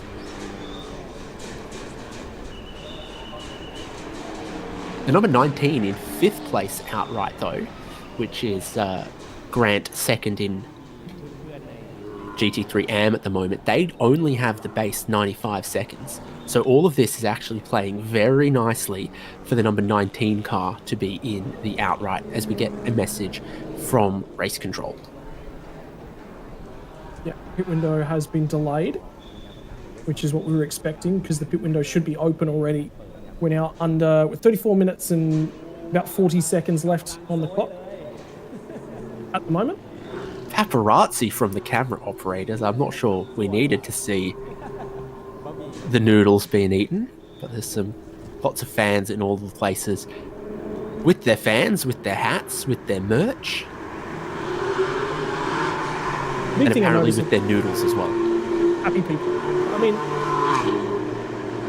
the biggest benefit over in Thailand is a lot of pad thai. Single wave yellow at the moment, and that thing, the accident is just about cleaned up. It wasn't cleaned up quite early enough. It's this time, guys. So I believe we're just waiting on a message from race. I'm trying to say that safety car will be at the end of the lap. Does that look like they managed to get that car out of there? So thankful that I'm not allergic to peanuts, because I love satay, love all of the peanut foods, love cooking with peanut oil. So I'm thankful for that, and I reckon that would put me in good stead in Thailand. 2 p.m. local time in Thailand at the moment. By the way, we were scheduled to get some rain most of the day tomorrow, so that'll be an interesting discussion. I can actually tell that forecast I was looking for this afternoon has actually changed a fair bit. We were expected, though, to be a little bit of rain increasing overnight, I believe, from here on out for the rest of the day. There's a low chance of rain, but expecting a high amount of cloud cover for the rest of the day.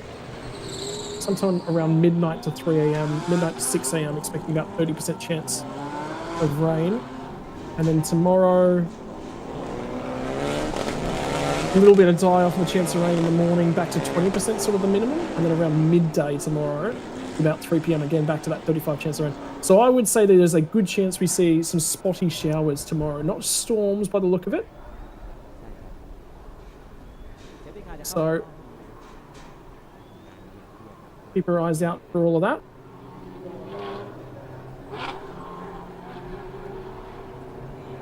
Safety car in this lap, everything looked clear at the turn 6 hairpin. The barriers put back in place, the Porsche Cayman recovered, and a little bit of oil dry and stuff put down, but mostly off the racing line. It looks good for racing through there now. And safety car will be in this lap. And then, not too far away from the pit window opening, your cars that are in the top 3 are going to really want to bolt away, particularly from the GT4 AM cars behind them. So, pit window has been declared open, so you might see a whole bunch of cars dive into the pit lane alongside this race start, because it has been declared open. Will close in about 9 minutes' time. So basically, as this safety car's feeded off, I get the feeling that's trying to coincide with when they put the green flags out here. There was a plastic bag that's just drifted on the circuit down there, pit window open. So that's confirmation. They showed the green flag and pit window open at the same time. You might see a couple cars feed into pit lane straight away out of this queue. Everyone taking the race start?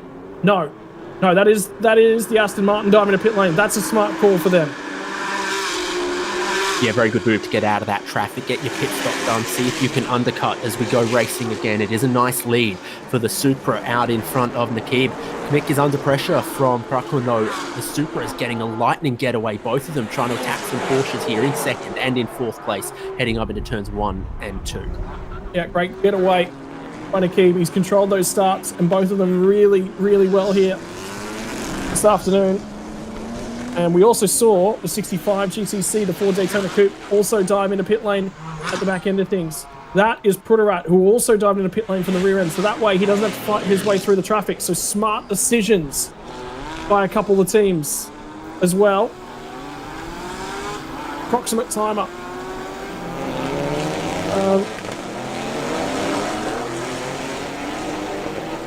On your screen for the duration of that pit window, which means we've only got about 9 minutes to go on that one. Slightly delayed, might be another safety car. Guarantee you want to get your pit stop in and out of the way as soon as you possibly can. For everyone in the back half of the field, it made so much sense. You're going to actually save yourself some time when the rest of the field hadn't gotten up to speed yet. And if you were worried about being in traffic, then you'll get rid of some of it. They're working on something at the rear left of the 44 Mercedes there as well that is causing some consternation.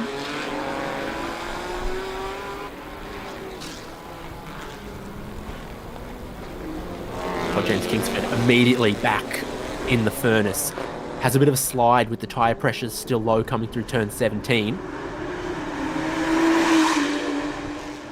And there's the second of the cars. So that's Kingsford jumping out of the way, getting his pit stop out of the way. A couple cars coming in. I just got an update come through to my inbox as well from Daniel Bilski, who was behind the wheel of the Mercedes that backed its way into the fence and caused the first safety car. He's off to get his neck checked, so hoping Bilski's actually okay about that one. He's disappointed in how that ended up, but the other thing to note as well is that the 33 car actually had contact with the Aston Martin in qualifying, so that's their second incident of the weekend, and that one's plucked the left front off that car. And yeah, Bilski said he just didn't see him on the inside, so that's racing. Driver changes at these pit stops for every car that is a two-driver combination, which is most of the field with a few exceptions. What was the leading GTC is having its service now a lap after a few others came in earlier. And questions about car number 65, which was the Ford Daytona Coupe. I believe that one is a kit car. We don't believe that there is actually any heritage related to a program there, because you can buy kits that build the car up. And either way, it's been produced and put into GTC spec so it can go racing. Number 88 car, that's the Trans Am car of Damien Hamilton in the pit lane at the moment. 6.2 litre V8. Continuing to go out the racing action.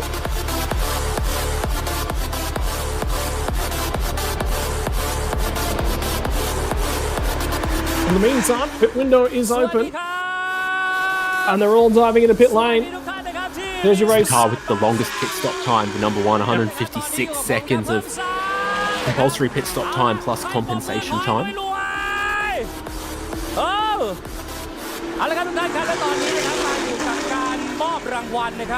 Here we go at the moment. 39 Machine McKeeb. They came in and out of the race lead. We've seen their competition pit.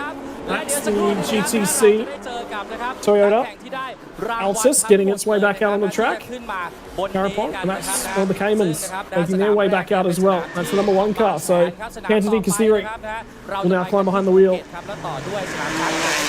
of the AAS Motorsport Porsche Cayman.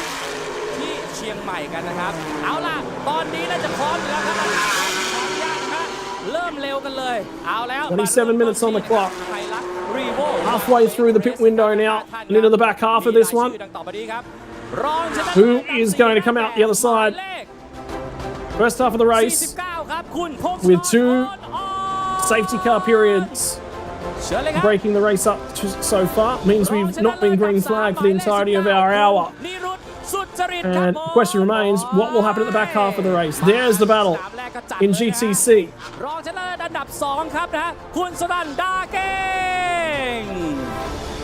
I believe that car's been handed over to Morbidelli in the 65 machine in the Daytona Coupe now.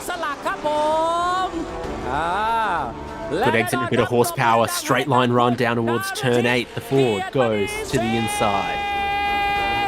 And that's the gold-rated driver of Gianni Morbidelli who's climbed behind the wheel, so he will get that done. Porsche's looking to the inside as well as Kennedy Kasiru is trying to get on with his race.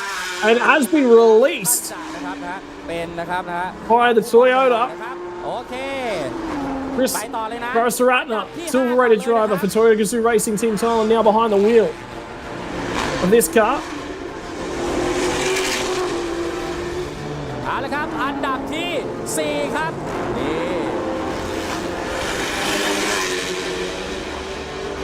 $25 minutes now on the clock. 3 minutes, 2 more laps to get into the pit lane. If you're in the pit lane prior to that one expiring, and you should be good to complete your pit stop, but you've got to be into the lane prior to that one happening. So we watch, we wait. Pit window will close at 2:18 p.m.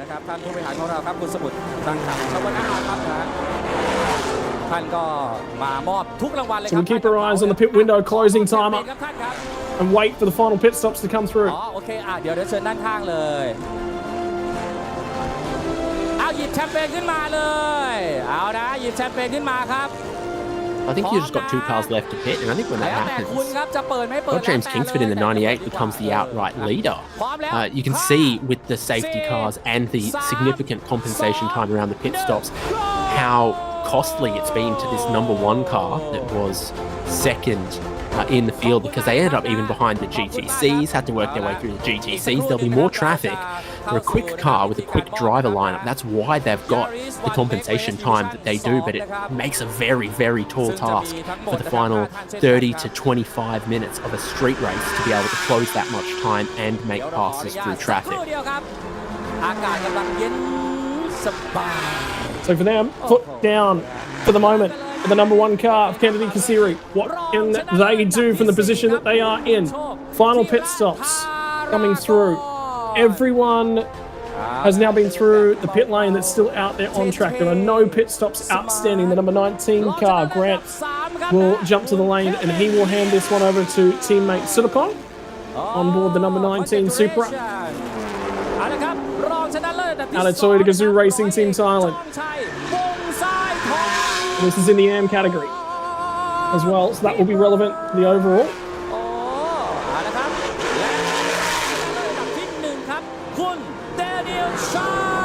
It's the second time in the pit lane for Damien Hamilton and Ford Mustang TA2. I'm about to say, they're having some discussion about something going on with that car. Whether or not there's some issues, maybe some overheating issues. They're sort of talking about performance in that car, maybe tyre issues. But it was a tyre issue, they'd have a tyre there ready to go. So โอ้สนามนี้แค่สนามแรกนะครับสุดยอดมากๆอันดับที่3ครับ So now everyone running has been through the pit lane at least once. We're going to see how it all shakes out after the compulsory pit stops. And of course, just a minute left on that pit window. You wouldn't want to leave it too close or be on the wrong side of that number. Basically, this lap is when you had to pit if you were going to make your last stop as late as possible. Puts Todd James Kingsford to the lead of the race in the number 98 car with 4 seconds to the number 7. At last lap, I think almost 5 seconds quicker was the car behind. So this is going to come down to a nail-biting finish. You're looking for the Toyota Supra, but you're looking at a slow Ford Daytona. 2, 3, show! Thank you very much. Thank you very much. keep an eye out for what's going on with the number 65 machine. Gianni Morbidelli's had issues in the Daytona Coupe. And I think with all our pit stops now complete, we actually do start to get an eye on who's in the race lead and what's going on at the moment. Tom James Kingsford does lead the way. The Frenchman is in P2 in the number 7 machine. The Aston Martin Vantage is starting to look up and his results might look good. Is that a safety car board I think you're just seeing in the background? No, it's just an arrow board. But double wave yellows through that sector tells me safety car boards aren't far away. This is the margin in GT4. At the lead of the race, 7:95, and safety car boards are out. We are going to be back under a full course yellow, and the field is going to be brought back together. 20 minutes left, 21 minutes on the clock at the moment. Dave, we're going to have ourselves a restart and a field bunch back up. Yeah, a safety car after the compulsory pit stop window now benefits everyone who had a long compulsory pit stop and compensation time. So the safety cars before hurt them, the safety car afterwards brings some of them right back into the picture, particularly cars like the number 1 and the 19. They found themselves from going first and second to being 5th and 8th with their lengthy pit stop times. Now they're going to go from being sort of 35 seconds behind the race leader to right back in the safety car train. I think they'll be able to get that Ford Daytona moving pretty quickly because it just seems like maybe the engine's conked out or something. I didn't see any tyres down or anything that said that they couldn't just sort of tow it away and that there would be much barrier repair needed. That is a sticker peeling away on the front end of the race leading cane. Is it a brush for something? Just wondering, maybe that sticker's just starting to come up a little bit. I hope it's just a sticker. In that case, the center of this one as it comes on fire. Just peeled back a little bit. There's no marking there. คุณครับ thank you very much เอาละครับนะฮะเอาขอแชมเปญก่อนพี่ลืมขอแชมเปญหน่อย I guess we'll just watch him wait at what videos. โอเคนะพ That's ร้อม on the นะ audio you guys might be hearing. The podium prize presentation for all of the Toyota One Make Racing is currently taking place. So, congratulations to everyone involved in Toyota Hilux Revo One Make Racing, Toyota Yaris, Toyota Corolla Altis, and Toyota Yaris Active One Make Racing. Sounds like they're having fun with their podium. They are celebrating over there. Got a few moments whilst the safety cars underway to get that one cleared out. แต่ละคนเฮ้ยรองชนะเลิศอันดับที่4ครับนะฮะ What about our racing audience right the way over the social media channels today? Know that we're live at the Speed Cafe in Australia. We're also live on the Time Super Series Facebook and YouTube channels. Don't forget to let us know. The big thing is, if you're over at the circuit and you've got a spot picked out, let us know what corner you're sitting at, chilling out in the stands. Perhaps we might get a camera pointed in your direction if you're lucky enough as well. Tell us where the noodles came from. They look good. We'll need noodle guides next year. Point us in the right direction for the weekend. Make sure that we're fed appropriately. Make sure that we eat them from the right end. Is there a right and a wrong end to a pot of noodles? I don't know. That's why I need someone to tell me. I think the only problem with pot of noodles is when they're in. ครับและของเราครับได้แก่คุณปิยวดีพฤทธิสารเชิญเลยครับเอาละครับน่ารักมากเริ่มต้น Scott Rankin, I expect you to match that level of energy later on, okay? อันดับที่4นะครับ That we can when we go to the flag. I've got a standard to now maintain. Here we go, ladies and gents. Don't forget, worthwhile pointing out at this point in time, 2:25 p.m. local time in Thailand, in the Chonburi precinct containing Bangsaen. A lovely picturesque drive down the waterfront. You can see the heat haze in the background. It is a lovely summer's day. In fact, it's probably not a great day to be inside a race car because it will be boiling when they're following along behind the safety car. Look at this train now. You've got to look behind the Honda Civic GTC to find where your pole sitter is. Now back in 8th, that was a very quick car. There's a good driver combination for the number 1 Porsche Cayman. But when we do get racing, there's so many positions that they're going to have to make, and in a hurry. The next sort of best placed car in GT Pros, actually the number 7 in 2nd place. So anything could happen when we go racing again. Hopefully getting cleared pretty quickly. It could be with sort of 15 or 14 minutes left to go on the clock that we resume. Seeing some onboard shots across the duration as well for that number 23 car. If you're interested in seeing some of the activities that Cheneng has, it does go racing right throughout the Asian region. We're seeing some lead-up shots on the way into Bangsaen Grand Prix. Loves this track, enjoys giving fans the opportunity to witness what it's like on board a race car. And over on Cheneng Motorsport over on Facebook. Get an opportunity to have a look at that. But that was a sad sight, wasn't it? The Daytona Coupe on a tray truck and on its way back to the pit lane, not under its own steam.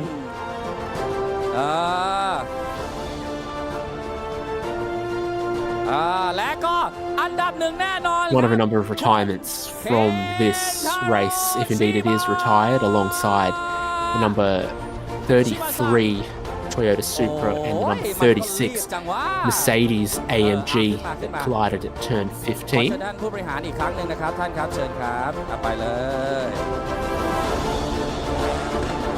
go back through DNS, I thought.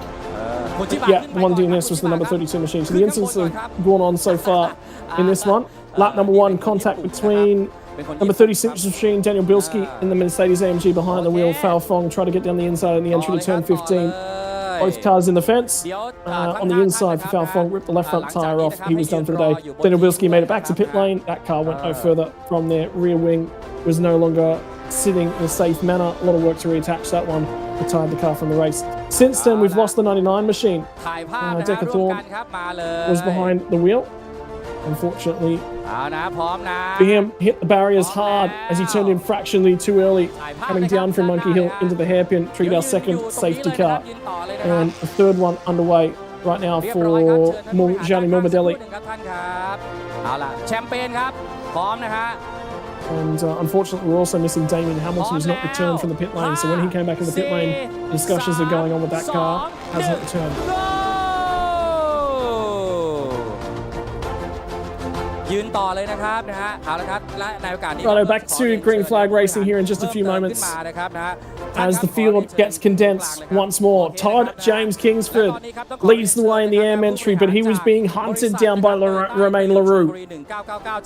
In terms of the overall points, Kennedy Kasiri and Kamasuda have won both the races in the GT4 Pro category in the overall classes. So far this championship, they're being hunted down by the 39 machine. Second last time out, but the number 7 has not had a podium to its name thus far in 2025 for the Aston Martin. This is its opportunity to win one. The 95 machine is going to try and go down the inside. He's gone the long way round. Can he get the car pulled up? Have a look at them feeding in here. So much contact in a turn 1. GT4s back to back to back. They'll all get through on Tom James Kingsford, and he's been used as a pick. Romain Leroux goes from being P2 to P3, but he's been overtaken by 2 cars and overtaken one of his own. My word, turn 1 after a restart, and they're all back at it. Here we go. The order has been shaken up. 2 for 1. The Toyota Supra goes round the outside of 2 cars in turn 1, takes the inside for turn 2, leads the race, also squeaking through amongst that the 39.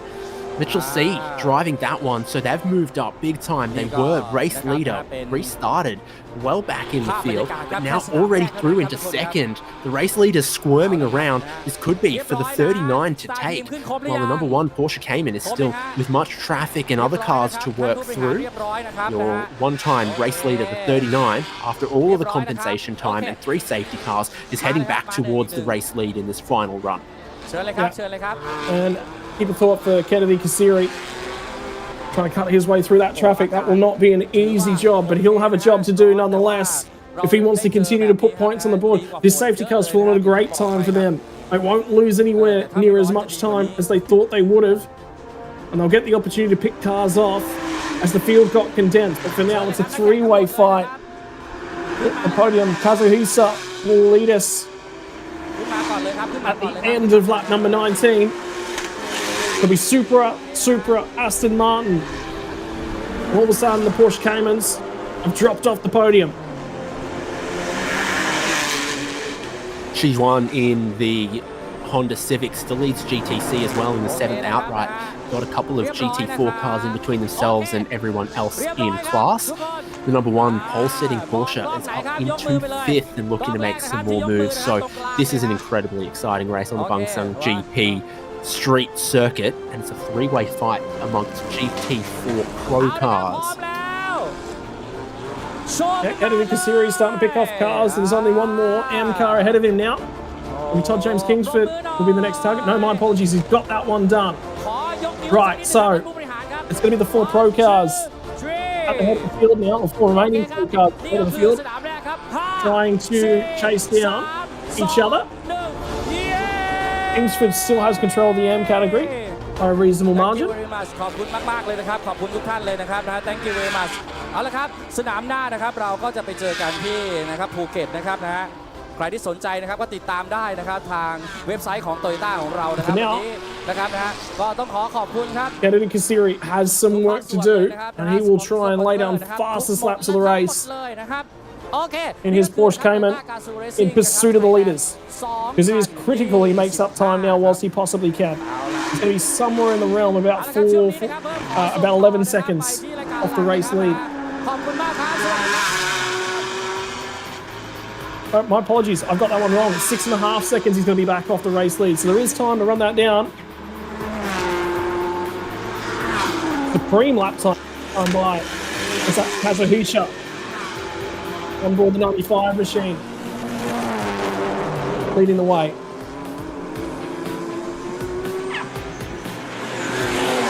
almost but not quite a new fastest lap of the race, and definitely one of the fastest we've seen since the safety car restart for your outright leader in the 95 Toyota Supra GT4, but still only about half a second ahead of the next rival, and then the number one making a charge. Looking at the GTC leader with the GT4 behind that you don't really need to worry too much about in the outright standings. You do need to worry about when it comes to on track here and trying to make sure that you run a clean race with them around you. Doesn't like to make that left-hand corner, does the Mercedes? No, doesn't. And Honda's just able to get its power down significantly better. And then get into the braking zone, and there's the GT4 all the way back up to it. So for Brittarat, at least he's having fun. I'll be Shane Ang behind the wheel at the moment of the 23 leading GTC.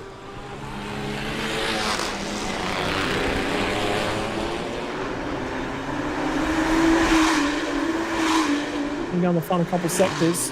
We'll keep half an eye on the margin for the Fury. He's set new fastest sectors of the race for himself. We've just seen a fastest middle sector for Romain Leroux as well.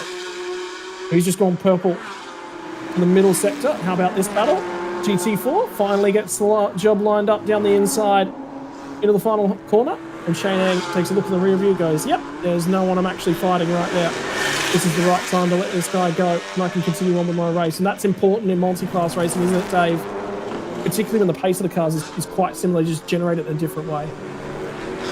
Yeah, you hope that if the radio communications going around that she won in the leading Honda there knows that the advantage to next in class is about 15 seconds, so you can just let the GT4 go. It will be quicker, it will pull away and away from you, so the 1 or 2 seconds you lose this lap then gets you clean air relative to your own class to try to drive consistently, which will be so important for these remaining minutes. Watch the GT4 Mercedes navigate that hairpin left-hander. It does not like it. I nearly predicted it. For some reason, that GT4 is not taking the tight hairpin well at all. Would not get out of the supermarket car park easily. Let alone the visibility it's got in the mirrors to try and line up into that car park either side. Nearly might be a little bit easy just drift the thing into the damn car park. Get a handbrake. Yeah. Handbrake that. Back up at the front. This is Kazuhisa Urabe. Behind the wheel currently. Number 95.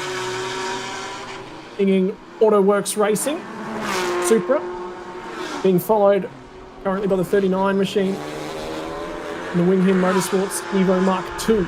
So two different evolutions of the Toyota Supra GT4.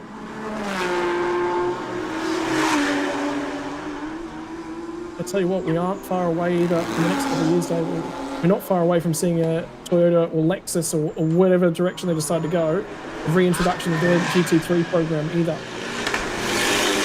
Yeah, the LFR or whatever it's going to end up being called coming soon, concepts being teased, winter testing, spy shots happening, GT3 program around the world confirmed for that car, and could very well be popular in this part of the world, in Thailand as well. The longer this goes on, things are coming good for Romain Leroux in third place. That Aston Martin, yeah, through some of the tighter stuff, it seems maybe fractionally more nimble, throwing it with no restraint through the Monument chicane as well. Yeah, those are the best lap times on board for the cars as well that we just saw. So 47.16 is the fastest lap of the race for the Supra Evo Mark II. It sits in second spot at the moment. And right, Romain Leroux making so much time up in that middle sector. That's our race leader just out of shot. 5 minutes and 30 seconds on the race clock, plus 1 lap to come. And Leroux closes in. I just get a sneaking suspicion, Dave, he's thinking about a dive. He just can't find the acceleration of the Supra out of the final corner is supreme at the moment. He was close at the apex of the last corner. Supras seem like they might have legs, but every time you look at these really tight sections, like 18 and 19 there, the Aston Martin, slightly shorter wheelbase, seems to just rotate a little better through those, less understeer, more point from the nose. but not enough straight line pace to be really challenging into the final corner or into turn 2 or any of those places. But we've seen through many of the races today that just continually applying the pressure can maybe force an error from your opponent and you can make some gains. Traffic for the race leader, not what they need at all. No, so Kazuhisa Urabe's managed to get through there, but that was at the wrong time. And immediately have a look at the lights being displayed from both the Supra and the Aston Martin. They'll feed down into turn 8. Both of them managing to get clear. Won't be held up through the next sector. That Supra's managed to find some speed now out of second spot.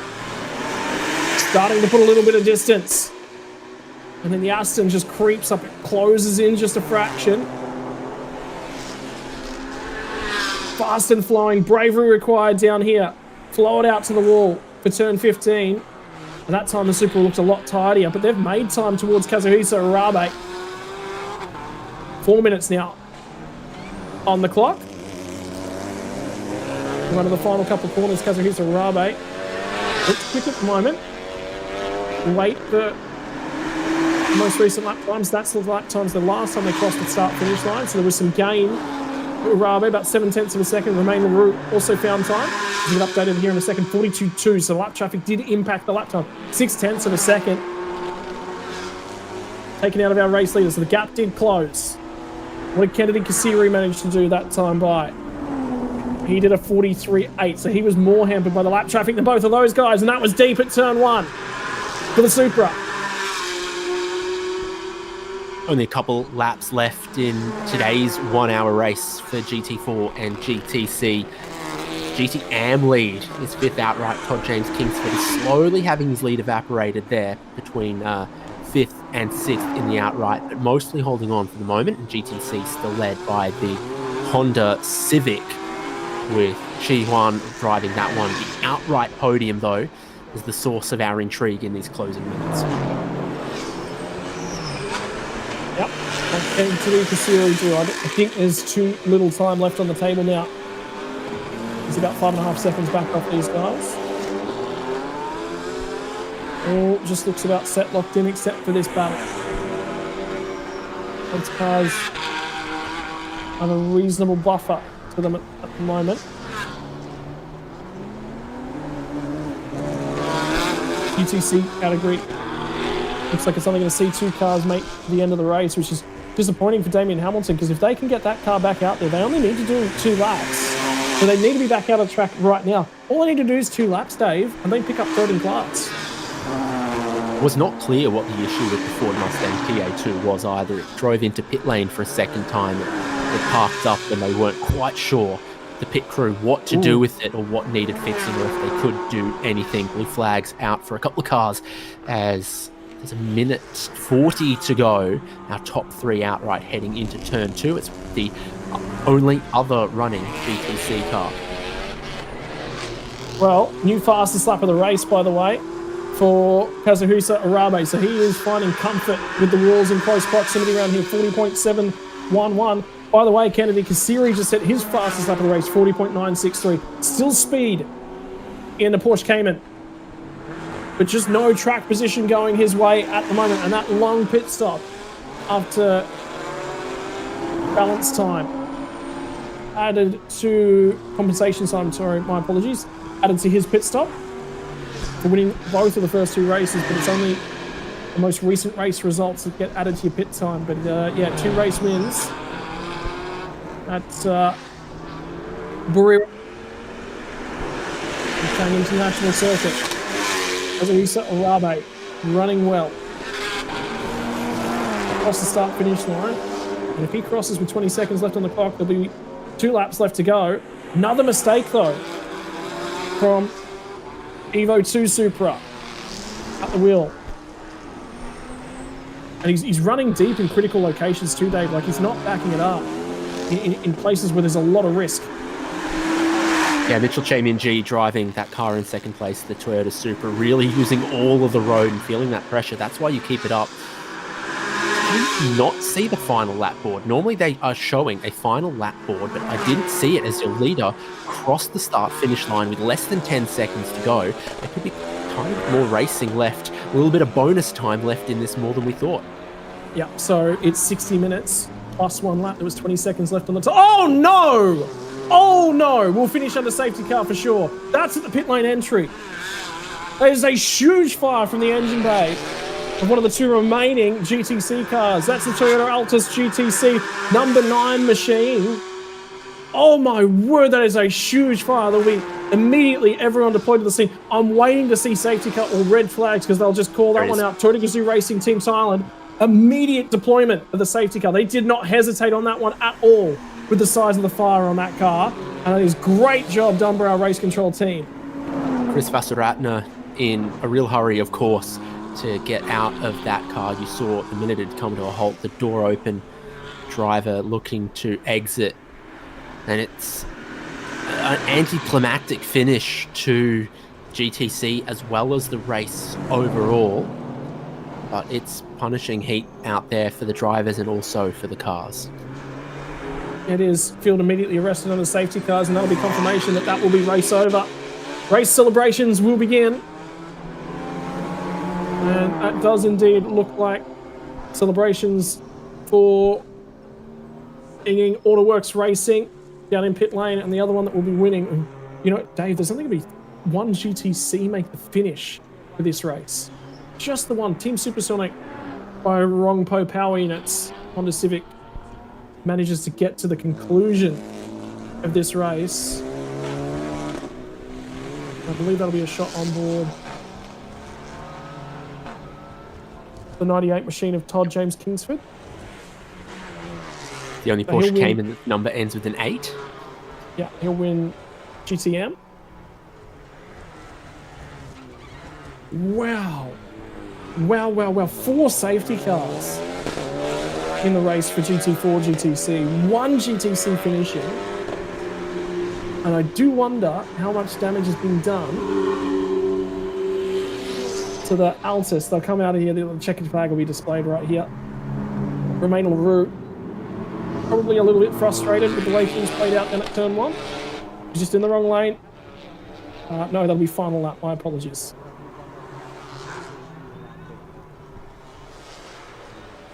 Different issues for all of those cars in GTC. So looking like the engine cut out on the Ford Daytona. It was driven to pit lane and then parked for the TA2 car, and significant fire from the engine bay for the Toyota, leaving just the Honda and GTC still running. We had 2 retirements from GT4 because of contact at turn 15 behind the safety car up the hill, and it is sharply up the hill here.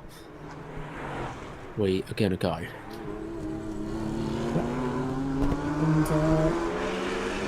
And stop entry has been set with all teams, so I do wonder if that's just I feel like that'll be an alert out to the team just to let them know that there is a car in the pit lane. I don't think that'll be bring the car straight back to the pit lane because we haven't received the checkered flag as of yet.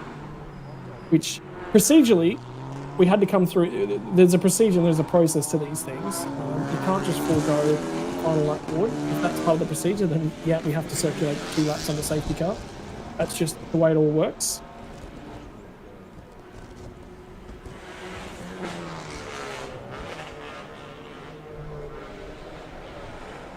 So I'll have to probably come back around again and grab the checkered flag before they can actually go back to pit lane. And that'll be communicated to all the cars at the moment. Race stewards do like their policies and procedures.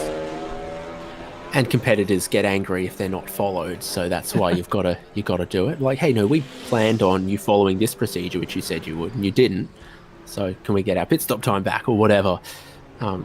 You should have a set of procedures, and it should be pretty transparent to everyone in the fair rules of the game and competition, how it's going to be played out. And if something needs to be cleared towards pit entry, going around to the checkered flag actually buys a tiny bit more time.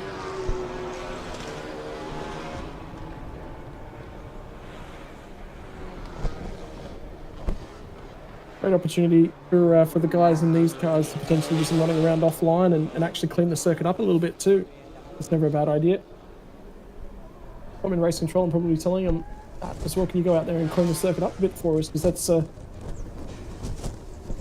Great opportunity. There's that car, stop the pit lane. They haven't bothered moving that one yet either. We've just got that fire out. There will be some cleaning work that'll need to be done to get that one out of the way. And that's kind of the racing line there as well. So I suspect you end this race, you bring all the cars into the pit lane, and then you aim to clear that rather than putting trucks and people out in the way that might block clearing the racetrack of the cars that are now taking the checkered flag and finishing up an incredible but damaging GT4 and GTC race.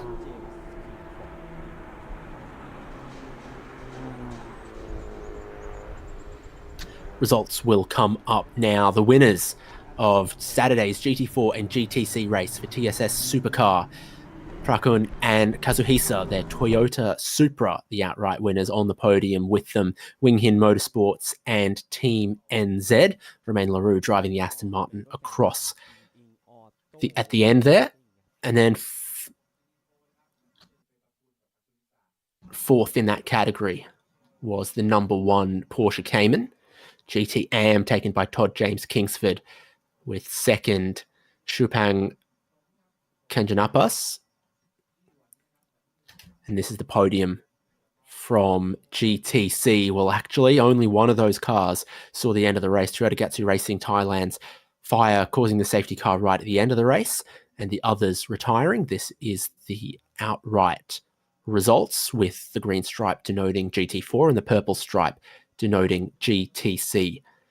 16 cars on the entry list, 15 took the start of the race, and in the end it looks like only 9 take the checkered flag. Fastest lap of the race going to your race leaders, the number 95 Toyota Supra GT4.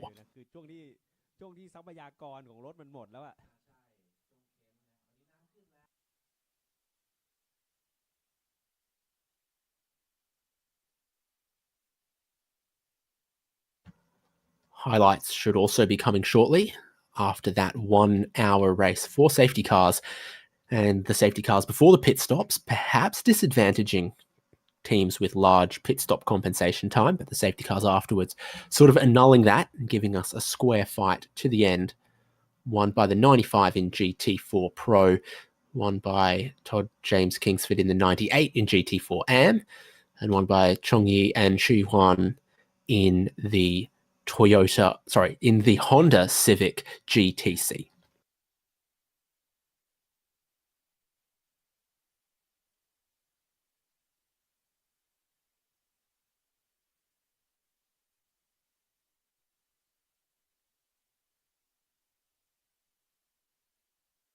Here's the field making their way back to the safety car as the trucks have been deployed to clear up the stricken Toyota GTC. An unconventional entry to the pit lane and the paddock just to avoid that and let that get cleared up. More racing to come from Bangsaen GP as Porsche Carrera Cup Asia, TSS Supercar GT3 GTM, Super Pickup Cup D1 have a prize presentation. So it is Porsche Carrera Cup Asia and Supercar GT3 GTM, with races still to come today from the Bangsaen circuit.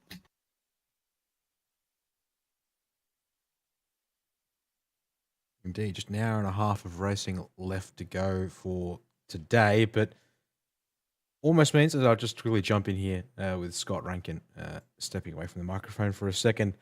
David, we've got a full day of racing tomorrow. I'm counting a grand total of 7 races to go on Sunday. So yeah, it's the end of our first big day with a second big day coming up. The return of Super Touring, Super Eco, who haven't raced since since Thursday, pardon me. That's how long it's been since they've had a chance to get on track at all, for good measure as well, this weekend. Super Pickup Division 1, the Class A and B drivers come back for their final race. Then Carrera Cup Asia's final race, GT4 GTC's final race, F4 Southeast Asia, CG3 GTM also get the final race slot on the Sunday as well. To sort of just go over the highlights and the keynotes, as it were, of the schedule for tomorrow. And all in all, we're looking at something in the order of about well, about 5 hours of racing schedule tomorrow across a full 8-hour day. It's like the whole GT4 grid being sent across the scales and the weighbridge at the end of this one to make sure everything's right. There's a look at the beach. ก็เป็นการแข่งขันที่เสร็จ And สมบู here, รณ์แล้วนะครับสำหรับรุ่น Thailand Supercar GT4 และ Scotty รุ่น GT4 down in the นะครับ pit lane. ซึ่งในรุ่นของ Thailand Supercar GT4 นั้นอันดับที่ 3 หมายเลข 7 กับ Graham Dowsett และ Romain Rolls นะครับตอนนี้คือกฎกติกาหมายความว่าซุปเปอร์คาร์ทุกรุ่นเนี่ย Let him ก่อนที่จะเข้ามา speak to these ที่ guys ตรงนี้นะครับก็มีการชั่งน้ำหนักก่อน แต่วันนี้เรามาพูดคุยกับหมายแรกที่ได้อันดับที่ 3 ของตรงนี้ก่อนนะครับกับ Graham Dowsett Congratulations Graham Thank you.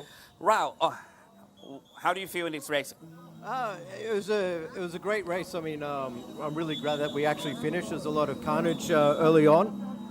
Congratulations to car 95 and 39. They caught us out on the restart, but yeah, it was a very tough race. But yeah, it was great fun. Yes okay Romain congratulations oh my are you try Definitely not an easy track. Yeah. Very challenging. Got boxed in at the restart, know where I could go. Yes. After that, just trying to follow. Car's running very hot because it's very hot. So yeah, good result from P8 on the grid. Tomorrow starting from P2, trying to do two P2. places better. P2 right so all right just talk about it leave a comment to Thai fans who are supporting you Oh, it's very good to have a podium over here. We've been building the season up and up. So let's see what the rest of the season has.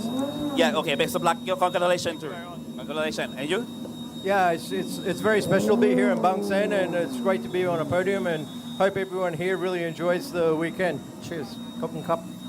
Thank you so much congratulations again โอเคไปต่อนะครับอันดับที่ 2 นะฮะนากริปอัสลานนะครับแล้วก็มิเชลเซียเบนจ่ายนะครับแน่นอนนะครับไปแสดงความยินดีกันหน่อยนะครับ Congratulations Thank you All right how do you feel in this race Good of course finishing second is still a very good result good points collected for the team big thanks to them the car was crazy good of course I think we definitely missed out on a potential win here but still second still a lot of good points to take so yeah we're happy How about you And yeah, like Mitchell said, the car was super. I think we saw that in the first stint. We built a really good gap the moment we started racing.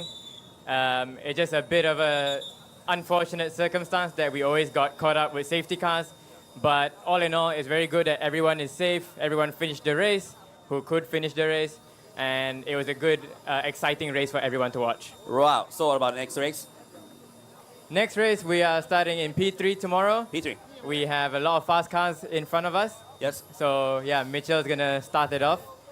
We'll try our best and hopefully bring another Supra, another win.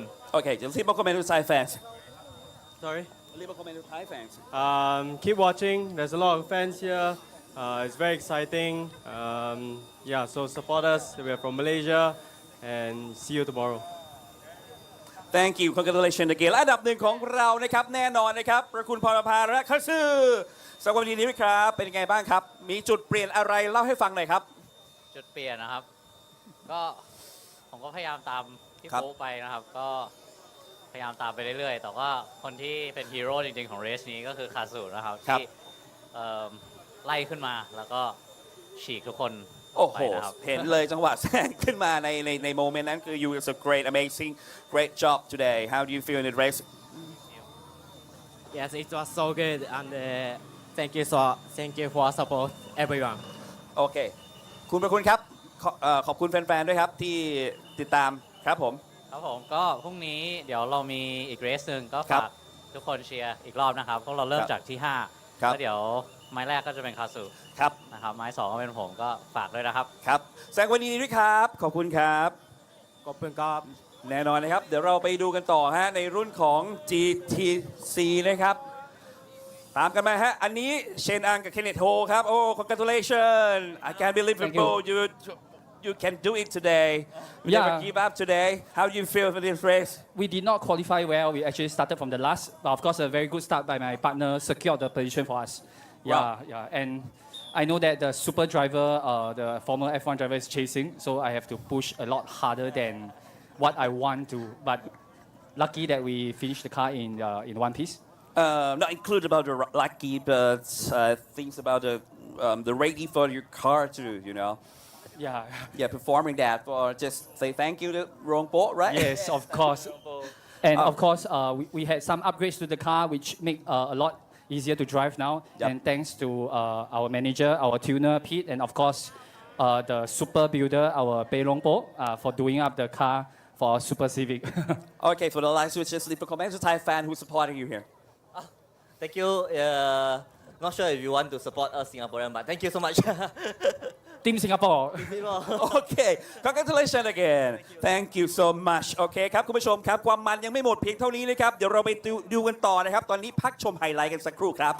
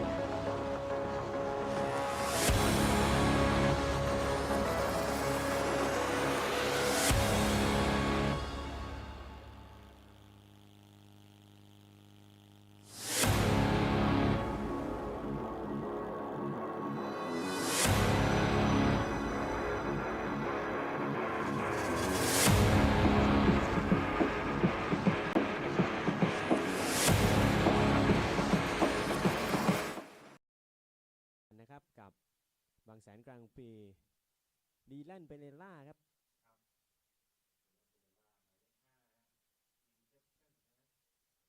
แล้วก็โรดิโกดิอาสอัลเมดานี่เป็นโรดิโกดิอาสอัลเมดาครับนี่เป็นดีแลนเปเรล่าเจ้าของโพครับแล้วก็ลีดเดอร์ครับบนแชมเปี้ยนชิพด้วยกันนี้เป็นนักแข่งลักเซมเบิร์กครับดีแลนเปเรล่าแล้วก็มาต่อด้วยเอนโซทูรี่ครับนักขับอิตาเลียนเนี่ยคุณผู้ชมอยู่ในกริดที่4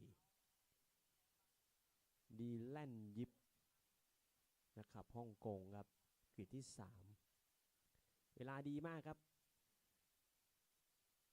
แล้วก็มาต่อด้วยคันนี้ครับหมายเลข10 บล็อกกิลคริสคุณผู้ชมกำลังรับชมการแข่งขันครับของ Porsche Carrera Cup เอเชียนี่คือเรสที่8ของฤดูกาลนี้ครับฮูโกเอลิสนักแข่งชาวอังกฤษนะครับจากสหราชอาณาจักร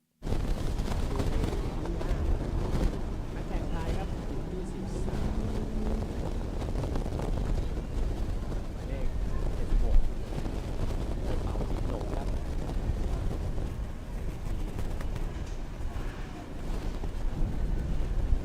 โอกาสที่ฝนจะมาสูงมาก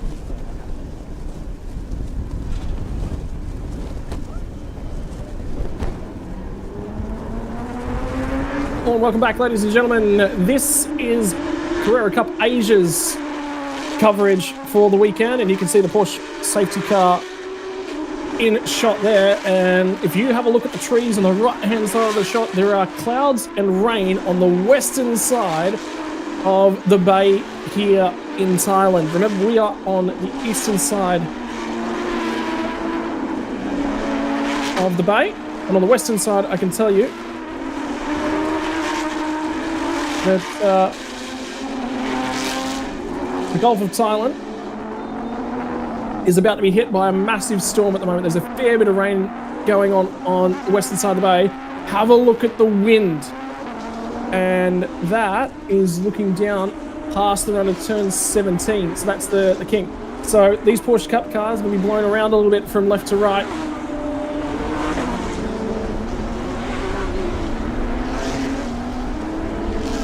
This is going to be a little bit of an issue to get off here in terms of race start. And of course, Carrera Cup Asia running here.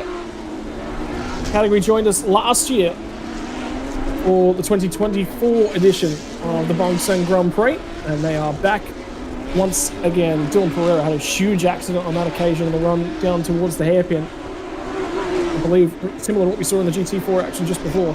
Bounced off the inside wall hard into the wall on the left-hand side of the track. There were multiple sessions in the Porsche Cup car that were back-to-back red flags as they needed to repair the tracks last year. Looks like the running's been a little bit cleaner, a little bit better this year. But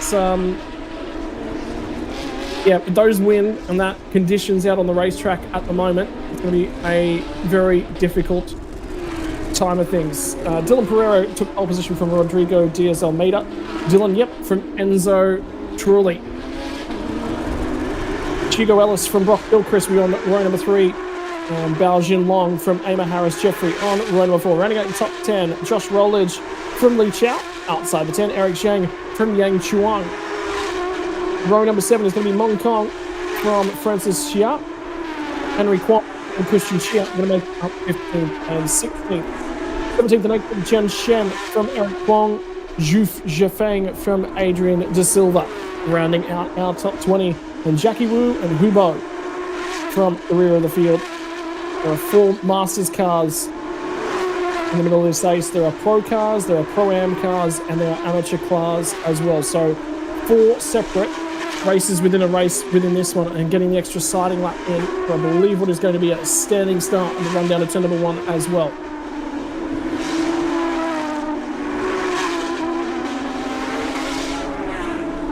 Taking a look at the schedule, and it says standing start for the 30-minute race.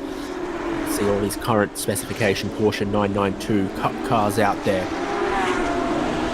ready to roll. What a beautiful sound they make at any racetrack, but at a street circuit, the high revving, naturally aspirated cars, the sounds that their ups and their downshifts make, reverberating off the buildings, off the barriers.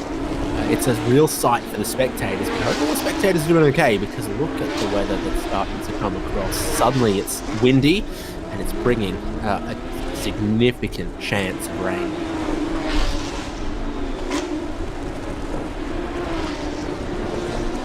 And this category's already enjoyed visits to the resort Motegi, Japan, this year. Look at the rain, look at the leaves, the plastic bags and everything that are working their way onto the racing line. It's going to be a very dirty racetrack when we begin, and the drivers are going to have their wits about them every corner, every lap, in different conditions than the one before.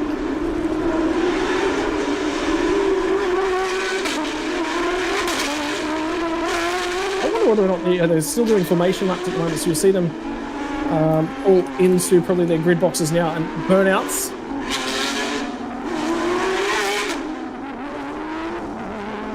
Movement of the windscreen wiper from the number 10. So whatever Brock Gilchrist was seeing, maybe it's just precautionary, maybe it was leaf litter, maybe just a tiny sprinkle of rain heading towards their grid spots. 30 minutes will begin and the lights go out.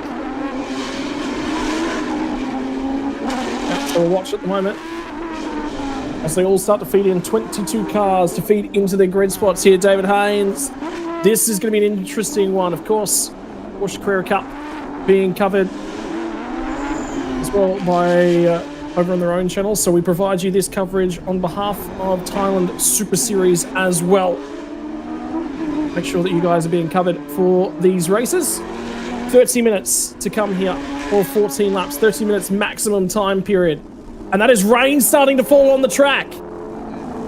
So the windscreen wipers were activated. We had no evidence that there was rain up until that point. We'll be moments away from getting a track declared wet that we occasionally get in the series here as well. I guarantee we're about to get that. They're going to feed in here to their grid boxes. We'll line them all up. Dylan Pereira is going to be on the right side of the road, and he will lead us off down into turn number 1. Lights are going to start to come on as we go to a standing start procedure. Look at the difference in the lights and the coloration at the moment. Gets a good getaway from the front row, but it's a fight on row number 2, and the Porsche Carrera Cup Asia action begins for the weekend. A sprinkling of rain, a dusting of rain makes it a street circuit a challenging prospect for any category. But here goes Porsche GT3 Cup cars. 992 spec on the run down through turn number 1, and have a look at the wind as they climb up and out of Monkey Hill. The cars will jump all over the road. Traction is going to be nigh impossible to pick up here. And some of the Masters drivers, think about that in the back, David Haynes. There's 4 of the older category drivers as well out there. This might be a game of experience. Have a look at the 3rd place car. That might be Dylan Yip that was having a lot of problems with traction off the exit of the hairpin. As always on these race starts, getting to a very, very slow concertina effect through the turn 6 hairpin. This is a car that can handle just a tiny bit of mixed conditions. A lot of weight over the rear axle. Very wide rear tyres. If you're gentle with the power, you can get out of slow corners, but it's the braking zones that could become very tricky. The journey into the unknown, a great race start from Dylan Pereira to be leading. DS Almeida did not get a great getaway, but managed to figure it out and then see off Dylan Yip and Enzo Trulli, and our top 2 are looking like they are driving a level of confidence different to the whole rest of the field. Yip in there. Then Enzo Trulli coming through. I can tell you there is a little bit of lightning out to the west at the moment. About half an hour ago, out in the middle of the Gulf of Thailand. And have a look at the rain at the final corner. So it is hitting this section of the racetrack because we're closest to the bay. That is very wet starting to be down there at the final corner. Those first couple sectors, remember, there's a lot of heat in the racetrack. Is somebody going to dive to the pit lane and put on wet tyres? It'll be a huge time kill to jump in the pit lane and do a tyre swap. It's nearly dry down here. You'd be murdering the tyres down at turn 1 and turn 2. So it's going to be about being conservative. You'll want to pull the car out, but pull it up accurately. It'll be disastrous to dive into the pit lane, lose a lap, a safety car comes out. You'll never get that back. Dylan Pereira leads the race at the moment. DS Almeida still sits in P2. So turns 18 and 19 at the far southwest corner of the racetrack. Getting the rain first, it's pretty dry up here for the moment, but every time, every lap they go around, that wetness that they encountered, and many of them were surprised by it, turn 18 will move towards turn 17, towards turn 20, and soon across this whole racetrack. You're absolutely right to stay out on these slicks as long as you can right now, where 80% of the racetrack is dry, but once none of the racetrack is dry, you might need to think about, particularly some of those deeper in the field. They're driving like it's a dry track through here, but it's past turn 17 where I'm going to be really interested. Each lap ought to be wetter than the one before, more challenging. Well, if it wasn't challenging enough yet with the rain, the wind is still in the area as well, down through 17. And remember, you've got to try and be committed down through here. It doesn't look as wet as it did last time. Is there a little bit of a lockup? It's right there. It's just the apex of that final corner that looks wet. Everywhere else it looks dry. And it doesn't look like the rain's still falling anywhere near as heavily. Those windscreen wipers haven't been touched. So the rain might have stopped. It might have just been a smattering as they'll try and handle it. Pereira still leads from Almeida by 7 tenths of a second. On their teams to keep feeding them information though, because you arrive one time and the racetrack's suddenly wet, you'll be paranoid about it happening each time again. Every time you come around one of these blind corners or over one of these crests, you're thinking, what's the track condition like this lap, this time around? And that is the difficulty of being a race driver. You've just got to hope and pray and trust your instincts about what you can see. Nothing down here at the hairpin. Looks all relatively dry. But for now, I'll turn back around and start to head down towards turn number 8, hoping for a little bit of traction. There's the windscreen wiper, your race leader, Dylan Pereira. 25 minutes left on the clock, and remind it, 12 laps left in this one. So it's a mixed time versus lap count race we've got available to us here. As I go through the monument, using all the road available to them for the pair of them. 38.204 for your race leader. Last time by, fastest lap of the race. Well, I'll tell you what, Rodrigo Diaz Almeida's just punched out a new fastest second sector. So as the tyres are starting to come up to temperature and pressure, as they're starting to get some sort of consistency to how the road feels. That wind is not dying off. Down here it is blowing an absolute gale. There's rubbish, there's garbage all over the road. And that's a huge moment for Dylan Yip as he comes through. 17. Absolutely raining down at 17, 18, 19, heavier now. You can see it on the camera. You can see the cars getting sideways, getting the wipers going. So each and every time different to the one before. And the race pace has dropped off about 2 seconds for your leader, Dylan Pereira. No longer able to do the pace he was able to do a little earlier with the conditions dropping. And look how many leaves are getting into the radiators, all of that as well. You've got the pro battle going on. Bangsaen leads the Pro-Am for the moment, and Am led by Munkong from Thailand. Yeah, and my apologies to Dylan. Yep, that was Enzo Truly with the huge moment down at turn 17. So, everyone's surviving. Have a look at the bluster and the blowiness down at turn 1. Moving the cameras all about. Garbage all over the road. Plastic bags being picked up. There's one that's gone into the radiator of the car back there. 2 behind number 7. So it'll be Eric Zhang who's just picked up a plastic bag in the radiator for him. Hot and humid over in Thailand as well. What does that mean for cooling systems? Well, obviously heat. You don't want any of that in a race car. It's going to trouble the cooling systems. But humidity, the more water that's in the air, the less ability the car has to cool itself. So it is a challenging aspect to keeping a race car at the right conditions. So look at the wipers. They're on full ball as they come through the monument. It's a tiptoe through there with the temperature that built up. The instant the temperature goes out of these tyres, these guys are in trouble. So they're okay for now. Tyres did get up to temperature, but could you imagine? Is yellow flag? No, that's not yellow flags. That's slippery the blue surface flag. Yep. Slippery surface flag, which is pretty obvious, but that's where it begins out of turn 15 there, and then this part through 17, slippery surface flag as well. Yep. Emma Harris-Jeffrey in the white and red car at the tail of this group.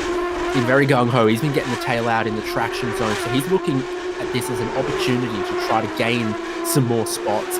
Close to seeing spray coming off them from turn 19, and slowly the rain is moving from just that corner of the racetrack to up to 17, up to 15, and towards here on the front straight as well. Look at how careful they're bringing it into turn 1. Look at the time from Dylan Yip. Last lap time for Dylan Pereira, 47 flat. So these guys have now dropped off 7 seconds. 8 seconds, 9 seconds the race leader's dropped off in terms of his lap time, but Dylan Yip's still pressing on. He was 1.5 seconds faster. Confirmation, the flag's just being held out at the moment. So this is up to the drivers to make decisions about how hard they're going to push it. 10 laps left in this one. And you've got to say, looking at it at the moment, Dave, they're still be getting time temperature through this sector, but as the pace falls away in all the other sectors, is that a wet versus dry line starting to form? No, it looks relatively okay on the asphalt down here. the moment at turn 8. Maintaining temperature will be the big key. The instant it starts to fall out of the car, you're in a little bit of trouble. Well, I think for the leaders, they'll be looking at about a 2-minute lap time. As once the lap times get slower than that, you might need to move tyres and you might be able to gain the time back from the tyre change. Look at Water the almost stream. running across the road there. A little bit of stream forming on the way into turn 15, and that could be very challenging if you're right at the limit of your braking and suddenly you encounter a wet patch there. Slide your front tyres. They're sliding the rear tyres through other places. And there was a little bit of trepidation on the last lap. Enzo Trulli will be holding off Hugo Ellis. Hugo Ellis has had a great... Look at the water there! There's no way you can use the left-hand side of the road. It is wet on the outside of the final corner. If they touch that with a slick tyre, they're in the fence. So they're going to have to be careful down there in where they place the car at the moment. Hugo Ellis was doing some reading on these categories, had a phenomenal season to date. He's picked up a couple of second places. The team are really, really backing him in. He's on for a very, very strong 2025. But you come to a street circuit, the walls get close. And that's been a challenging prospect all week. The drivers coming to grips with things. I have seen major accidents, major repairs required from one of the Porsche 992 cars this weekend. Had a front wheel at the left front corner ripped off the car and nearly pushed back into the cockpit. So heavy contact with the barriers. The barriers have been used up this weekend. Look at Ellis taking a really tight line through the hairpin, almost getting a bit of a bounce as he drops through the sharper, tighter bit of it. And I reckon truly going a little bit wider in these conditions is the way to go, because every little bump that unsettles the car, it's tough to get it to grip again when the rest of the track is becoming so greasy. So you see some sort of go high and wide around the inside of the corner and some really try to cut it off. Reminds me of turn 1 of the Nürburgring Grand Prix Strecker, or in fact, the hairpin at Simmons Plains. Yeah, challenge. It is a huge challenge to keep Sometimes the cars on the track stability at the is moment. better than the shortest distance. Yeah, for sure. Making sure that you put in the car, doing only one thing at one time with the way that you're driving the car. 20 minutes remain, 8 laps left on the timer. Lap times are starting to recover a little bit. There's the stream heading down into turn 17, and that's the big problem, is heading into 17 up against it. Is it just me, or is it a fraction lighter down here as they come off of 15 through 16 through 7? That's very wet through the first part of 17. Very wet on the right side of that screen there, but they're not too bad on the left. Well, the strength of the wind can bring the weather quickly, but it can also take it away. You don't want to end up wide out there because it is much slipperier there. But the trees are not blowing quite as badly as they were earlier. And if you told me that, yeah, the band of rain had come through and was now pushing away, I'd believe you. Yeah, I think it just might be, but that wind has not died off yet. So blow and bluster still moving cars around. The rest of it down in that final sector as well, where the track is the wettest, which is not where you want it to be hitting. But at the moment, that latent temperature in the air, in the track surface, seems to be cleaning things up quite quickly. Herrera back into the 42s, up going off to a 47 at one point. So the times are swinging around by 4 or 5 seconds a lap, all 4 seconds a lap, 4.5 seconds a lap slower than fastest lap of the race. Gives you some sort of indication of what the circuit's like at the moment. Stream's been cleared in the braking zone into 15 as well, so we've got 21 cars out there and moving pretty quickly with big tyres. So when it does stop raining, they clear it pretty quickly, and everyone is right back to pushing the limits and finding new limits to push yet harder. And the first thing I was sort of noting on this camera shot is have a look at the tram tracks in the bottom left-hand corner, and I thought they were up in the top right as well, but clearly enough bravery for most of the field and enough temperature in the tyres. 7 car, Baojin Long at the moment, leader of the Pro-Am category, fighting off Emma Harris, Jeff Prix just in behind, and Eric Zhang in the next car. So these guys not actually fighting each other on the road. 7 and 45. That's what the different numbers and the colours of those ones differentiate. White cars are your Pro cars, orange are your Pro-Am. As they head down to once more rain down at turn 1, that camera lens has got a lot more rain on it now, so it might have stopped raining at the final corner, but it might be shifting to different parts of the circuit now. Come dry race pace very quickly, so changeable, incredibly changeable conditions to go from 1 minute 38s to 1 minute 48s back to 1 minute 40s for your race leaders and the drivers inside of the top 5. And in fact, some personal best lap times beginning to come in now from Brock Gilchrist, Bao Jinlong, who we're looking at, and of course Emma Harris-Jeffrey pressuring him. So these drivers are going as quick as they ever have in this race. What I'm really impressed by, Dave, with those tricky conditions right there, got a single car on the barrier. That says the understanding of the whole field of what their limitations are. And everyone driving the conditions, that's the wind down on that camera, potentially playing with some of the cords and potentially the water as well. Yep. And the racing line has been cleaned up a fair bit on the run into turn 15. And no more static water, so some of that temperature from the tyres being pressed back into the surface as well.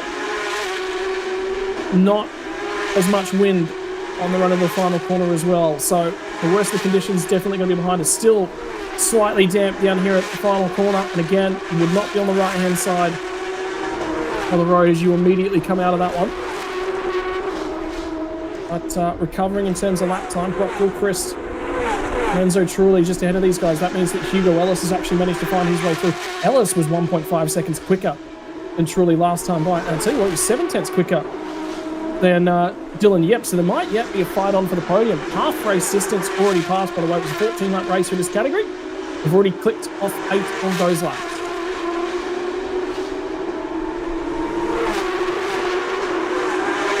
Into the hairpin, the group you're looking at is Trulli, then Gilchrist, then Jinlong, then Jeffrey. Gilchrist beginning to really muscle Enzo Trulli, who's dropping back a little bit. You said Hugo Ellis has gone through and passed in this group. Gilchrist gives it a flash of the headlights, heading down towards turn 8, looking all the way to the inside, super tight line into a tight part of the racetrack. That is brave, but it costs both of them some significant time. Now it's a 4-way fight. Brock Gilchrist moves ahead. Gilchrist gets through and then shows that pace immediately through the monument. So Trulli's going to be the next car that, again, walk up the couple cars in behind. So another battle pack forming there. 88 Masters deeper in the leader field at the moment. Masters leader. Christian Schier. The blue on the windscreen means Masters class. If you're just looking for the green cars will be your AM. So white, your pro cars. Orange, your pro AM. And blue, the Masters. behind. Second in Masters, half a second quicker last lap. It looks like it's beginning to rain down here. A hairpin, perhaps a little bit more. Ever changing, but this is the battle for the Masters. Yep, so 1 and 2. And Linus Stern at the moment, keeping an eye on upcomes by the way. Hugo Ellis was the fastest car on the track last lap and set his fastest lap of the race. So that says to me conditions have recovered to back where they were to start things off. Ellis is going to close in on Dylan Yip. There will be a fight for the podium. He's only 2 laps away from getting to him, that within 3 to try and have a go. Is Dylan Yip perhaps driving a touch within himself? With that added pressure of another car showing up, forcing him to just drive a little bit beyond where he wants to be. What does this do for the GT3 race, which is coming up after this one as well? In terms of track grip, is it going to take away the amount of rain we've had? Is it suck some grip away from the racetrack? And windscreen wipers back on at the moment. 76 is your AM leader, just making their way through the turn 6 hairpin. Next car behind them, also for position in the AM class. So Mun Kong leading the way from Yan Chuan, Thailand driver leading the AM class. China flag driver second in class. Carrera Cup Asia is a region-wide competition for the tracks that they go to, but also where all of the drivers come from, and then a few drivers from places like New Zealand and Europe trying their hand in Carrera Cup Asia as well. Yep. Another Kingdom driver, Hugo Ellis. Mozambique driver as well for Rodrigo Diaz Almeida. And Dylan Pereira all the way from Luxembourg is your race leader. He's looking comfortable at the moment. Margin nearly up to 4 seconds as it Second, third, stands. fourth here in the outright getting very interesting. Rodrigo Diaz Almeida just in front of Dylan Yip, who's been closing him in. Hugo Ellis, maybe his tyre pressures, maybe he's just becoming more accustomed to this racing, but he's suddenly charging up towards second and third. As we go into the hairpin, As first, second, third, fourth, all in picture. The fourth car, Hugo Alice, was the fastest of all of them on the last lap. But he was, but have a look at the lap times. They fell away again, significantly. So we've actually dropped about 3 seconds out of the lap time yet again. So there is definitely rain, and Rodrigo Diaz Almeida will show that. This is a run down to turn 1, up the inside. The 46 machine pinches a brake. Will he get it pulled off? And the car parks up on the apex, takes the apex away from him. Job done. Turn 15, strikes again. Look at the 6, rain. 10, Zhu Zefeng and Bao as well. Hey, that was, what were both of those boy. for the AM victory? And we go safety car, incredibly torrential rain on the front straight, 2 cars off. I don't think this one will be restarted with those conditions, or if it will be, they'll all have to come to pit lane for wet tyres. And that says to me, we're going to have a wet race for GT3. So, what's going, I mean, look at the rain that's on the track. Realistically, the fact that we've only got 1 car on the fence down there, that changed dramatically. All of a sudden, the heavens just opened and threw rain down, and that's Jin Bao. Sorry, my apologies. Bao Jinlong. That was your Pro-Am leader. Yeah, Look at it bucketing down.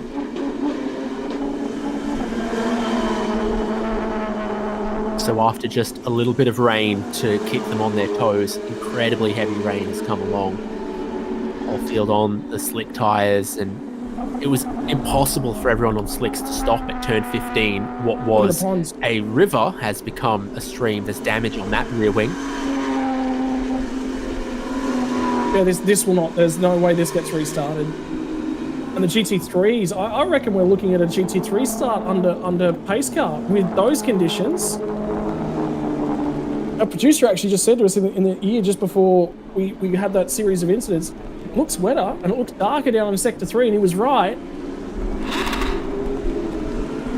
And Bao Jinlong not able to get that car refired at the moment. Well, he's found first gear, but he can't find reverse.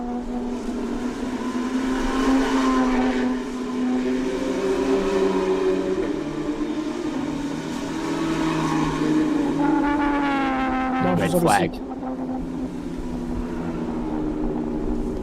I wonder whether or not he's going to fall off the lead lap here as well, because he wouldn't be far away. There's so much rain going on. There's so much discussion down in the pit lane as well. I wonder if that's Team Shanghai Yonder BWT. Look at the rain. Those cars are on slick tyres. There will be no temperature in those tyres, and they'll be stuck. And that's why we were looking at them, because Bao Jinlong is the BWT Phantom G racing car.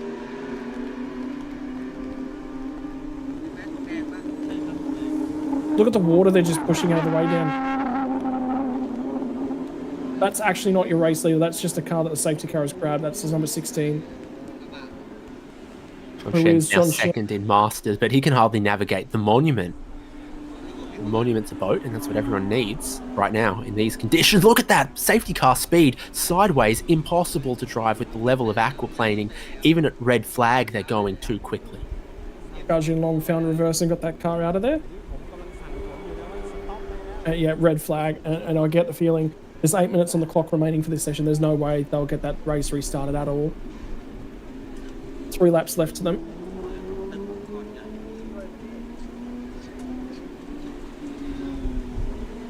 And that's the Porsche coverage team in the pit lane in Porsche Carrera Cup Asia.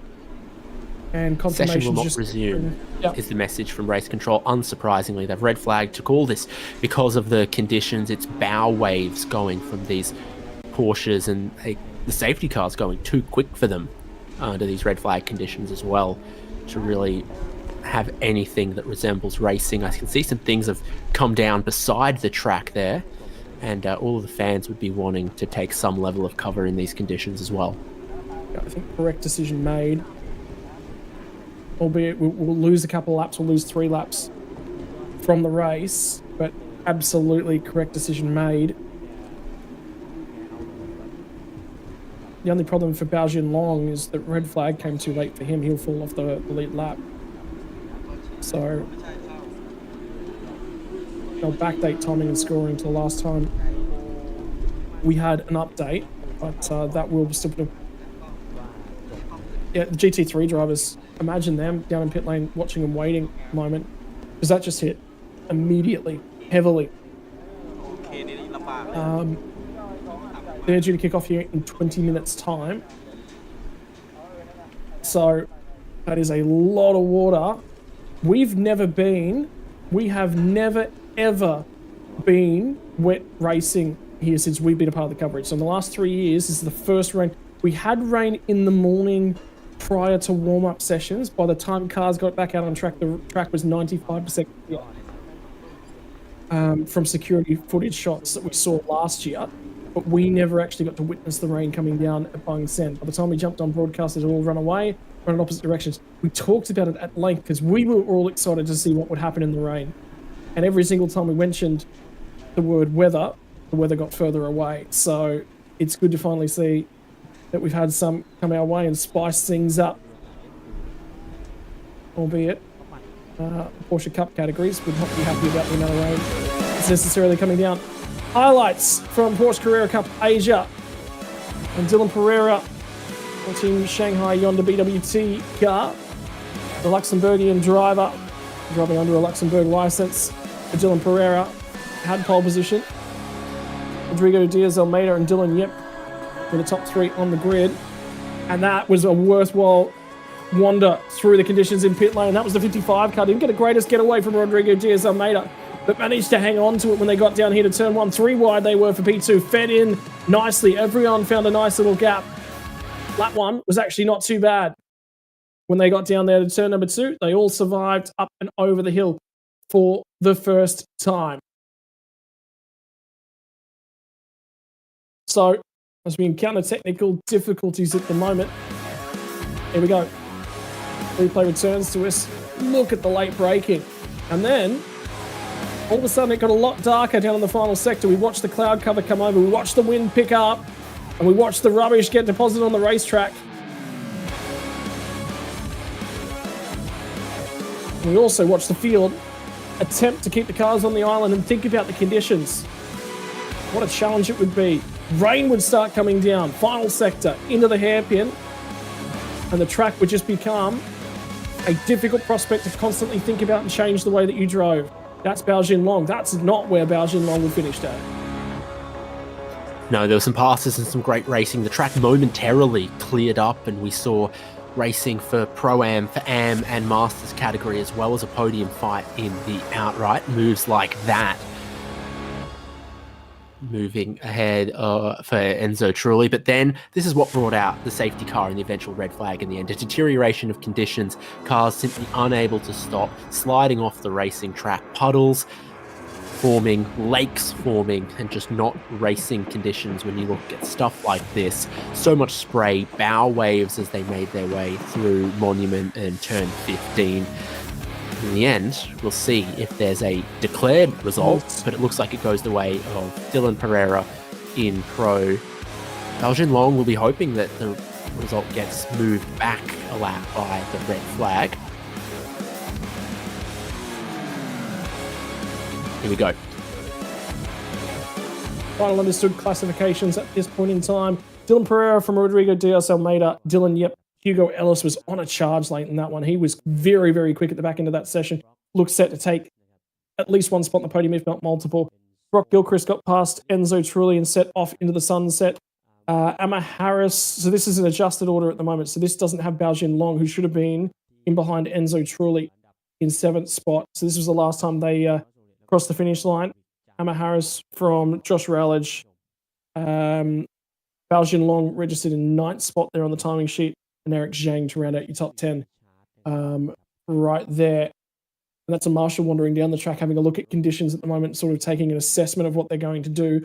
There is a little bit of time here before we get into GT3 coverage. We've got about 15 minutes before pit lane exit opens. The conditions might improve a little bit. And we do actually have about half an hour until race start for GT3. A little bit of time for conditions to improve, and we'll just watch them and wait and we'll see if things do improve. It's the thing about changeable conditions. They're going to change. Does not mean that they will improve necessarily. But you look around the circuit and you see that that hardest dump of rain appears to have eased off. The wind appears to have dropped a little bit.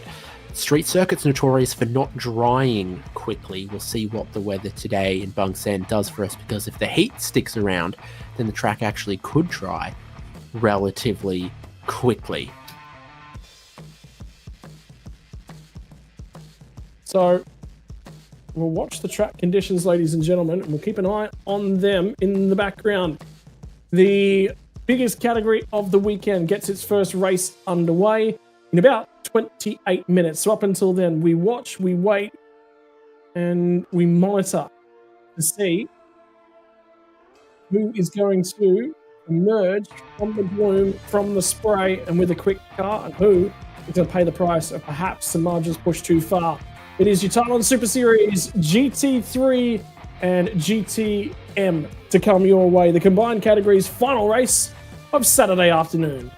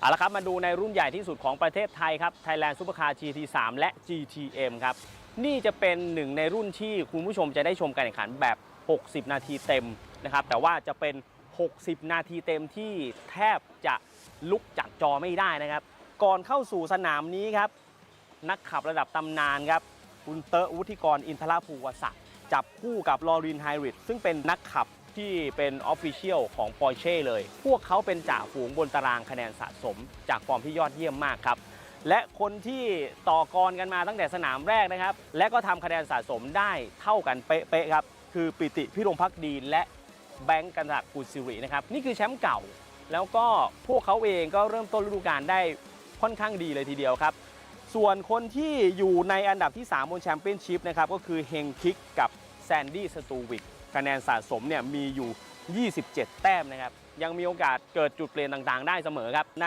คลาสของ GT3 ก็มีไลน์อัพนะครับรถแข่งเพิ่มมานะครับเป็นรถแข่งของเกอร์กอรี่เบนเน็ตโดยที่ดึงเอาหนึ่งในนักขับระดับโลกมือโกลหรือว่ามือทองคำนะครับนั่นก็คือคริสฟานเดอร์ดิฟนั่นเองเป็นหนึ่งในคนที่ขึ้นชื่อว่าขับรถขนาดเข้าเร็วนะครับซึ่งก็ต้องดูนะครับว่าเริ่มต้นในสนามนี้นะครับทั้งคริสฟานเดอร์ดิฟแล้วก็เกอร์กอรี่เบนเน็ตนั้นจะทำผลงานได้ดีแค่ไหนแล้วก็สร้างเซอร์ไพรส์ได้หรือเปล่ากิกกี้ศักดิ์นานานะครับซึ่งสนามแรกเองก็เจอปัญหาที่ทำให้ไม่สามารถสร้างผลงานที่ดีได้นะครับก็ถือว่าเป็นจุดเปลี่ยนสำคัญเลยทีเดียวสำหรับตัวเขาเองนะครับและจากการลงทำเวลานะครับแล้วก็ลงสัมผัสสนามมาเนี่ยคนที่น่าจับตามองก็ยังคงเป็นจ่าฝูงบนแชมเปี้ยนชิพนะครับอย่างวุฒิกรกับลอรินไฮริดโดยเฉพาะคุณเต๋อวุฒิกรนะครับก็ขับในบางแสนสตรีทเซอร์กิตมาหลายปีถึงแม้ว่าจะว่างเว้นไปนานนะครับคิดว่าอาจจะยังเป็นหนึ่งในตัวเต็งของสุดสัปดาห์นี้ครับแล้วคนที่เร็วขึ้นมานะครับนั่นก็คือเฮงคิกกับแซนดี้ซูวิกนะครับ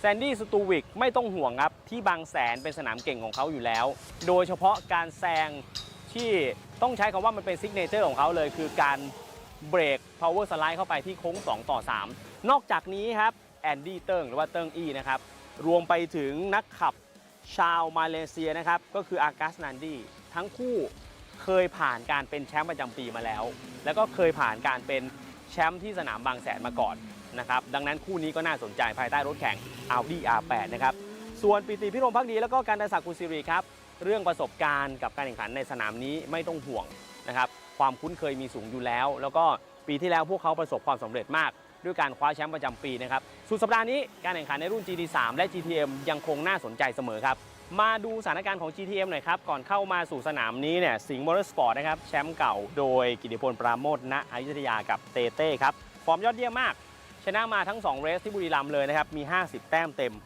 คนที่ตามอันดับ2ก็คือไซมอนชานนะครับมี33คะแนนแล้วก็ณัฐวุฒิเจริญสุขวัฒนะครับนอกจากนี้สนามนี้ครับก็มีความเปลี่ยนแปลงเล็กน้อยในเรื่องของรถแข่งสำหรับสราวุธเสรีธรณกุลนะครับจาก PSC Motorsport นะครับสนามนี้ก็ยังคงจับคู่กับอัฟริกยาซีดปีนี้ครับเปลี่ยนรถใหม่เอี่ยมมาใช้ Ferrari 296 Challenge ฮุนกี้แล้วก็อัฟริกยาซีดจะปรับตัวได้เร็วกับรถแข่งคันใหม่หรือไม่และจะขึ้นมาบู๊แล้วก็ขึ้นมาต่อสู้นะครับกับกลุ่มหน้าได้หรือไม่ก็ต้องมาติดตามดูนะครับขณะที่จ่าฝูงบนแชมเปี้ยนชิพนะครับกิตติพลปราโมช ณ อยุธยานะครับก็อาจจะมีปัญหาด้านอาการบาดเจ็บซึ่งก็ต้องดูว่าในการแข่งขันจริงเขาจะคัมแบ็กมาสู่กริดสตาร์ทได้หรือไม่นี่คือบทวิเคราะห์ทั้งหมดก่อนเข้าสู่การแข่งขันในรุ่น Thailand Supercar GT3 และ GTM ครับ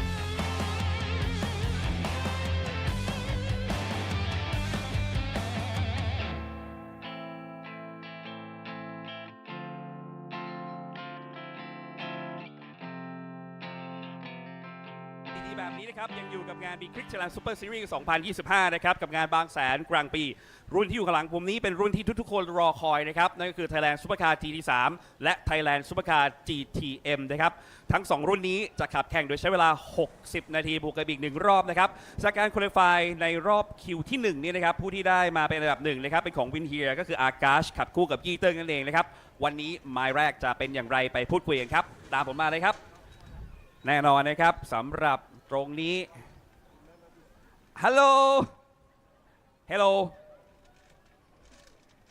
How are you today Hello Sawadee Krap Long I'm good, time to thank you. see you Yes Wow so welcome back to the Bangsaen Street Circuit How do you feel Feeling good so far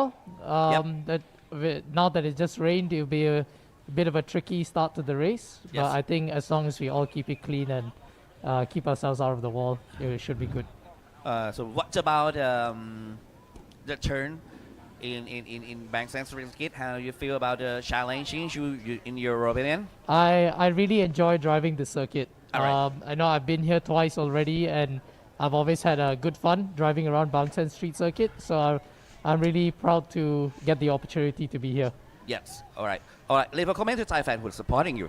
Yes, Sawadee Krap to all my fans. Thank you for your support, and I will do my best for you all. Thank you. ครับ Best of luck แน่นอนนะครับขับเป็นไม้แรกนะครับไปดูอันดับที่ 2 ในกริดสตาร์นี้นะครับเป็นของ AAS Motorsport นะครับวันนี้พี่เตอร์วุฒิกรอินทรภูวศักดิ์จะขับเป็นไม้แรกนะครับแล้วก็แน่นอนนะครับต้องสัมภาษณ์พูดคุยหน่อยสวัสดีครับพี่เตอร์ครับสวัสดีครับเป็นยังไงบ้างครับสำหรับสนามบางแสนจริงๆแห้งก็แอบตื่นเต้นแล้วนะเจอเปียกเข้าไปก็ต้องระมัดระวังโอ้แต่พูดถึงในเรื่องของการซ้อมก็ดีหรือการคุริฟายก็ดีเนี่ยถ้าพูดถึงลอเรนเองเนี่ยทำเวลาได้ดีมากเลยนะครับครับใช่ฮะ แล้วก็ตัวพี่ด้วยนะครับและแน่นอนวันนี้เป็นไม้แรกก็จะวางแผนอย่างไรกันบ้างครับในเรื่อง compensation time จริงๆเราคุยกันแต่แห้งมาโดยตลอดก็ก่อนสัก30 นาทีฝนดันตกขึ้นมาก็ยังไม่ได้แพลนอะไรเมื่อกี้แอบดูลูกแข่งยังไม่ได้แพลนอะไรกันทั้งสิ้นเอาเป็นว่าดูหน้างานโอเคครับพีเตอร์ฝากถึงเพื่อนๆก็ฝากเป็นกำลังใจให้กับทีม AS Motorsport ด้วยนะครับครับขอบพระคุณครับพีเตอร์นะครับขอให้ได้อยู่ในโพลเลยนะครับไปต่อกันแน่นอนนะฮะอันดับที่3นะครับเดี๋ยวแสดงความยินดีกับพี่เตอร์ด้วยครับว่าลูกชายได้ F4 ด้วยนะครับกริดที่3นะฮะเรากำลังทะลุทะลวงไป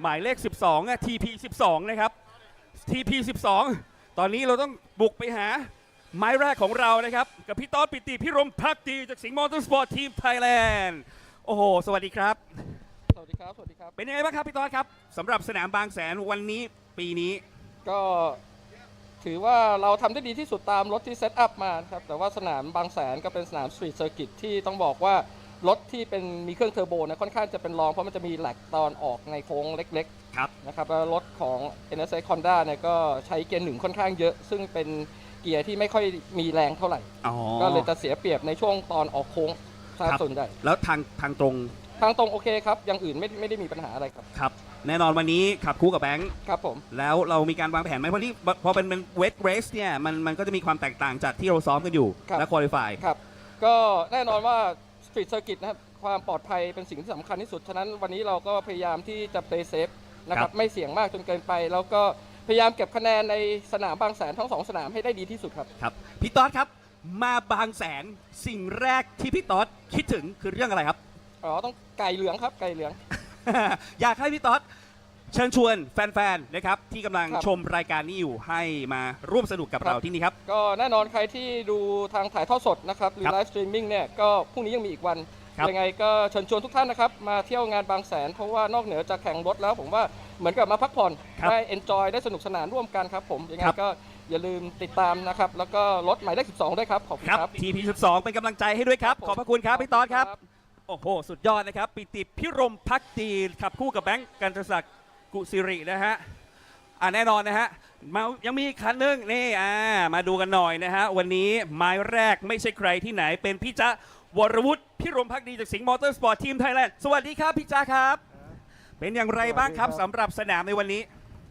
ก็ น่าเป็นห่วงอยู่นะครับ เพราะว่าฝนตกไม่ได้คิดว่าฝนจะตกแล้วต้อง ครับ ขับระมัดระวังหน่อย เพราะว่ามีมือสองที่ต้องรับช่วงไปด้วย ครับนะครับก็คงไปเรื่อย ครับ ๆนะครับก็ทุกอย่างก็ดีหมด แต่ดูเหมือนว่าBOP จะไม่ค่อยเข้าทาง Ferrari สักเท่าไหร่นะครับเป็นมา2 สนามแล้ว ครับ แต่ก็ไม่เป็นไรครับ แล้วแต่ SRO ผู้จัดเขา แน่นอน เราก็ขับเท่าที่เราทำได้ ครับแต่สิ่งสำคัญในการมาแข่งในสนามบางแสนเนี่ยครับเป็นพี่จ๊ะบ้างล่ะพี่จ๊ะนึกถึงอะไรนอกจากไก่เหลือง นอกจากอะไร นอกจากไก่เหลืองพี่จ๊ะนึกถึงอะไร ก็เอาตรงๆนะฮะ ครับ นึกถึงความปลอดภัยในสนาม โอเคครับ เข้ามาทีไรก็มันเป็นสนามที่ต้องให้ความระ ต้ มั อ ด ง ระ ระวั วั ง งเยอะ มากที่สุด นะครับแล้วก็ค่อนข้างอันตราย แต่ว่าทางสนามก็ทำเซฟตี้ได้ดี ครับ นะครับ พี่จ๊ะครับฝากถึงแฟนๆที่เชียร์ด้วยครับ ก็ติดตามชมรายการ TSS กันด้วยนะครับ โด ครั ย บ เฉพาะรายการที่เกิดขึ้นในวันนี้นะครับ บางแสนก็มีรถหลายรุ่นเลยที่เข้ามานะครับ ติดตามชมกันเชียร์สิงห์ทีมมอเตอร์สปอร์ตด้วยนะครับ ครับ ผม ครับขอบพระคุณครับพี่จ๊ะครับหัวรุธพิรมพักดีนะครับขับคู่กับโคลแฟนแดมนะครับจากสิงห์มอเตอร์สปอร์ตทีมไทยแลนด์แน่นอนนะครับยังมีอีกรุ่นหนึ่งนะครับกับสำหรับด้านหลังนี่คือ Thailand Supercar GTM ใครจะเป็นแชมป์ในสนามนี้ติดตามกันให้ดีกับ Big Quick Thailand Super Series 2025 ครับ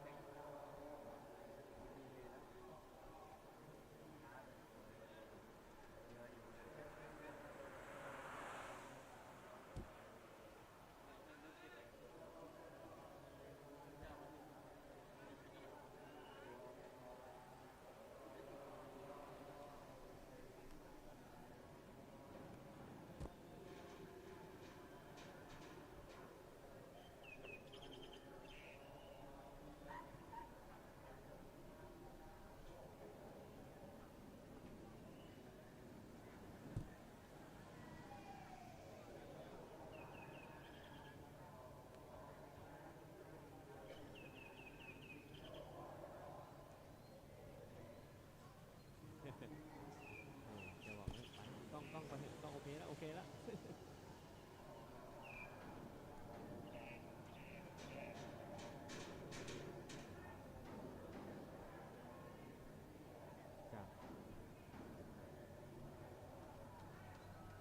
ภายในนาทีครึ่งนะครับ การออกตัวในรุ่นนี้นะครับคุณผู้ชมก็จะเป็นการออกตัวภายใต้เซฟตี้คาร์คือเซฟตี้คาร์จะวิ่งนำก่อนในรอบฟอร์เมชันนะครับ แล้วก็พอเซฟตี้คาร์เข้าจะเริ่มเกมการแข่งขันในรูปแบบของซิงเกิลสไลด์จะไม่ได้โรลลิ่งปกตินะครับ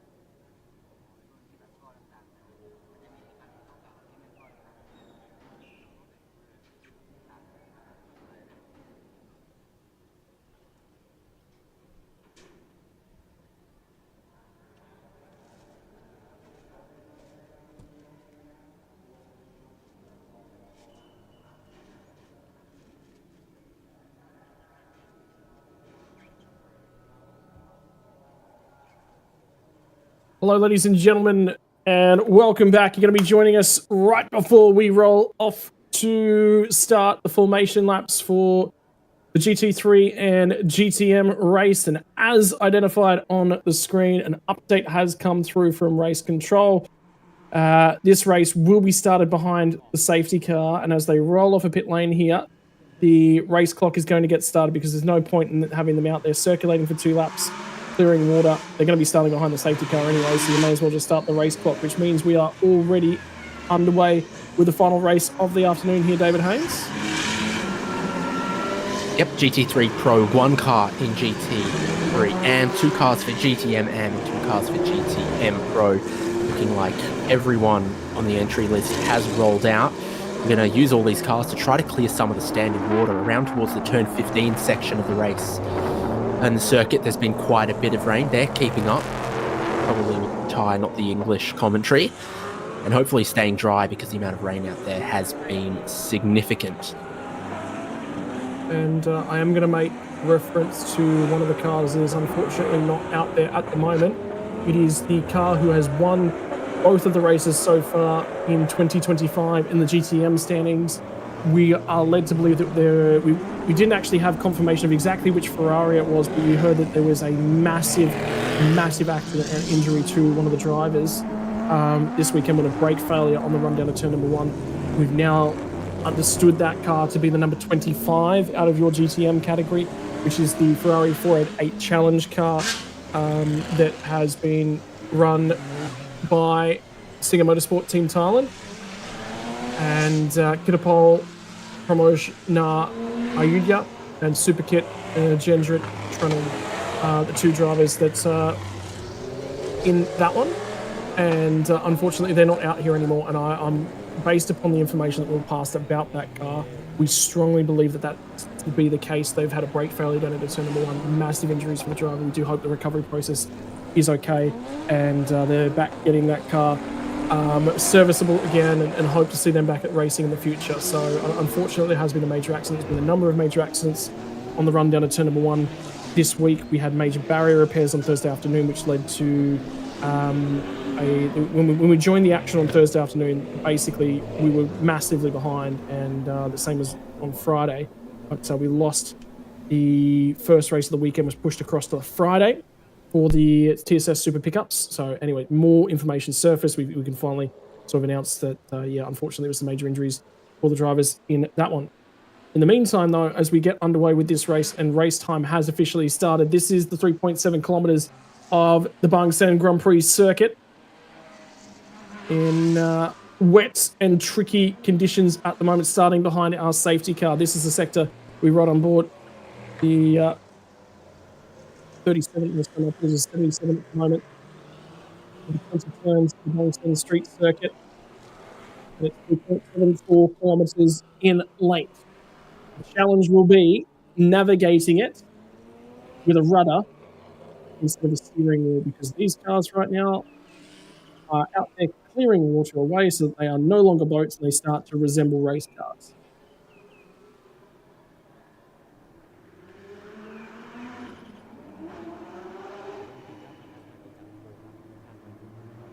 Looking at the grid then on the pole position, and this is how they're rolling behind the safety car at the moment. It's Akash driving the number 37. It's Hutakorn with the number 18. Itzy with the 12 and Vodavud with the 89. Then on the next row you find Hank and Sak Nana in 6th on the grid.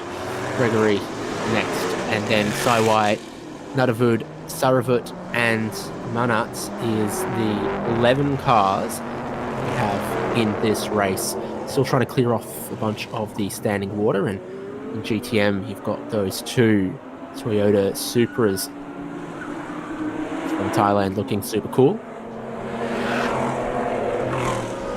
See, that doesn't look so bad up there. It's just the water standing on the track, and that's always ever the way with these street circuits. Once the rain comes down on them, it's difficult for the wind to come across and clear them. There's narrow racing lines that are difficult to clear of water, and off the line is tough to clear of water as well. I think importantly to this one is that they wanted to at least give the drivers an opportunity to see things, but also not rob them too much of racing action. So mine are 2 separate classes of cars out there at the moment. We have GT3s, which are at the front, or the traction control and ABS that you might like. And at the back, GTMs. We have the Porsche Cup of Simon Chen leading the way with a Toyota Supra GTM, Ferrari 296 Challenge car, which doesn't necessarily have the most in terms of driving aids on board of it, to go cup racing right the world over. And then another Supra GTM to bring up the rear end of the field. So a mix of cars in that category. Audi from Porsche 992, from Honda NSX, from Ferrari 296. Before we get back to the first of the double ups in terms of our GT3 category. And also remember that Vorovu Birambakti, who starts the number 89 car as well, they were in the second Honda NSX, piloted by the Team Singer Motorsport Thailand outfit. Of course, defending their championship with Pidi Birambakti and Ken Tasakasiri, staying on board that Honda NSX. But Vorovu Birambakti and Colin Van Dam moving across the Ferrari 296 as of this year. Very pretty looking race car as well. We also have the addition of a new 296 to the rear end of the field and the number 11 car as well, which is Gregory Bennett and Chris Vanderdrift for Amerasian Fragrance by AF Racing. And additionally, the other addition to the field, the Ferrari 296 Challenge car, Saravit and a V, which used to be a Lamborghini Huracan, I believe, in this category. So they have bought a new race car as well. It used to be the Lamborghini Huracan Super Trofeo. Right, safety car is into the pit lane, which means we are in the control of the field. Akash Nandy's gone very, very early on this one. Not waiting to get to the last corner. He will fire off nice and early. He's got clear air, and so he wants to kick up the spray. And look at him fanning out for a little bit of visibility on the run to turn one. Everyone will be testing the conditions for the first time at speed. What is the tyre temperature? What is the condition like? A little bit sedentary from Vodacom, who will be partnering Lauren Heinrichs. IMSA driver on board the 18, but he'll have to wait until the pit stop to jump on board. Well, they all got a 18. great look at the conditions, didn't they, behind the safety car? But at racing speed, the spray is significant. They'll keep clearing that weather, but Vodacom definitely not getting up to speed as quickly as he might like. The NSX behind, really putting some pressure on for second, third, and fourth, navigating the turn 16. Yeah, difficult to get it down there, and there's the two Ferraris. You can see them as well, crawling their way off the hairpin. Right, who's got speed at the moment? Akash Nandy is looking strong in the number 37 Audi at the head of the field. Doing a great job at the moment.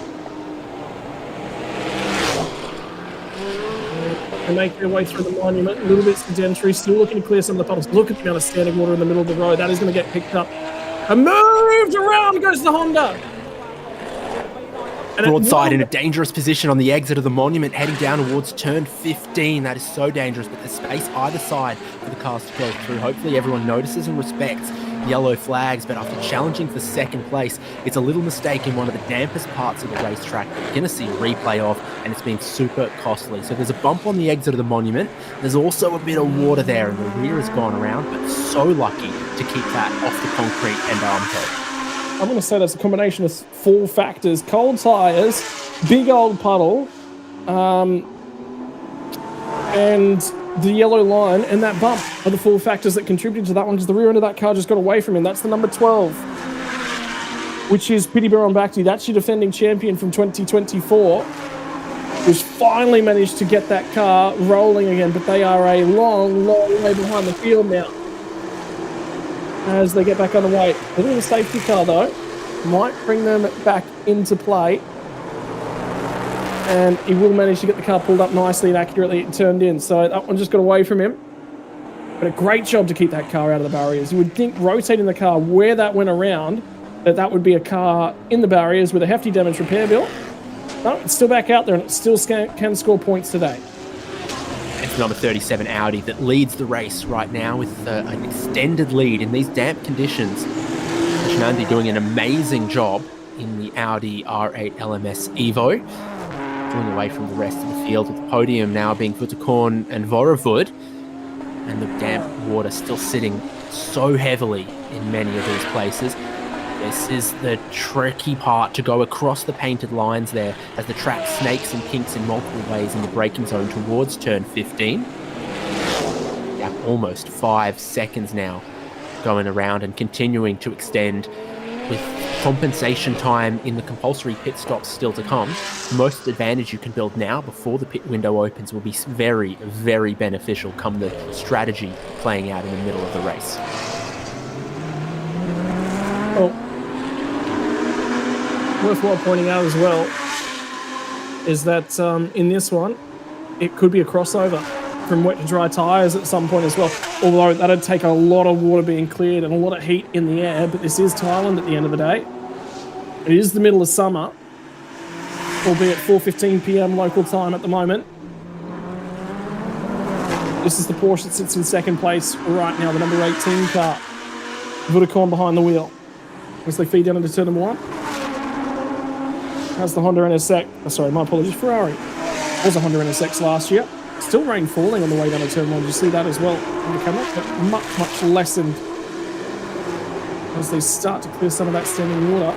Pole in And the the dry train- conditions was a minute 1:31. The race leader's just done a minute 49. So if you're thinking of a wet to dry tyre crossover, those are the lap times you need to keep an eye on. You need to be getting underneath about a minute 40, I would think. And then you'd need to be confident that you can change 4 tyres without losing extra time in the pit stop. There being some sort of 2-minute and longer compulsory pit stop times to happen, there is a chance that even with minimal equipment, you could change 4 tyres to slicks and not lose out at all. And the other thing is, moving across to a slick tyre, is we've got the AMs on board at the moment. They'll be handing on over to the pro drivers to finish this race. So if there's going to be somebody who can potentially grab the wheels of these cars and keep it on a tram track style situation, might be the pro drivers, but just having a look at it. And with about 13 minutes on the clock before we get across to the opening of that window, it's way too early. And there'll be a huge risk factor in taking that one. And I guarantee if we get to the pit stop, we just don't see point in changing the tyres after that. So we're looking at our GT3 AM leader right here, who's moved up into the 4th outright. Saknana also driving the Audi. They seem like a competent and AM accessible package in these conditions here.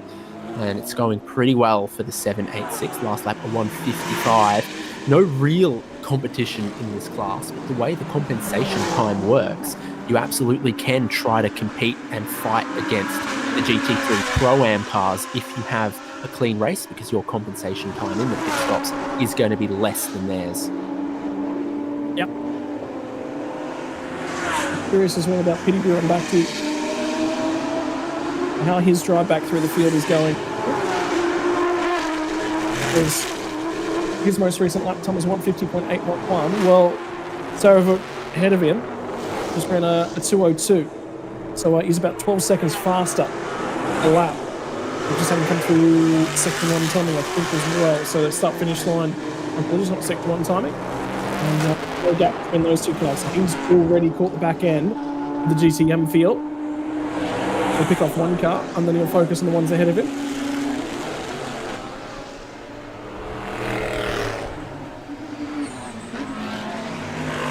Eyes on Henk Kicks right now, bronze driver for the number 26. His co-driver, a silver driver, means that they don't get quite as much compensation time as some others. So to be running as they are, not bad.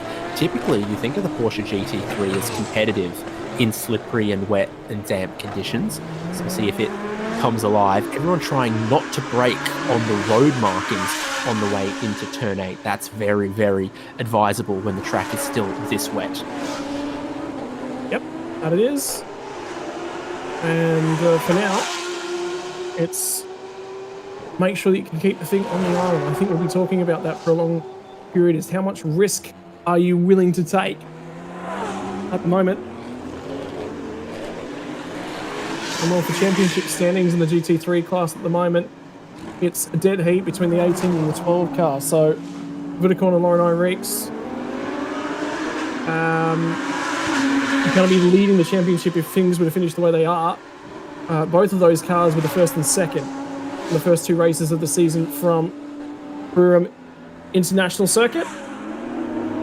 Looking at the GTM leader right now, closing in on the number 11, who's an outright car. So in these difficult conditions, the quick drivers can outperform somewhat, but also trying to stay clear of this Supra in GTM.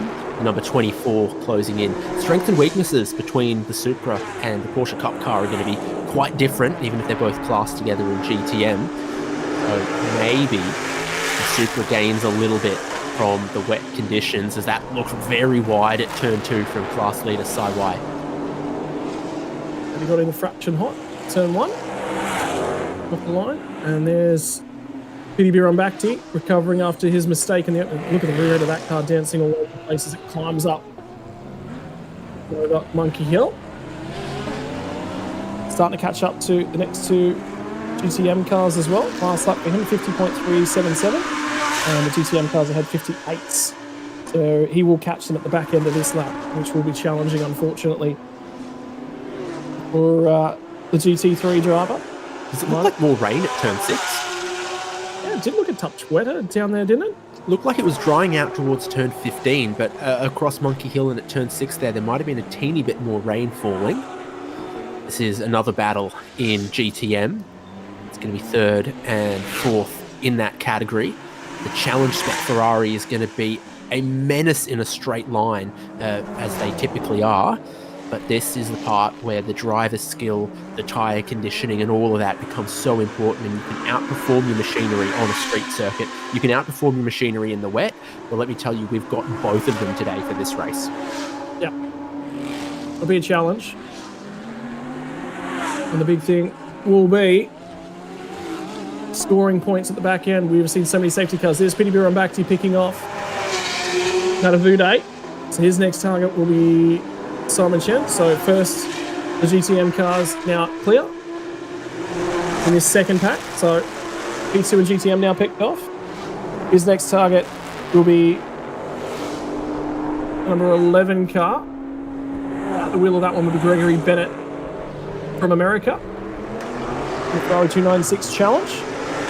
His most recent lap time of 56.7. So Pity Birumbakti still managed to run a 1 minute 50.0 dealing with the traffic. So he will range up on those guys rather quickly as well.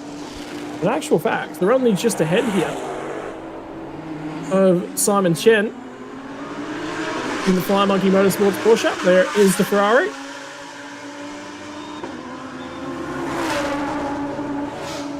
And we're in a sex with some overtaking to do, but he's being assisted gratefully by the GTM traffic. And quite enough to work with him there.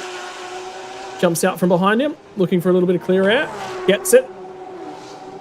As the Honda manages to put its power down nice and accurately. Additionally, just ahead of these guys, about 5 seconds up the road from Ferrari will be the next car. That'll be Hank Kicks in the 992 Porsche. Have a look at Simon Chen crawling his way through the monument, looking for any bit of grip. Have a look at the puddles that started to clear off the circuit there as well. We're starting to see not necessarily a dry line forming, but It's tram tracks because it's one line, and even in the dry, that's led to some problems here as far as the racecraft. But it being one line, it's clearing off very quickly. Everyone putting their wheels in exactly the same places. That's what's giving Pity Birumbakti the problem now, trying to get through. He's the 3rd fastest car on the track. 1st and 2nd are the only that have got something over him. So he's working his way back through the field, but you've got to find the right place to do it, and it's around the outside into 18 and 19. Yep. And the challenge now cleared for Pity Birumbakti to immediately start to try and disappear down the road. Next target, Hank Kicks, just ran a 1 minute 57. So he'll be on him before the tail end of the lap. And you're right, Dave, he is the 3rd fastest car, and 3rd fastest car whilst picking off traffic. So there is some speed for Pity Birumbakti. You just wonder, is he fired up? Is he pushing on perhaps a touch too far? Because the worst thing that can happen at the moment is to put that car on the fence as well. He needs to gain some ground back, sure. A bronze and silver combination means they've only got 132 seconds of pit stop time, while there's 156 for the number 37 that leads the race. So if you can get to back within about 20 seconds of the race leader, or even anywhere close there, you can still jump some spots, be competing for the podium, no doubt. So with the pit window not too far away, all of the lap time gained, all of the positions gained, will also come back to the advantage of this number 12 NSX. Yeah. And the championship not gone his way thus far.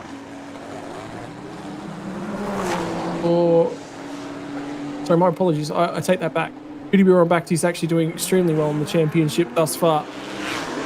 Level on point with the 18.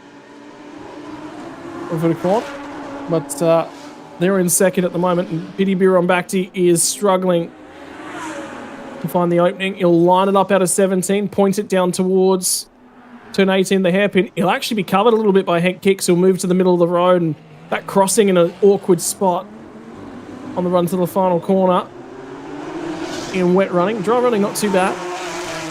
You have to phase the brake pedal as you're down in that section of the racetrack. So he's going to look for a little bit of drive and a pull alongside. Left to right.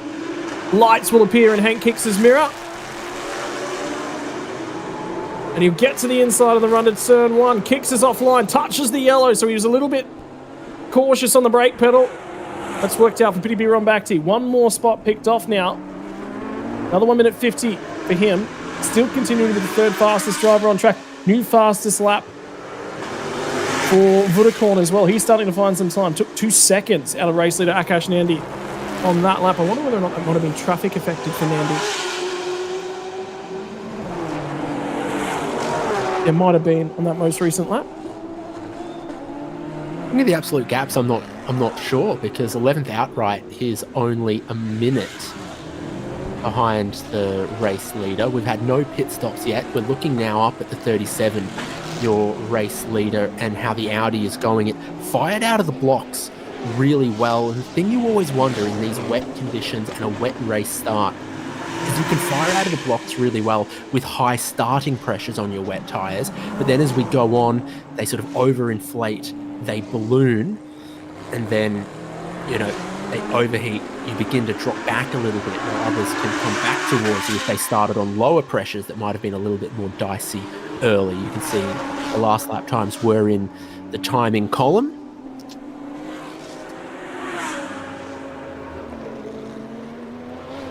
Yeah, and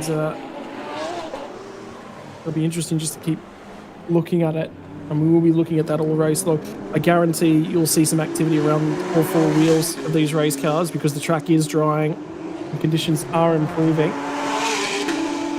Pretty much the entire field setting their fastest laps of the race on the most recent laps. GTM car jumps out of the way. As second place Vodacom hits him off. I believe that would be number 9. Of Manak Pulapanot in the third place GTM car.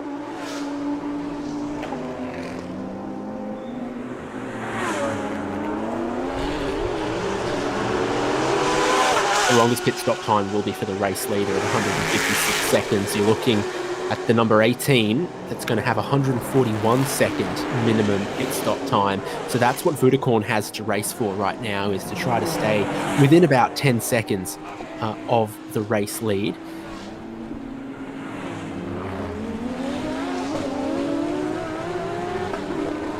And then for the number 89, 126 seconds.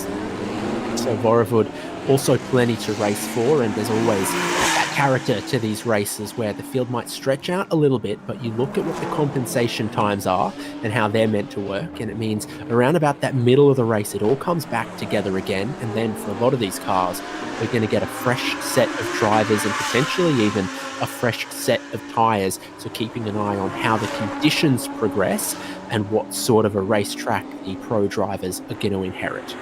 Well, also consider as well, we're expecting more rain tomorrow. There was a slight chance of rain in the forecast for today, and we got it. Well, there's more scheduled for tomorrow, a higher chance of rain tomorrow. So what are they thinking about in terms of using their tyre allocation across the weekend? Because I have the feeling there might be 2 sets of wets for the weekend. And then they might have to go to the tyre supplier if it is wet running bulk of the way through the week for more. You'd sort of be talking to the Pirelli contact there about supply tyre allocation for the weekend. Remember that? In 2025, run under the SRO banner, which comes with Pirelli tyres. Also comes with Pirelli balance of performance as well for this season. Huge opportunity for the series. They've done phenomenal to move across onto that SRO platform. I think the thing is, next year you'll probably see that encourage a lot of people to be more interested in this one. When you have races in Sepang, you have races at Buriram, and this sort of the one-off race on the season. 2 rounds each from Buriram and Sepang, and then the one here. Window just opening now and is going to close at 40 past the hour, and right on cue you're going to get a couple of cars coming in. You started early. No, it's open. It's open. He's okay. I was just concerned for that timer because that was 35 minutes on the nose. Carlo Van Dam will be swapping straight into that car.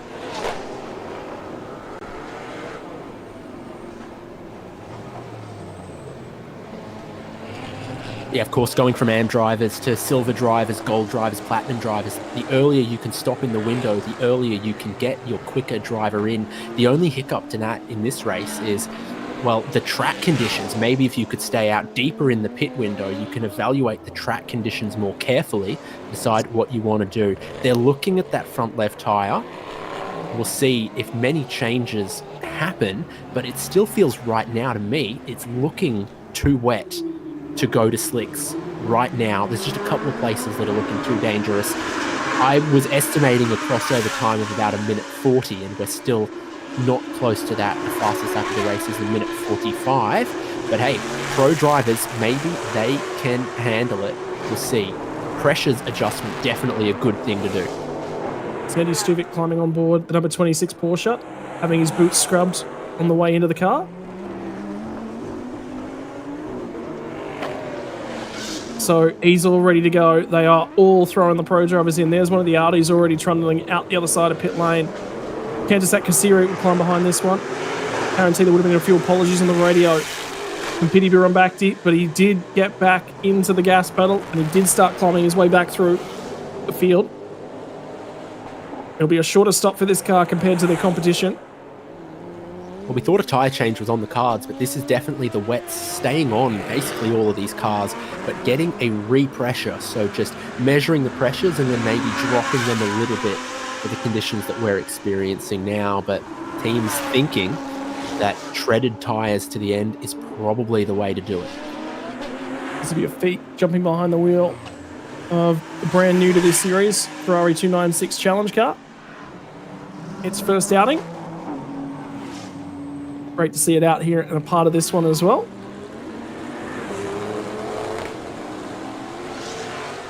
Bolting him into the seat at the moment. Number 18 car at the back end of the field. That's the 26 Porsche rolling away very, very quickly. That's the 18 car at the bottom end of that shot. And they're still in pit lane for Lauren Henriques to jump on board. They won the most recent race. That's Kantasak Kasiri out ahead of them as well. Lauren Henriques, he's got to sit there for an awful long time. Platinum driver. Means he is the highest rated driver in the field.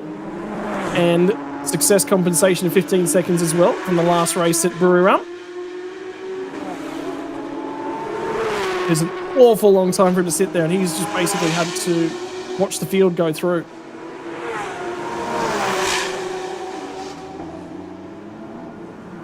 As they've been in the pit lane, Akash Nandi has stayed out and set a new fastest lap of the race. So if you've still got pace with your starting driver, it does not hurt. It might be a good idea to leave them in a little bit. In the case of Akash Nandi, it's a silver driver starting who'll be changing to another silver driver. So they have that luxury to try to run deep in the window, have more understanding of the conditions, and see if they can work that to their advantage. Just the three cars that haven't stopped. The 37 leading the way, Simon Chan in the number 10 car, and the number 9 Toyota GR Supra GTM. Their sister is on the lane there, but this is the race leader who hasn't stopped yet. I can tell you in the most recent rounds is that this pairing run very, very similar lap times. There is no number 1 driver on board this car. They both run very, very similar. So they'll be learning and working together throughout the weekend to increase speed of the number 37. Be quick, absolute be quick Audi. Look at the confidence through those parts, like turn 17, where you'd normally have a little bit of trepidation, really trusting to lean on the tyre. New purple sector 2 out of the final corner, turn 20, to open up the naturally aspirated V10 on the front straight and set a new fastest lap of the race, 144.5. Yeah, indeed. Still flying speed. Close to crossover. It really is. is. Very close, yeah. Well, what we predict the crossover to be, that road is nowhere near crossing over yet. Look at the amount of water still sitting on the surface of it. That looks nearly dry right there for moments of it. The spray is nothing like what it was on the first lap. If you can think back, the spray was insane then. And so it's just slowly been clearing off a little bit. Tiny sprinkle of rain in the first sector, looking really drying through the middle and final sectors. The big thing I would be saying is that it looked like it was raining down the pit lane exit camera. So There's rain falling in multiple sectors on the circuit. I think we'll be on a wet tire to the end of this one. So, and I'm putting to you that if there's anyone that takes the gamble, this is the car that's put themselves in the position to know the most and react latest. Yep. Just don't see it happening. Here's the problem. We're hoping it might have cleaned up a fair bit more. Having cars out and circulating. No cars have made a mistake yet either. So everyone's circulating at the pace we expected them to be at. No one's made any major mistakes other than Pity Beer on Backdip. So all the drivers making sure that they are driving to the conditions appropriately. And there we go, race leader in. So that will be splitting the race effectively in half for that car. Realistically, could only probably go one lap later or so into this pit window, where getting towards the tail end of the 10 minutes comes driver change.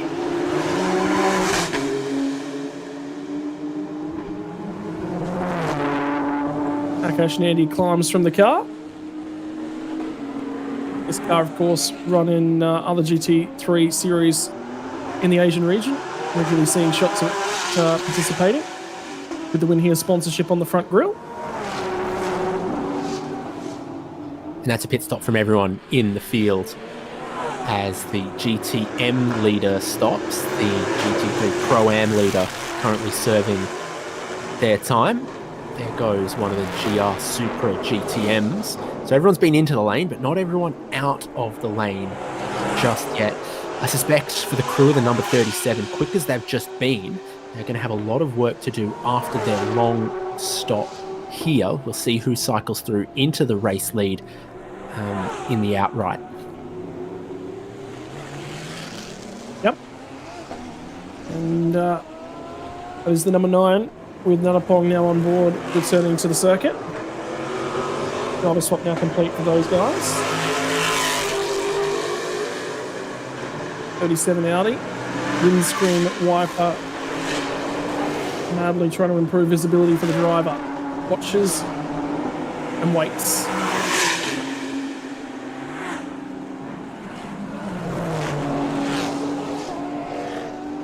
.144.5, still the fastest lap of the race thus far, but everyone will be still coming up to pressure and getting stock of the situation.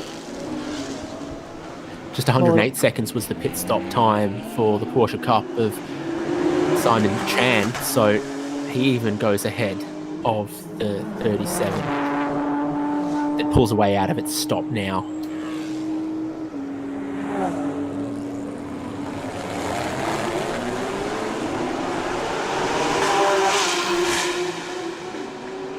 Now we wait on that Audi to roll off the pit lane. Everyone's off a pit lane. That is all the stops complete with 1 minute and 20 seconds left on the back end of the pit window.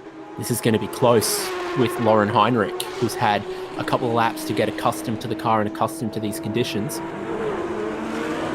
And Yi Dang will be the driver responsible for making the adjustments as quickly as he possibly can. At the end of this lap, we'll get an update on exactly where everyone sits relative to one another. 786 machine, which is handed on over to Dieter. They've actually made a fair bit of time up. And is that the Porsche in the background? It is. So that is the battle we were just talking about. On cold tyres, well, no, they'd be warm tyres, but on cold, driver be forced to get down the inside, and that Avude down at turn 1 of the GTM car. Job done. And Lauren Heinrichs is now in pursuit of Yi Dang. And by what we're looking at on the timing tower, we expect this might be a battle for the race lead on track. This is the battle for the race lead. Silver driver in the leading car, gold driver in the Porsche behind. And they've got a lot of time over the rest of the field, to be honest. So it's Audi versus Porsche in this final stint for the win. Lauren Heinrich, he's looking everywhere through turn 8. He's trying to set his rival up. We are going to have to put a little bit of a quote, a marker on board those pit stops, trying to get drive out on the puddles. And you can see him, he just cannot find the traction. Lauren Heinrichs, but he's trying to harass Yi Dang at the moment as they head down in the one-line groove. down to turn 17. Sorry, turn 15. Back to 17 now. Pit stop times are under investigation. Somebody has made a mistake with their pit stop time. Somebody has left the lane a little bit too early. And now here comes Lauren Heinrichs. Enter the lane too early, potentially. Something to keep an eye on.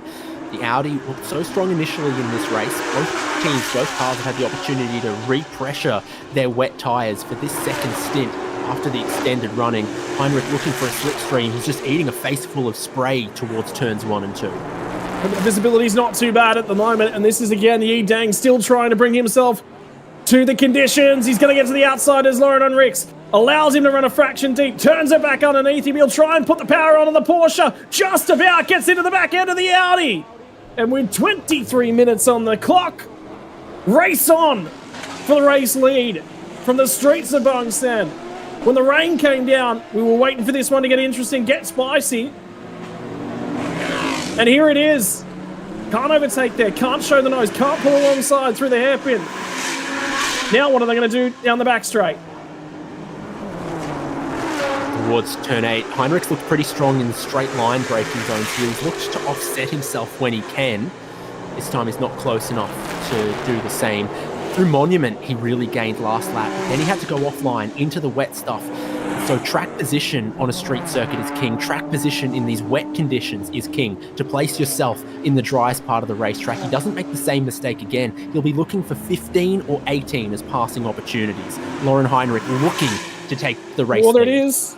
That's the nose, and that's just trying to force a mistake out of Yi Dang. And there was a mistake. He ran fractionally deep now down at turn 15. Both of them with a little bit of attitude in the rear end of the race car. He'll back it off fractionally as they tip into 17, looking for a little bit of stability on the Porsche. The lights will start to flash. Will he have a dive at the hotel? No overtake doing, but deep from Yi Dang into turn 18. Another lap ticks by. He does. He got momentum. He's a touch closer. Remember how strong he was on the brakes down at turn 1. Short pit stop for the third place, number 89 car. Carlo Van Dam will have to circulate back through the pit lane to serve a 1 second stop and hold. And in the meantime, Lauren Heinrichs is going to throw everything he can. And you know, in the wet conditions, he might be throwing a shower head at, normally you'd say the kitchen sink, but I reckon he's going to throw a shower head right now at Yi Dang. Well, it's super brave stuff from Yi Dang to try to hold on, try to fend off. They enter the yellow flag zone at the hairpin. They'll be looking at that traffic to try to get out of the way. It's the GTM leader that they're looking to put a lap on. Great exit from the hairpin from Lauren Heinrich. They're both going to be offline heading down towards turn 8. It's defensive from Yi Dang, also trying to see if he can get past the GTM car, but Heinrich will get down the inside in the braking zone. Yeah, Simon Chen just saw them both coming. He just exited stage left. He was not interested in being a part of that one. Lauren Heinrichs, new race leader. To this point, the 37 car has led every lap of the day. And now, the number 18 AAS Motorsport Porsche looks set to not only lead this race, but also take the championship lead at the end of this one.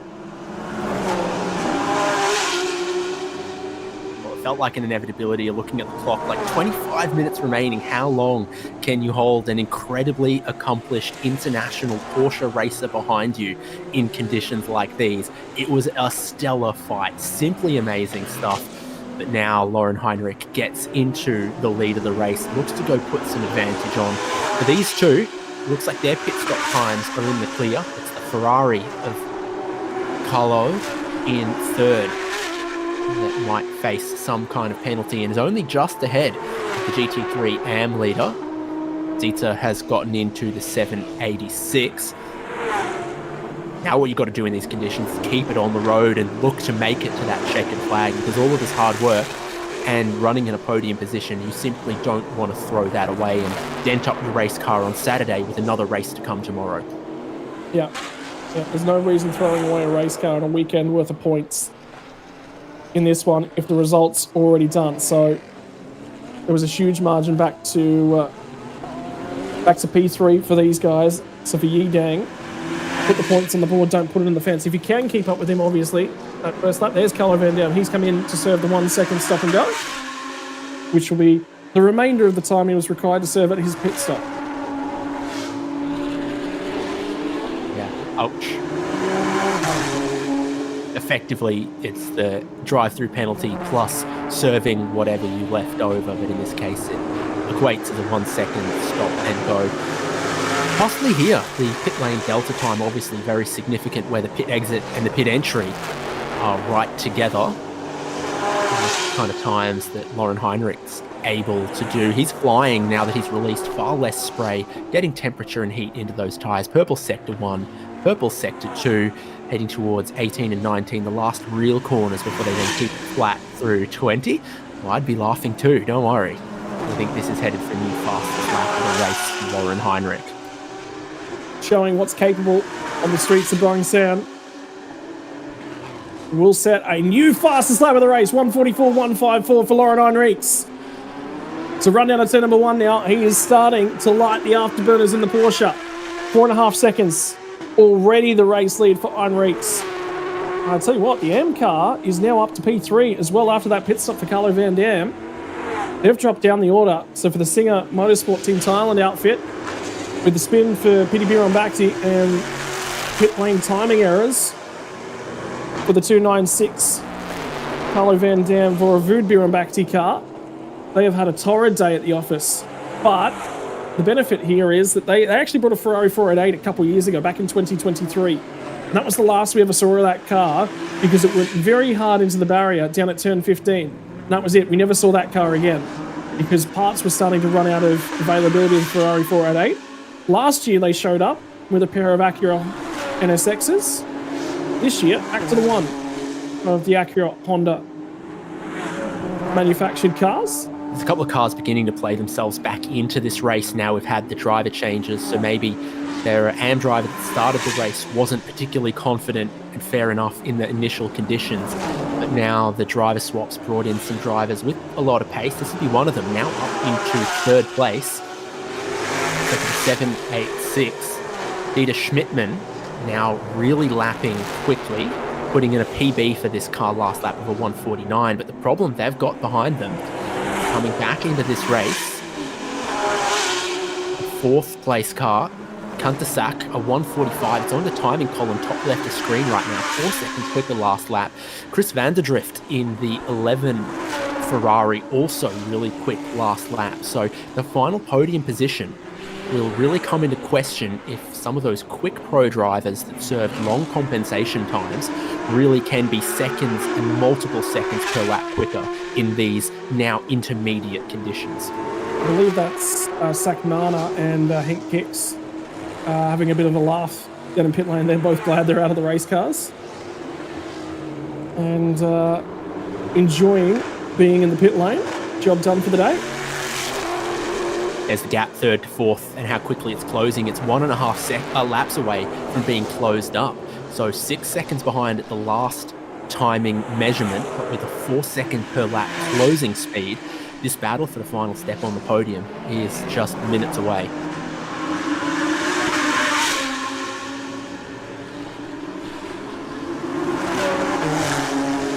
So at the moment, 15 minutes left on the timing tower at the moment. Just got a notification that pit lane entry line usage for the 786 car is actually under investigation at the moment. Because remember, if you go to the pit lane, you've got to stay completely to the right of that line the whole way in. We've seen issues with that historically as well at Buriram. Last time out, actually, we didn't see any issues. Normally at Buriram as well, these cars run late in the afternoon and when the sun sets is over the last corner. And you're basically trying to pick the pit lane entry line on the way into it while staring into the setting sun. It's not easy to do. That's drivers starting to search for a little bit of water off the racing line to cool their tyres back down. And there's a response coming from Dieter Schmidtmann there in the Audi in 3rd, not to a question of how they entered pit lane, but to the lap time of the car behind. So picking up a new PB down to a 147, narrowing the pace gap to just 2 seconds on the last lap. The question being asked from 4th and the answer coming from 3rd to pick it up. What's that attached to the top? That looks like a flag or something attached to the top of the NSX. might have just picked up some random. Here We it know goes. the Oh, wind it's now on the blew wing. all sorts of stuff onto the racetrack, so maybe they've picked up a plastic bag, part of the advertising hoarding, something like that. Yeah, could be. Just interesting for it to get stuck in that section of the race car. Well, now it's wrapped itself around the rear wing structure. Now, obviously, that's not... ad for Est Cola you've ever seen. You might be right there, Dave, too. There it goes. Just got ejected off the back end of the race car, so that's cleared itself now. Finally. Don't they know that Hot Lap's free ride session was earlier today? Yeah, but there was Another no response GT3s. from Dieter Schmidtmann, PB 147.1. PB from Kantasak of a 145.5, and behind them, Chris van der Drift gets the Ferrari down to a 144 flat. Now he is still 9.5 seconds behind picture here, but you anticipate at least another 8 or 9 laps, perhaps 10 or 11 in this race to go. If he can get even quicker, keep that kind of response, and we see a battle happen between 3rd and 4th, or perhaps a penalty come the way of the 786 if the investigation doesn't favour them. That could be a car that challenges for the podium as well. So for now, we'll just be continue on, keep the car out of the barrier, keep it clean. That track is starting to look a lot drier down through the monument. And Dieter keeps looking to try and keep that little bit of a margin out ahead for Dieter Schmidtmann. Turn 17 trying in the best conditions, incredibly challenging in these conditions. Some drivers taking it all the way up towards the concrete wall, others thinking about the long game, this long race, and the long race to come tomorrow. So that Kantasak was just a little bit more careful with it, and Schmidtmann is clearly trying a fair bit harder, including a new personal best of a 146.8. So when we saw, hello, there's return of that advertising again. We saw the 149, well then there was quite a reaction, but he's gone wide at 1, offline at 2.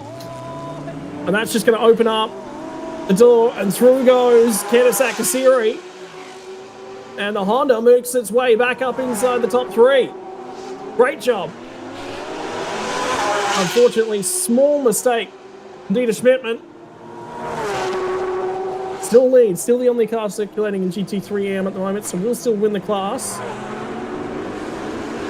By the way, look at the entry list as well. That's also another car. So the reason why Hank Kicks and Sakanana were enjoying a bit of a laugh and fun down the pit lane, that is also a Be Quick Absolute Racing prepared Audi R8. So it's that curved braking zone at 1 as you're heading uphill that then tightens into 2 that I think Schmidtmann made a mistake at, might have just stepped out of the tram tracks and then ended up not only offline but into the wet part there that made it difficult to slow the car. Did all the right stuff to not end up in the wall, but basically had to step aside and cede the 3rd outright position to Kantasak, who was very, very clever in picking it up. It means that Chris van der Drift could also play into consideration in not too long. The sun is back out, causing glare as the spray comes up. Yeah, and it is going to change visibility yet again. Out of Vude, now the last corner. The fastest lap of the way by that race leading Porsche, which set of 43.282 with Lauren Heinrich behind the wheel. With flags on display to Nadavude. We will know he's got another Audi coming hard at him. And have a look at the dryness on the left-hand side of the road into the challenging braking zone of turn 1, turn 2. Dieter Schmidtmann will get up the inside of Nadavude at 2. And the experienced hand of Nadavude has won that category on multiple occasions, both here at Bangsaen, but also the championship as well. With the mistake a lap ago from Schmidtmann, the gap back to Chris van der Drift's come down from 9 seconds to 4.5. There is the Ferrari entering turn 6. I reckon it's come down even more with the traffic in turn 2 this lap around. Van der Drift's a quick driver. We know the Ferrari can be a good package, and everyone is worried about the condition of their wet tyres in the straight line. They're searching for a bit of moisture. There's the Ferrari of Van der Drift just behind. 10 minutes to go. So for Dieter Schmidtmann, it'll just be about keep it on the island, keep it pointing in the right direction. Make sure you make those braking zones and don't over drive that car. And Vanderdrift making some speed as the sun begins to come back out in Thailand. What are conditions going to be like tomorrow afternoon when these guys go racing? Is it going to be more pouring rain? Is this perhaps a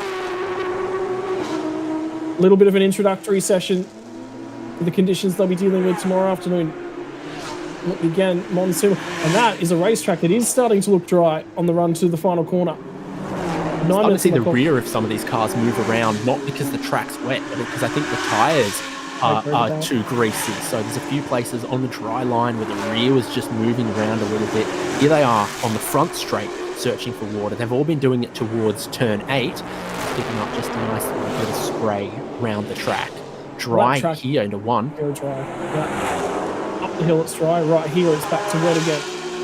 A little bit of water staying on the circuit. Dieter Schmidtmann now will be looking through the rear view at the rapidly growing Ferrari 296 of Vanderdrift as they run through the first sector on the run down the hill. Last lap times. Dieter Schmidtmann 47.477. The Ferrari's made a mistake there, and great awareness and knowledge of the conditions for Vanderdrift. Was not intending to get down the inside. He knows that he's catching this car and catching the rate of knots. Let's not cop a penalty to get this pass done. So that is very heads-up driving from Vanderdrift.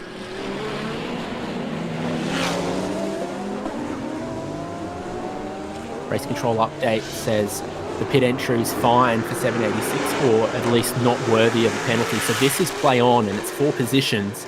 It's 4th and 5th. Vanderdrift and the Ferrari taking the different line out of Monument.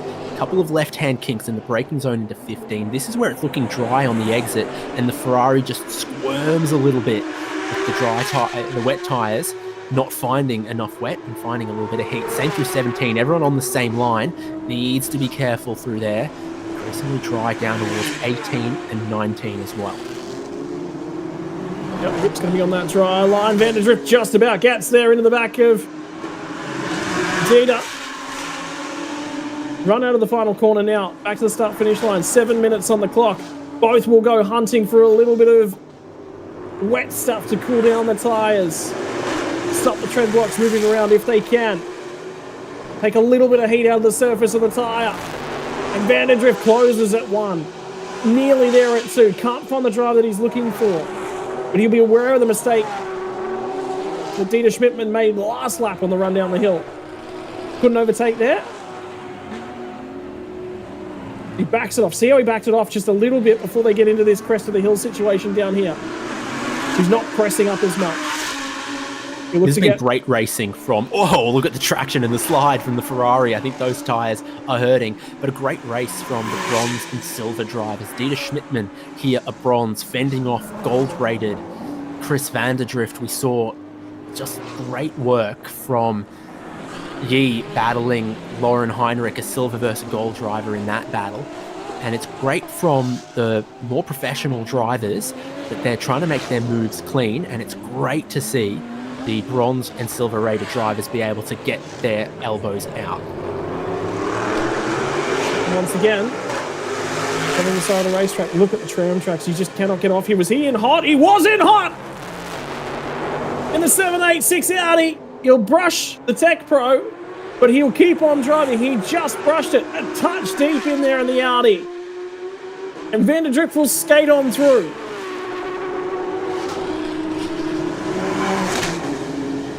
Straight to the replay. It's off the dry line there. It's wide, not going down and getting a little bit too hot. I thought the Tech Pro's therefore not too much damage done to the Audi, but Schmidtmann will be cursing that he couldn't hold on to that with just 5 minutes to go. The pressure, relentless from Vanderdrift, eventually gets its reward, and he moves up into 4th in the outright. They can't be too disappointed with that down at the team bunker, because Schmidtmann, what a great job he did. Like I said, bronze driver versus gold driver. And if you didn't know and you didn't read the sheet, I'm not sure you'd figure it out. It looked like a really square and fair fight. Schmidtmann holding his head high. Yep. And Carlos Vanderdrift also treated him with respect. I think is also worthy to note how many drivers over the years you can see just arrive on that scene and just expect to be finding a way through and getting frustrated very, very quickly. He was kept a level head. Like we said, permanent yellow flag zone at that hairpin at that end of the racetrack. He could have picked himself up a penalty.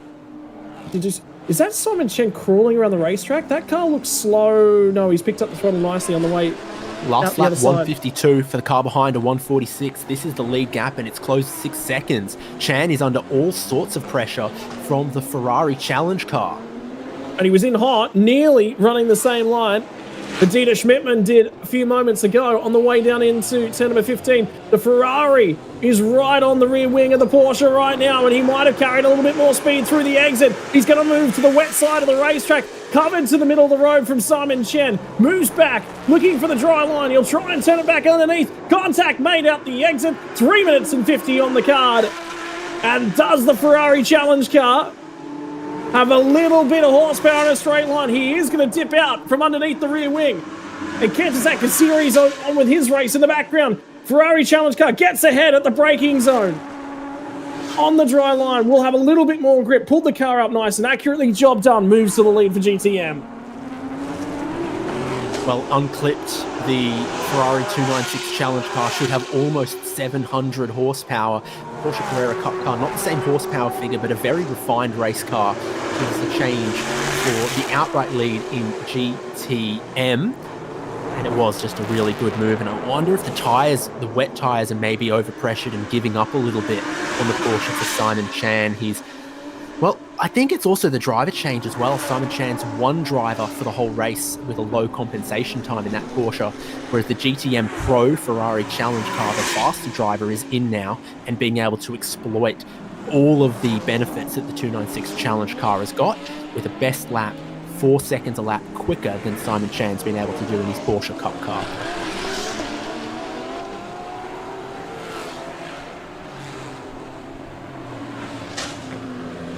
At the moment,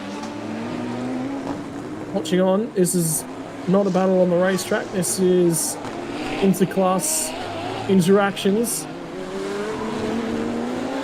as Kantazak Kassiri has come over to the back end of Afik in the 296 challenge. He's going to look to get down the inside the final corner and room given as Afik figured out which side of the road he wanted to use.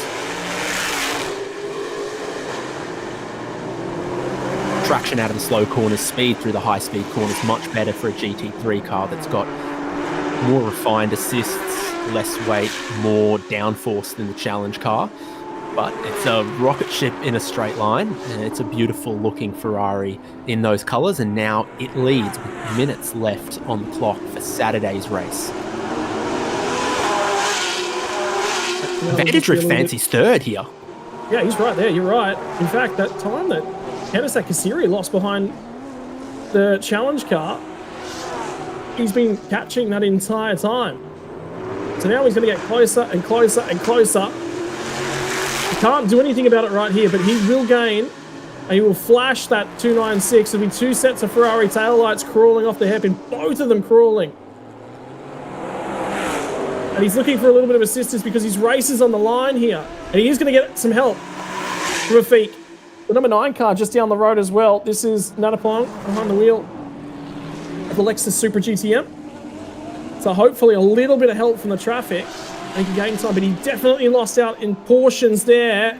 And Vanderdrift can't overtake into the monument. He's forced to the puddles and he'll just light the rears up as he starts to aquaplane. Risk-taking right there. Running out of time. I think that will be communicated to him by the team. Risk-taking right there as well. In class as a feat, gets down the inside and Adapong to put him one lap down in class.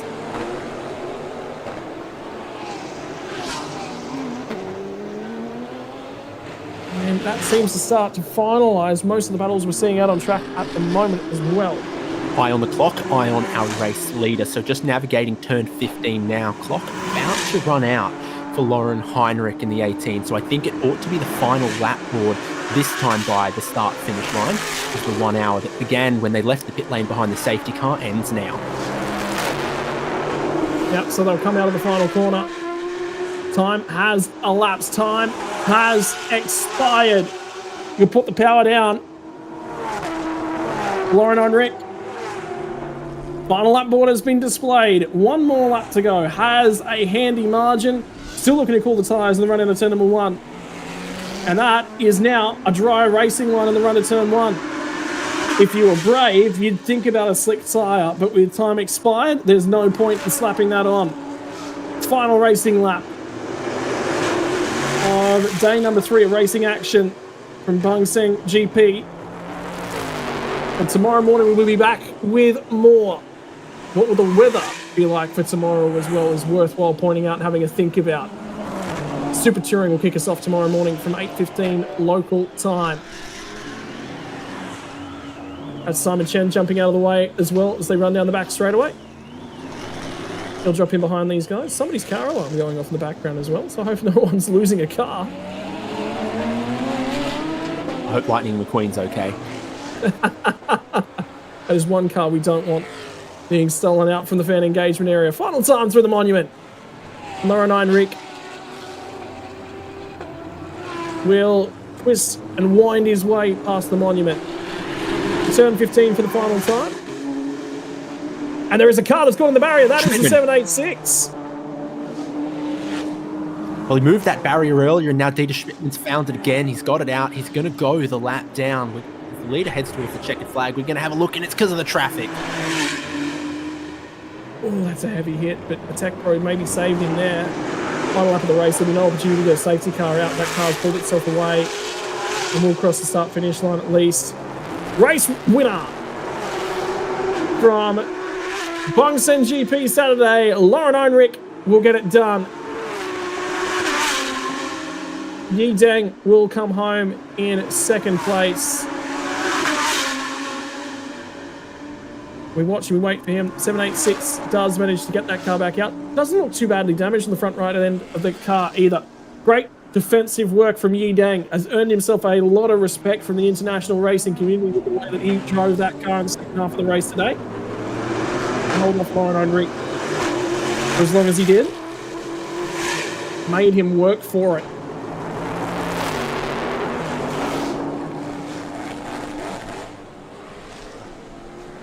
And Carlo Van Dam in the 296, acquired by Team Singer Motorsport Thailand. Bring that car home. Overall, 24 making the win in UTM AM potentially. Watching the way. It's a little confused by where they are around the outright leader, lapping some but not all of the classes. Yeah, correct. Get a better picture here in a few moments when they all start to cross the start-finish line. Kantasak Kasiri does get that car back to P3 with the issue for Podium Bhakti. You do wonder whether or not that car could have been another horse in the fight. Trouble, but 2 clean race cars for the Team Singer Motorsport outfit. But I think at the end of the day, they'd rather have 2 clean race cars that they don't have to work on overnight. They don't have to worry too much about trying to get 2 cars back together. Your race winner for Team AAS Motorsports is the number 18, Lauren Heinrich, behind the wheel to finish the race. But he was handed the car in a great position by Vodacom.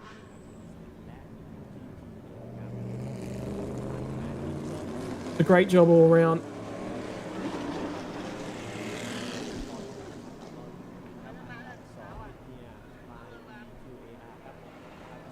And confirmation, your final finishing results going to be Vodacom and Lauren Heinrich from Akash Nandi and Yi Deng, Podium Bhakti and Kantasak Kasiri. Those were your GT3 Pro drivers as well. Over to the GTM, Sai Simon Chen getting the job done in that one.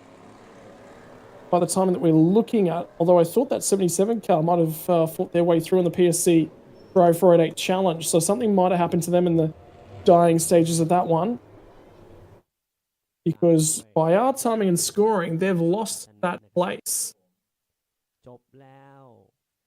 No, I can confirm my apologies. We've had an update come through on the timing after that was shown on screen.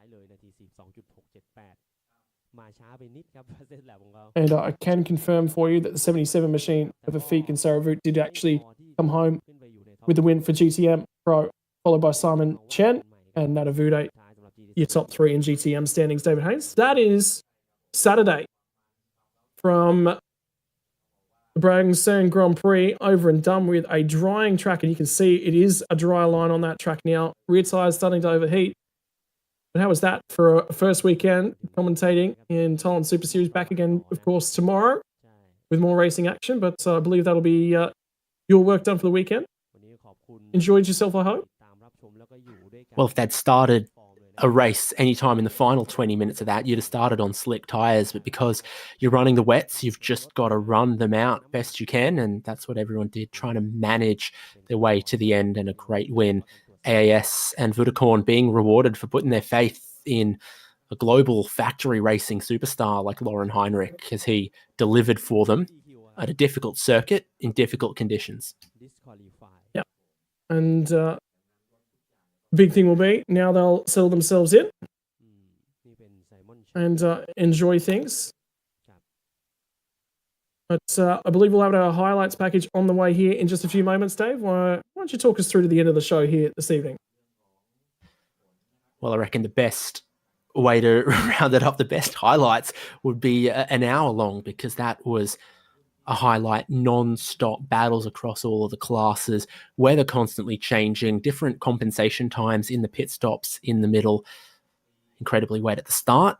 Rain dried off. Everyone's going across the weighbridge now just to check everything's all okay.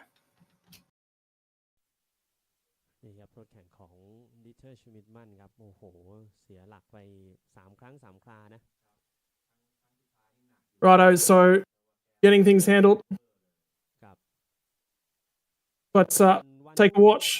Wind us down. Thank you very much for everyone who's tuned in across the weekend, and we'll see you again tomorrow morning. Thanks. Why don't you take us through to the end of the day's action as well? Yeah, some post-race chat happening between the drivers. There wasn't enough water on the track. Got to drink some water now. ที่พักเฟอร์เม่ครับมาคุยกันเนาะ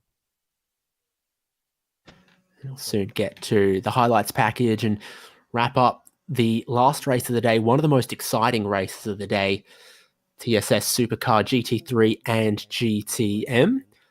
One of the Ferrari 296s going across the scales right now. Chris Vanderdrift might be cursing a little bit of the traffic though, as he ended up with the fastest lap of the race, setting it very late in the race, but just not able to work through the traffic to challenge for a podium like their car pace might have allowed them. Looks like Goody's got the microphone ready to chat with some of the drivers.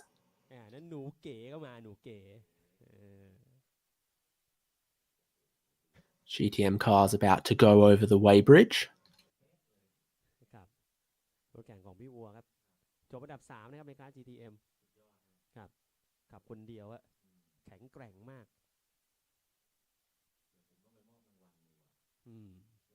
ต้องไปหรือยังฮะครับ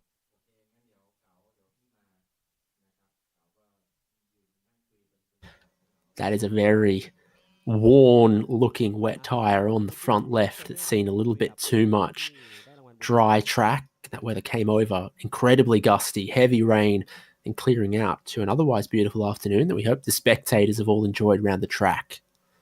Here's Goody to chat to some of the drivers.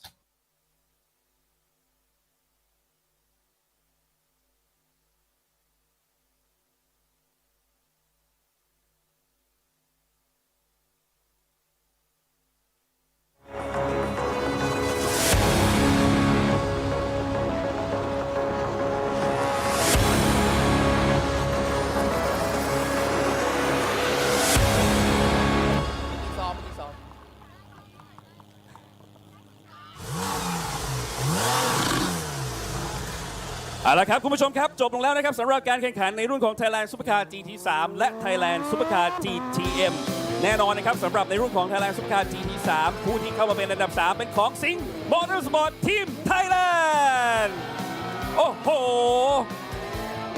แสดงความยินดี แล้วต้องบอกเลยว่าในเรื่องของโอเคในสตินแรกที่มีการพลาดจากพี่ต๊อดแต่ recovery time แล้วกลับเข้ามาเป็นยังไงบ้างครับเอาในมุมของพี่ต๊อดก่อนเกือบหลับแต่กลับมาได้ครับ นี่ไง แต่กลับมาได้สวยงามมาก พอดีไปลงบ่อน้ำตรงนั้นเพราะว่าขับตอนที่ขับตามเท่าที่จำได้มันอยู่ด้านในครับอยู่ข้างหลังรถพี่เตอร์เนี่ยมันมองไม่เห็นครับพอเข้าไปไม่ทันก็เลยต้องคันเร่งรถไป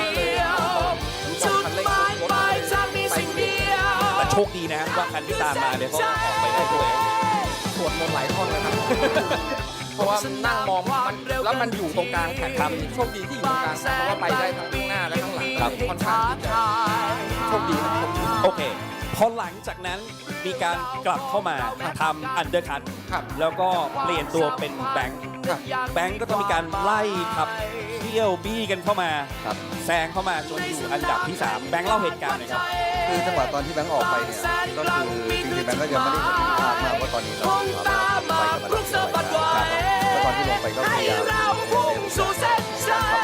ครับทุกอย่างให้เกิดข้อผิดพลาดน้อยที่สุดนะครับก็เวลาก็อาจจะยังไม่ถึงแต่พอเราเริ่มทีมเริ่มบอกตำแหน่งเริ่มอยู่ในจุดที่เราตรงไหนที่เราสามารถไฟได้เนี่ยเราก็พยายามค่อยๆเพิ่มดูครับถือว่าวันนี้กับอันดับที่ได้คือถ้าไม่ผิดพลาดเนี่ยผมก็คาดการณ์ไว้นะจะต้องวันในอันดับ1เพราะในเรื่องของ compensation time ในเรื่องของทีมที่มีเวลาแต้มต่อเนี่ยก็มีแต่ต้องมันก็คือเกมนะพี่แล้วปัญหามันก็เกิดขึ้นเพราะฉะนั้นมันก็ถือว่าดีที่สุดในวันนี้ใช่ครับดีใจมากก็ต้องบอกว่าดีใจครับเพราะว่าอย่างที่เราวางแผนไว้ก็คงวันนี้จริงๆลุ้นที่2ครับถ้าไม่เกิดข้อผิดพลาดน่าจะอยู่แถวที่2ที่3ก็ถือว่าเป็นไปตามเกณฑ์นะครับแล้วก็พยายามที่จะเก็บคะแนนให้ได้เยอะที่สุดจากสนามบางแสนครับต้องภาวนาให้วันพรุ่งนี้ฝนไม่ตกแบบนี้จะมันกว่านี้แน่ก็จะตกหรือไม่ตกเหมือนกันครับเราก็ต้องไปให้เต็มที่ที่สุดเท่าที่เราสามารถทำได้แล้วก็มีความปลอดภัยด้วยครับครับแบงค์ครับอยากให้ฝากถึงแฟนๆที่กำลังเชียร์แบงค์อยู่ตอนนี้ครับครับก็สำหรับสนามบางแสนนะครับก็ถือว่าเป็นสนามที่พิเศษสนามหนึ่งเลยเพราะว่าอย่างแรกเลยก็เห็นแฟนๆทุกคนนะครับว่าตั้งใจมาเชียร์กันก็รู้สึกสนุกไปกับเขาด้วยนะครับก็อยากจะให้มากันเยอะๆครับผมครับพี่ต๊อดครับปิดท้ายหน่อยครับครับก็พรุ่งนี้ยังเหลืออีก1 วันนะครับใครที่ชมอยู่ทางบ้านหรือทางออนไลน์เนี่ยก็สามารถมาร่วมกิจกรรมกับบางแสนกลางปีได้นะครับก็ขอเชิญทุกท่านครับแล้วก็อย่าลืมเชียร์หมายเลข12ด้วยครับขอบคุณครับสิงห์มอเตอร์สปอร์ตทีมไทยแลนด์ขอบคุณครับแสดงความยินดีอีกครั้งครับแน่นอนนะครับปิติพิรมภักดีกับการศักดิ์กุศรีและอันดับ2 Congratulations for win here wow today was a great work how do you feel today Firstly, congratulations to P1. They did a really good job today in the second stint especially.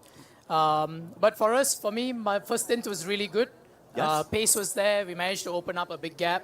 And we still kept the lead after the pit stop. And considering we had a big compensation pit stop time. Obviously for compensation time, so mainly long time for here. Yeah, so we had a really long pit stop. And to come home finishing P2, I think it's still a good result. Yes. How about you, Andy? Well, I'm really delighted that I could come back to Bangsaen again last year. And we won last year and we got a P2 this year, which is a good result for us. And Akash and I all tried our best to finish this race. And thanks for my team and thanks our company giving me this opportunity to take part in this championship again. So good job, everybody. Thank you.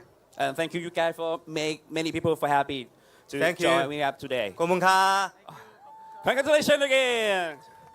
และอันดับ1ในรุ่นของ Thailand Supercar GT3 เป็นของ AS Motorsport โอ้โหสวัสดีครับพี่เตอร์ครับ Lauren Harrit ด้วย Congratulations ครับแล้วก็ Congratulations สำหรับลูกชายด้วยนะสำหรับ Formula สูตร3ที่ได้แชมป์ด้วยเช่นกันวันนี้ต้องเป็นการฉลองดับเบิลแชมป์ด้วยแต่พูดถึงใน GTM ใน GT3 รุ่นนี้ก่อนเป็นอย่างไรบ้างครับก็อย่างที่บอกตอนเริ่มต้นนะไม่ได้ตั้งหลักเท่าไหร่เพราะว่ากำลังดูลูกแข่งอยู่แล้วเลยไม่ได้เตรียมตัวไม่ได้อะไรแต่ก็ดีใจฮะก็รถคือเซตอัพออกมาค่อนข้างดีในฝนก็เลยสามารถมีเพสแต่ก็โดนทิ้งแกป กับทางข้างหน้าพอสมควรก็ค่อยๆ แหม นิ่งเพราะว่าเป็นฝนครั้งแรกฮะ ไอเราก็แปลกใจว่าเอ๊ะพอพิทสต็อปเปิดปุ๊บโอเพนพี่เข้ามาก่อนอ๋อต้องรีบกลับมาดูลูกต่อ จบไปแล้วจบไปแล้ว อ๋อจบแล้ว โอเค ก็ถือว่าเป็นการใช้ compensation time ที่คุ้มค่าพอเปิดปุ๊บเนี่ยก็คือให้รอลลีเนี่ยขึ้นมาใช้เวลาในการที่อยู่ในสตริงที่2เนี่ยที่ดีที่สุด ฮะใช่ ใช่ไหมครับ ครับ เพราะฉะนั้นก็เลยนำคู่แข่งมาจนถึงขนาดนี้เลย ฮะ ก็ถือว่ายอดเยี่ยมแล้วก็สุดยอดจริง ฮะก็ต้องขอบคุณทีมงานแล้วก็ลอเรนเป็นอย่างมากที่ทำผลงานให้กับทีมได้อย่างดีฮะ ๆ ครับ alright Lauren how do you feel today It's quite hot, but obviously I'm extremely happy with Wutikon here to get another victory. Actually, back to back, we won the second race in Buriram. Yes. So we were carrying that penalty into this race with a longer pit stop. But our goal was still to win. I think I'm really proud of Wutikon in these difficult conditions on this most challenging track, I would say here. Adapting really fast and in the end Yes. matching the pace from P1. I think that was really the key that we could, after the pit stop, still be close to the Audi in front, and then I could make the pass. The car was great. So thanks to AAS by EBM and also Porsche. Wow, very good. Congratulations again. And so, Thank you. at the next race, how do you prepare? Preparing. Yeah, I mean, for sure we try again to get another victory. I will start from pole position tomorrow, and then I will hand over the car to Wutikon. Again, same. So tomorrow just drive for the first driver, right? Yeah, I have to start Yes. the race tomorrow, and let's see the conditions. I mean, it might be wet again, and we will have the same penalty again with 15 seconds. But we've proven today that we can do it. You can going to be same again. You just compensation time, or จะให้เขาขับเข้ามาก่อนไหมหรือว่าจะขับจนใช้เวลาหมดก่อน pit window exit จะปิดแล้วก็ ก็ต้องดู situation ว่าพรุ่งนี้สถานการณ์ เป็นอย่างไร ฮะ โอเคโอเคครับพี่เต้ยครับฝากถึงแฟนๆหน่อยครับ ครับก็ฝากติดตามชมและเชียร์กันต่อนะฮะ ครับ ก็เรามาที่นี่ก็แน่นอนฮะต้องการสร้างสีสันให้กับแฟนๆบางแสนแฟนๆมอเตอร์สปอร์ตแล้วก็ฝากติดตามเชียร์ทีม AS Motorsport ด้วยครับ ครับ Leave a comment to Thai fans who's spotting you here. Yeah, thank you for the support. I mean, it's great to see how many people are here. It's my first time in Bangsaen, and to experience this event for the first time is really cool, and I'm happy to be here.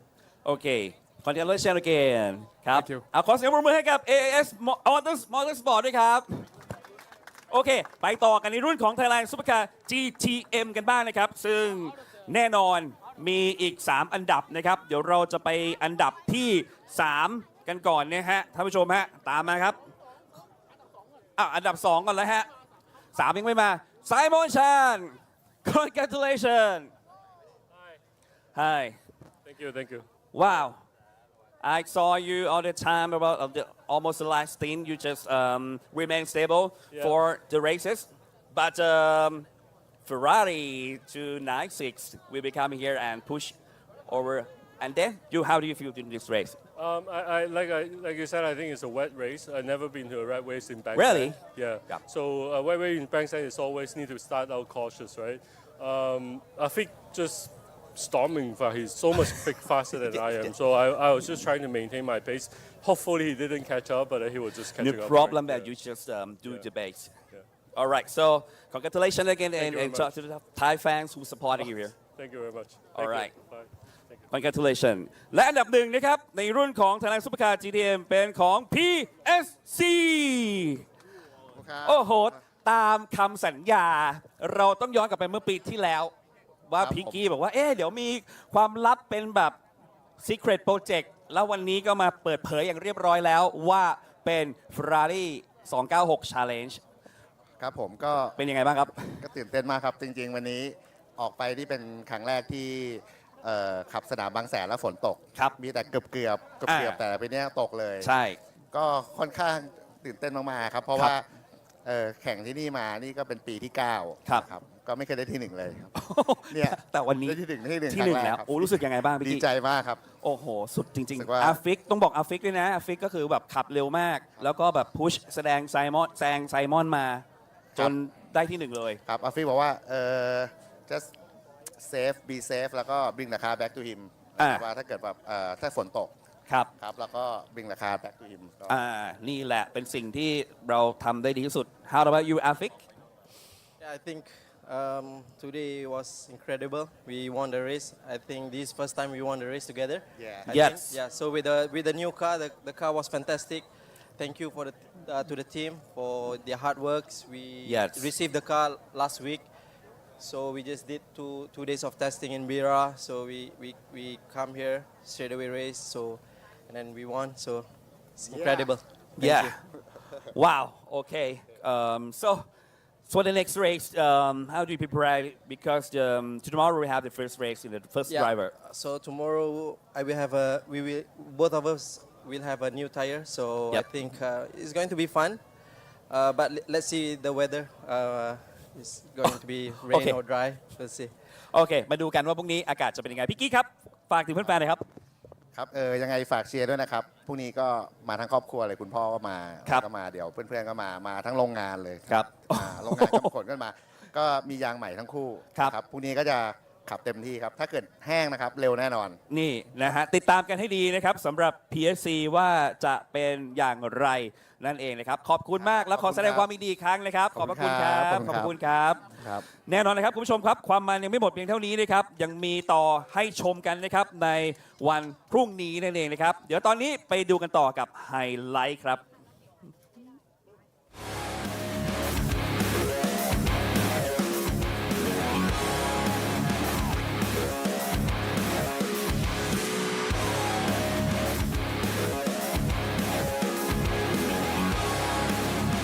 Heading now to highlights of the first race of TSS, GT3 and GTM.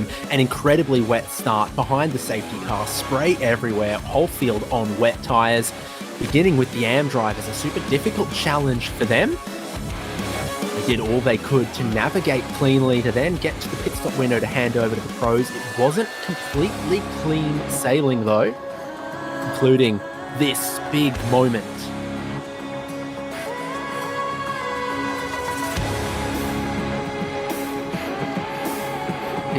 Dirambakti on the offensive for the tail part of the race.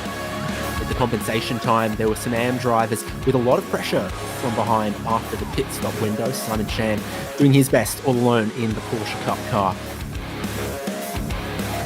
Pitti trying to close back in on the field as the track dried out, making the pass through the GTM field and then up towards the GT3s to make more progress.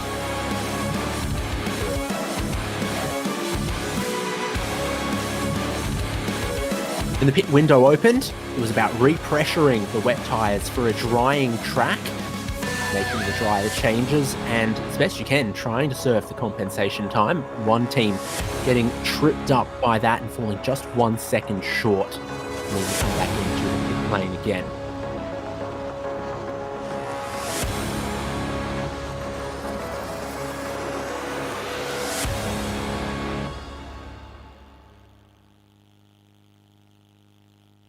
Then right back into the race, the 37 versus the number 18, and Lauren Heinrich, after multiple laps, applying the pressure, able to get the AAS Porsche into the lead of the race on this drying track and extend that lead massively.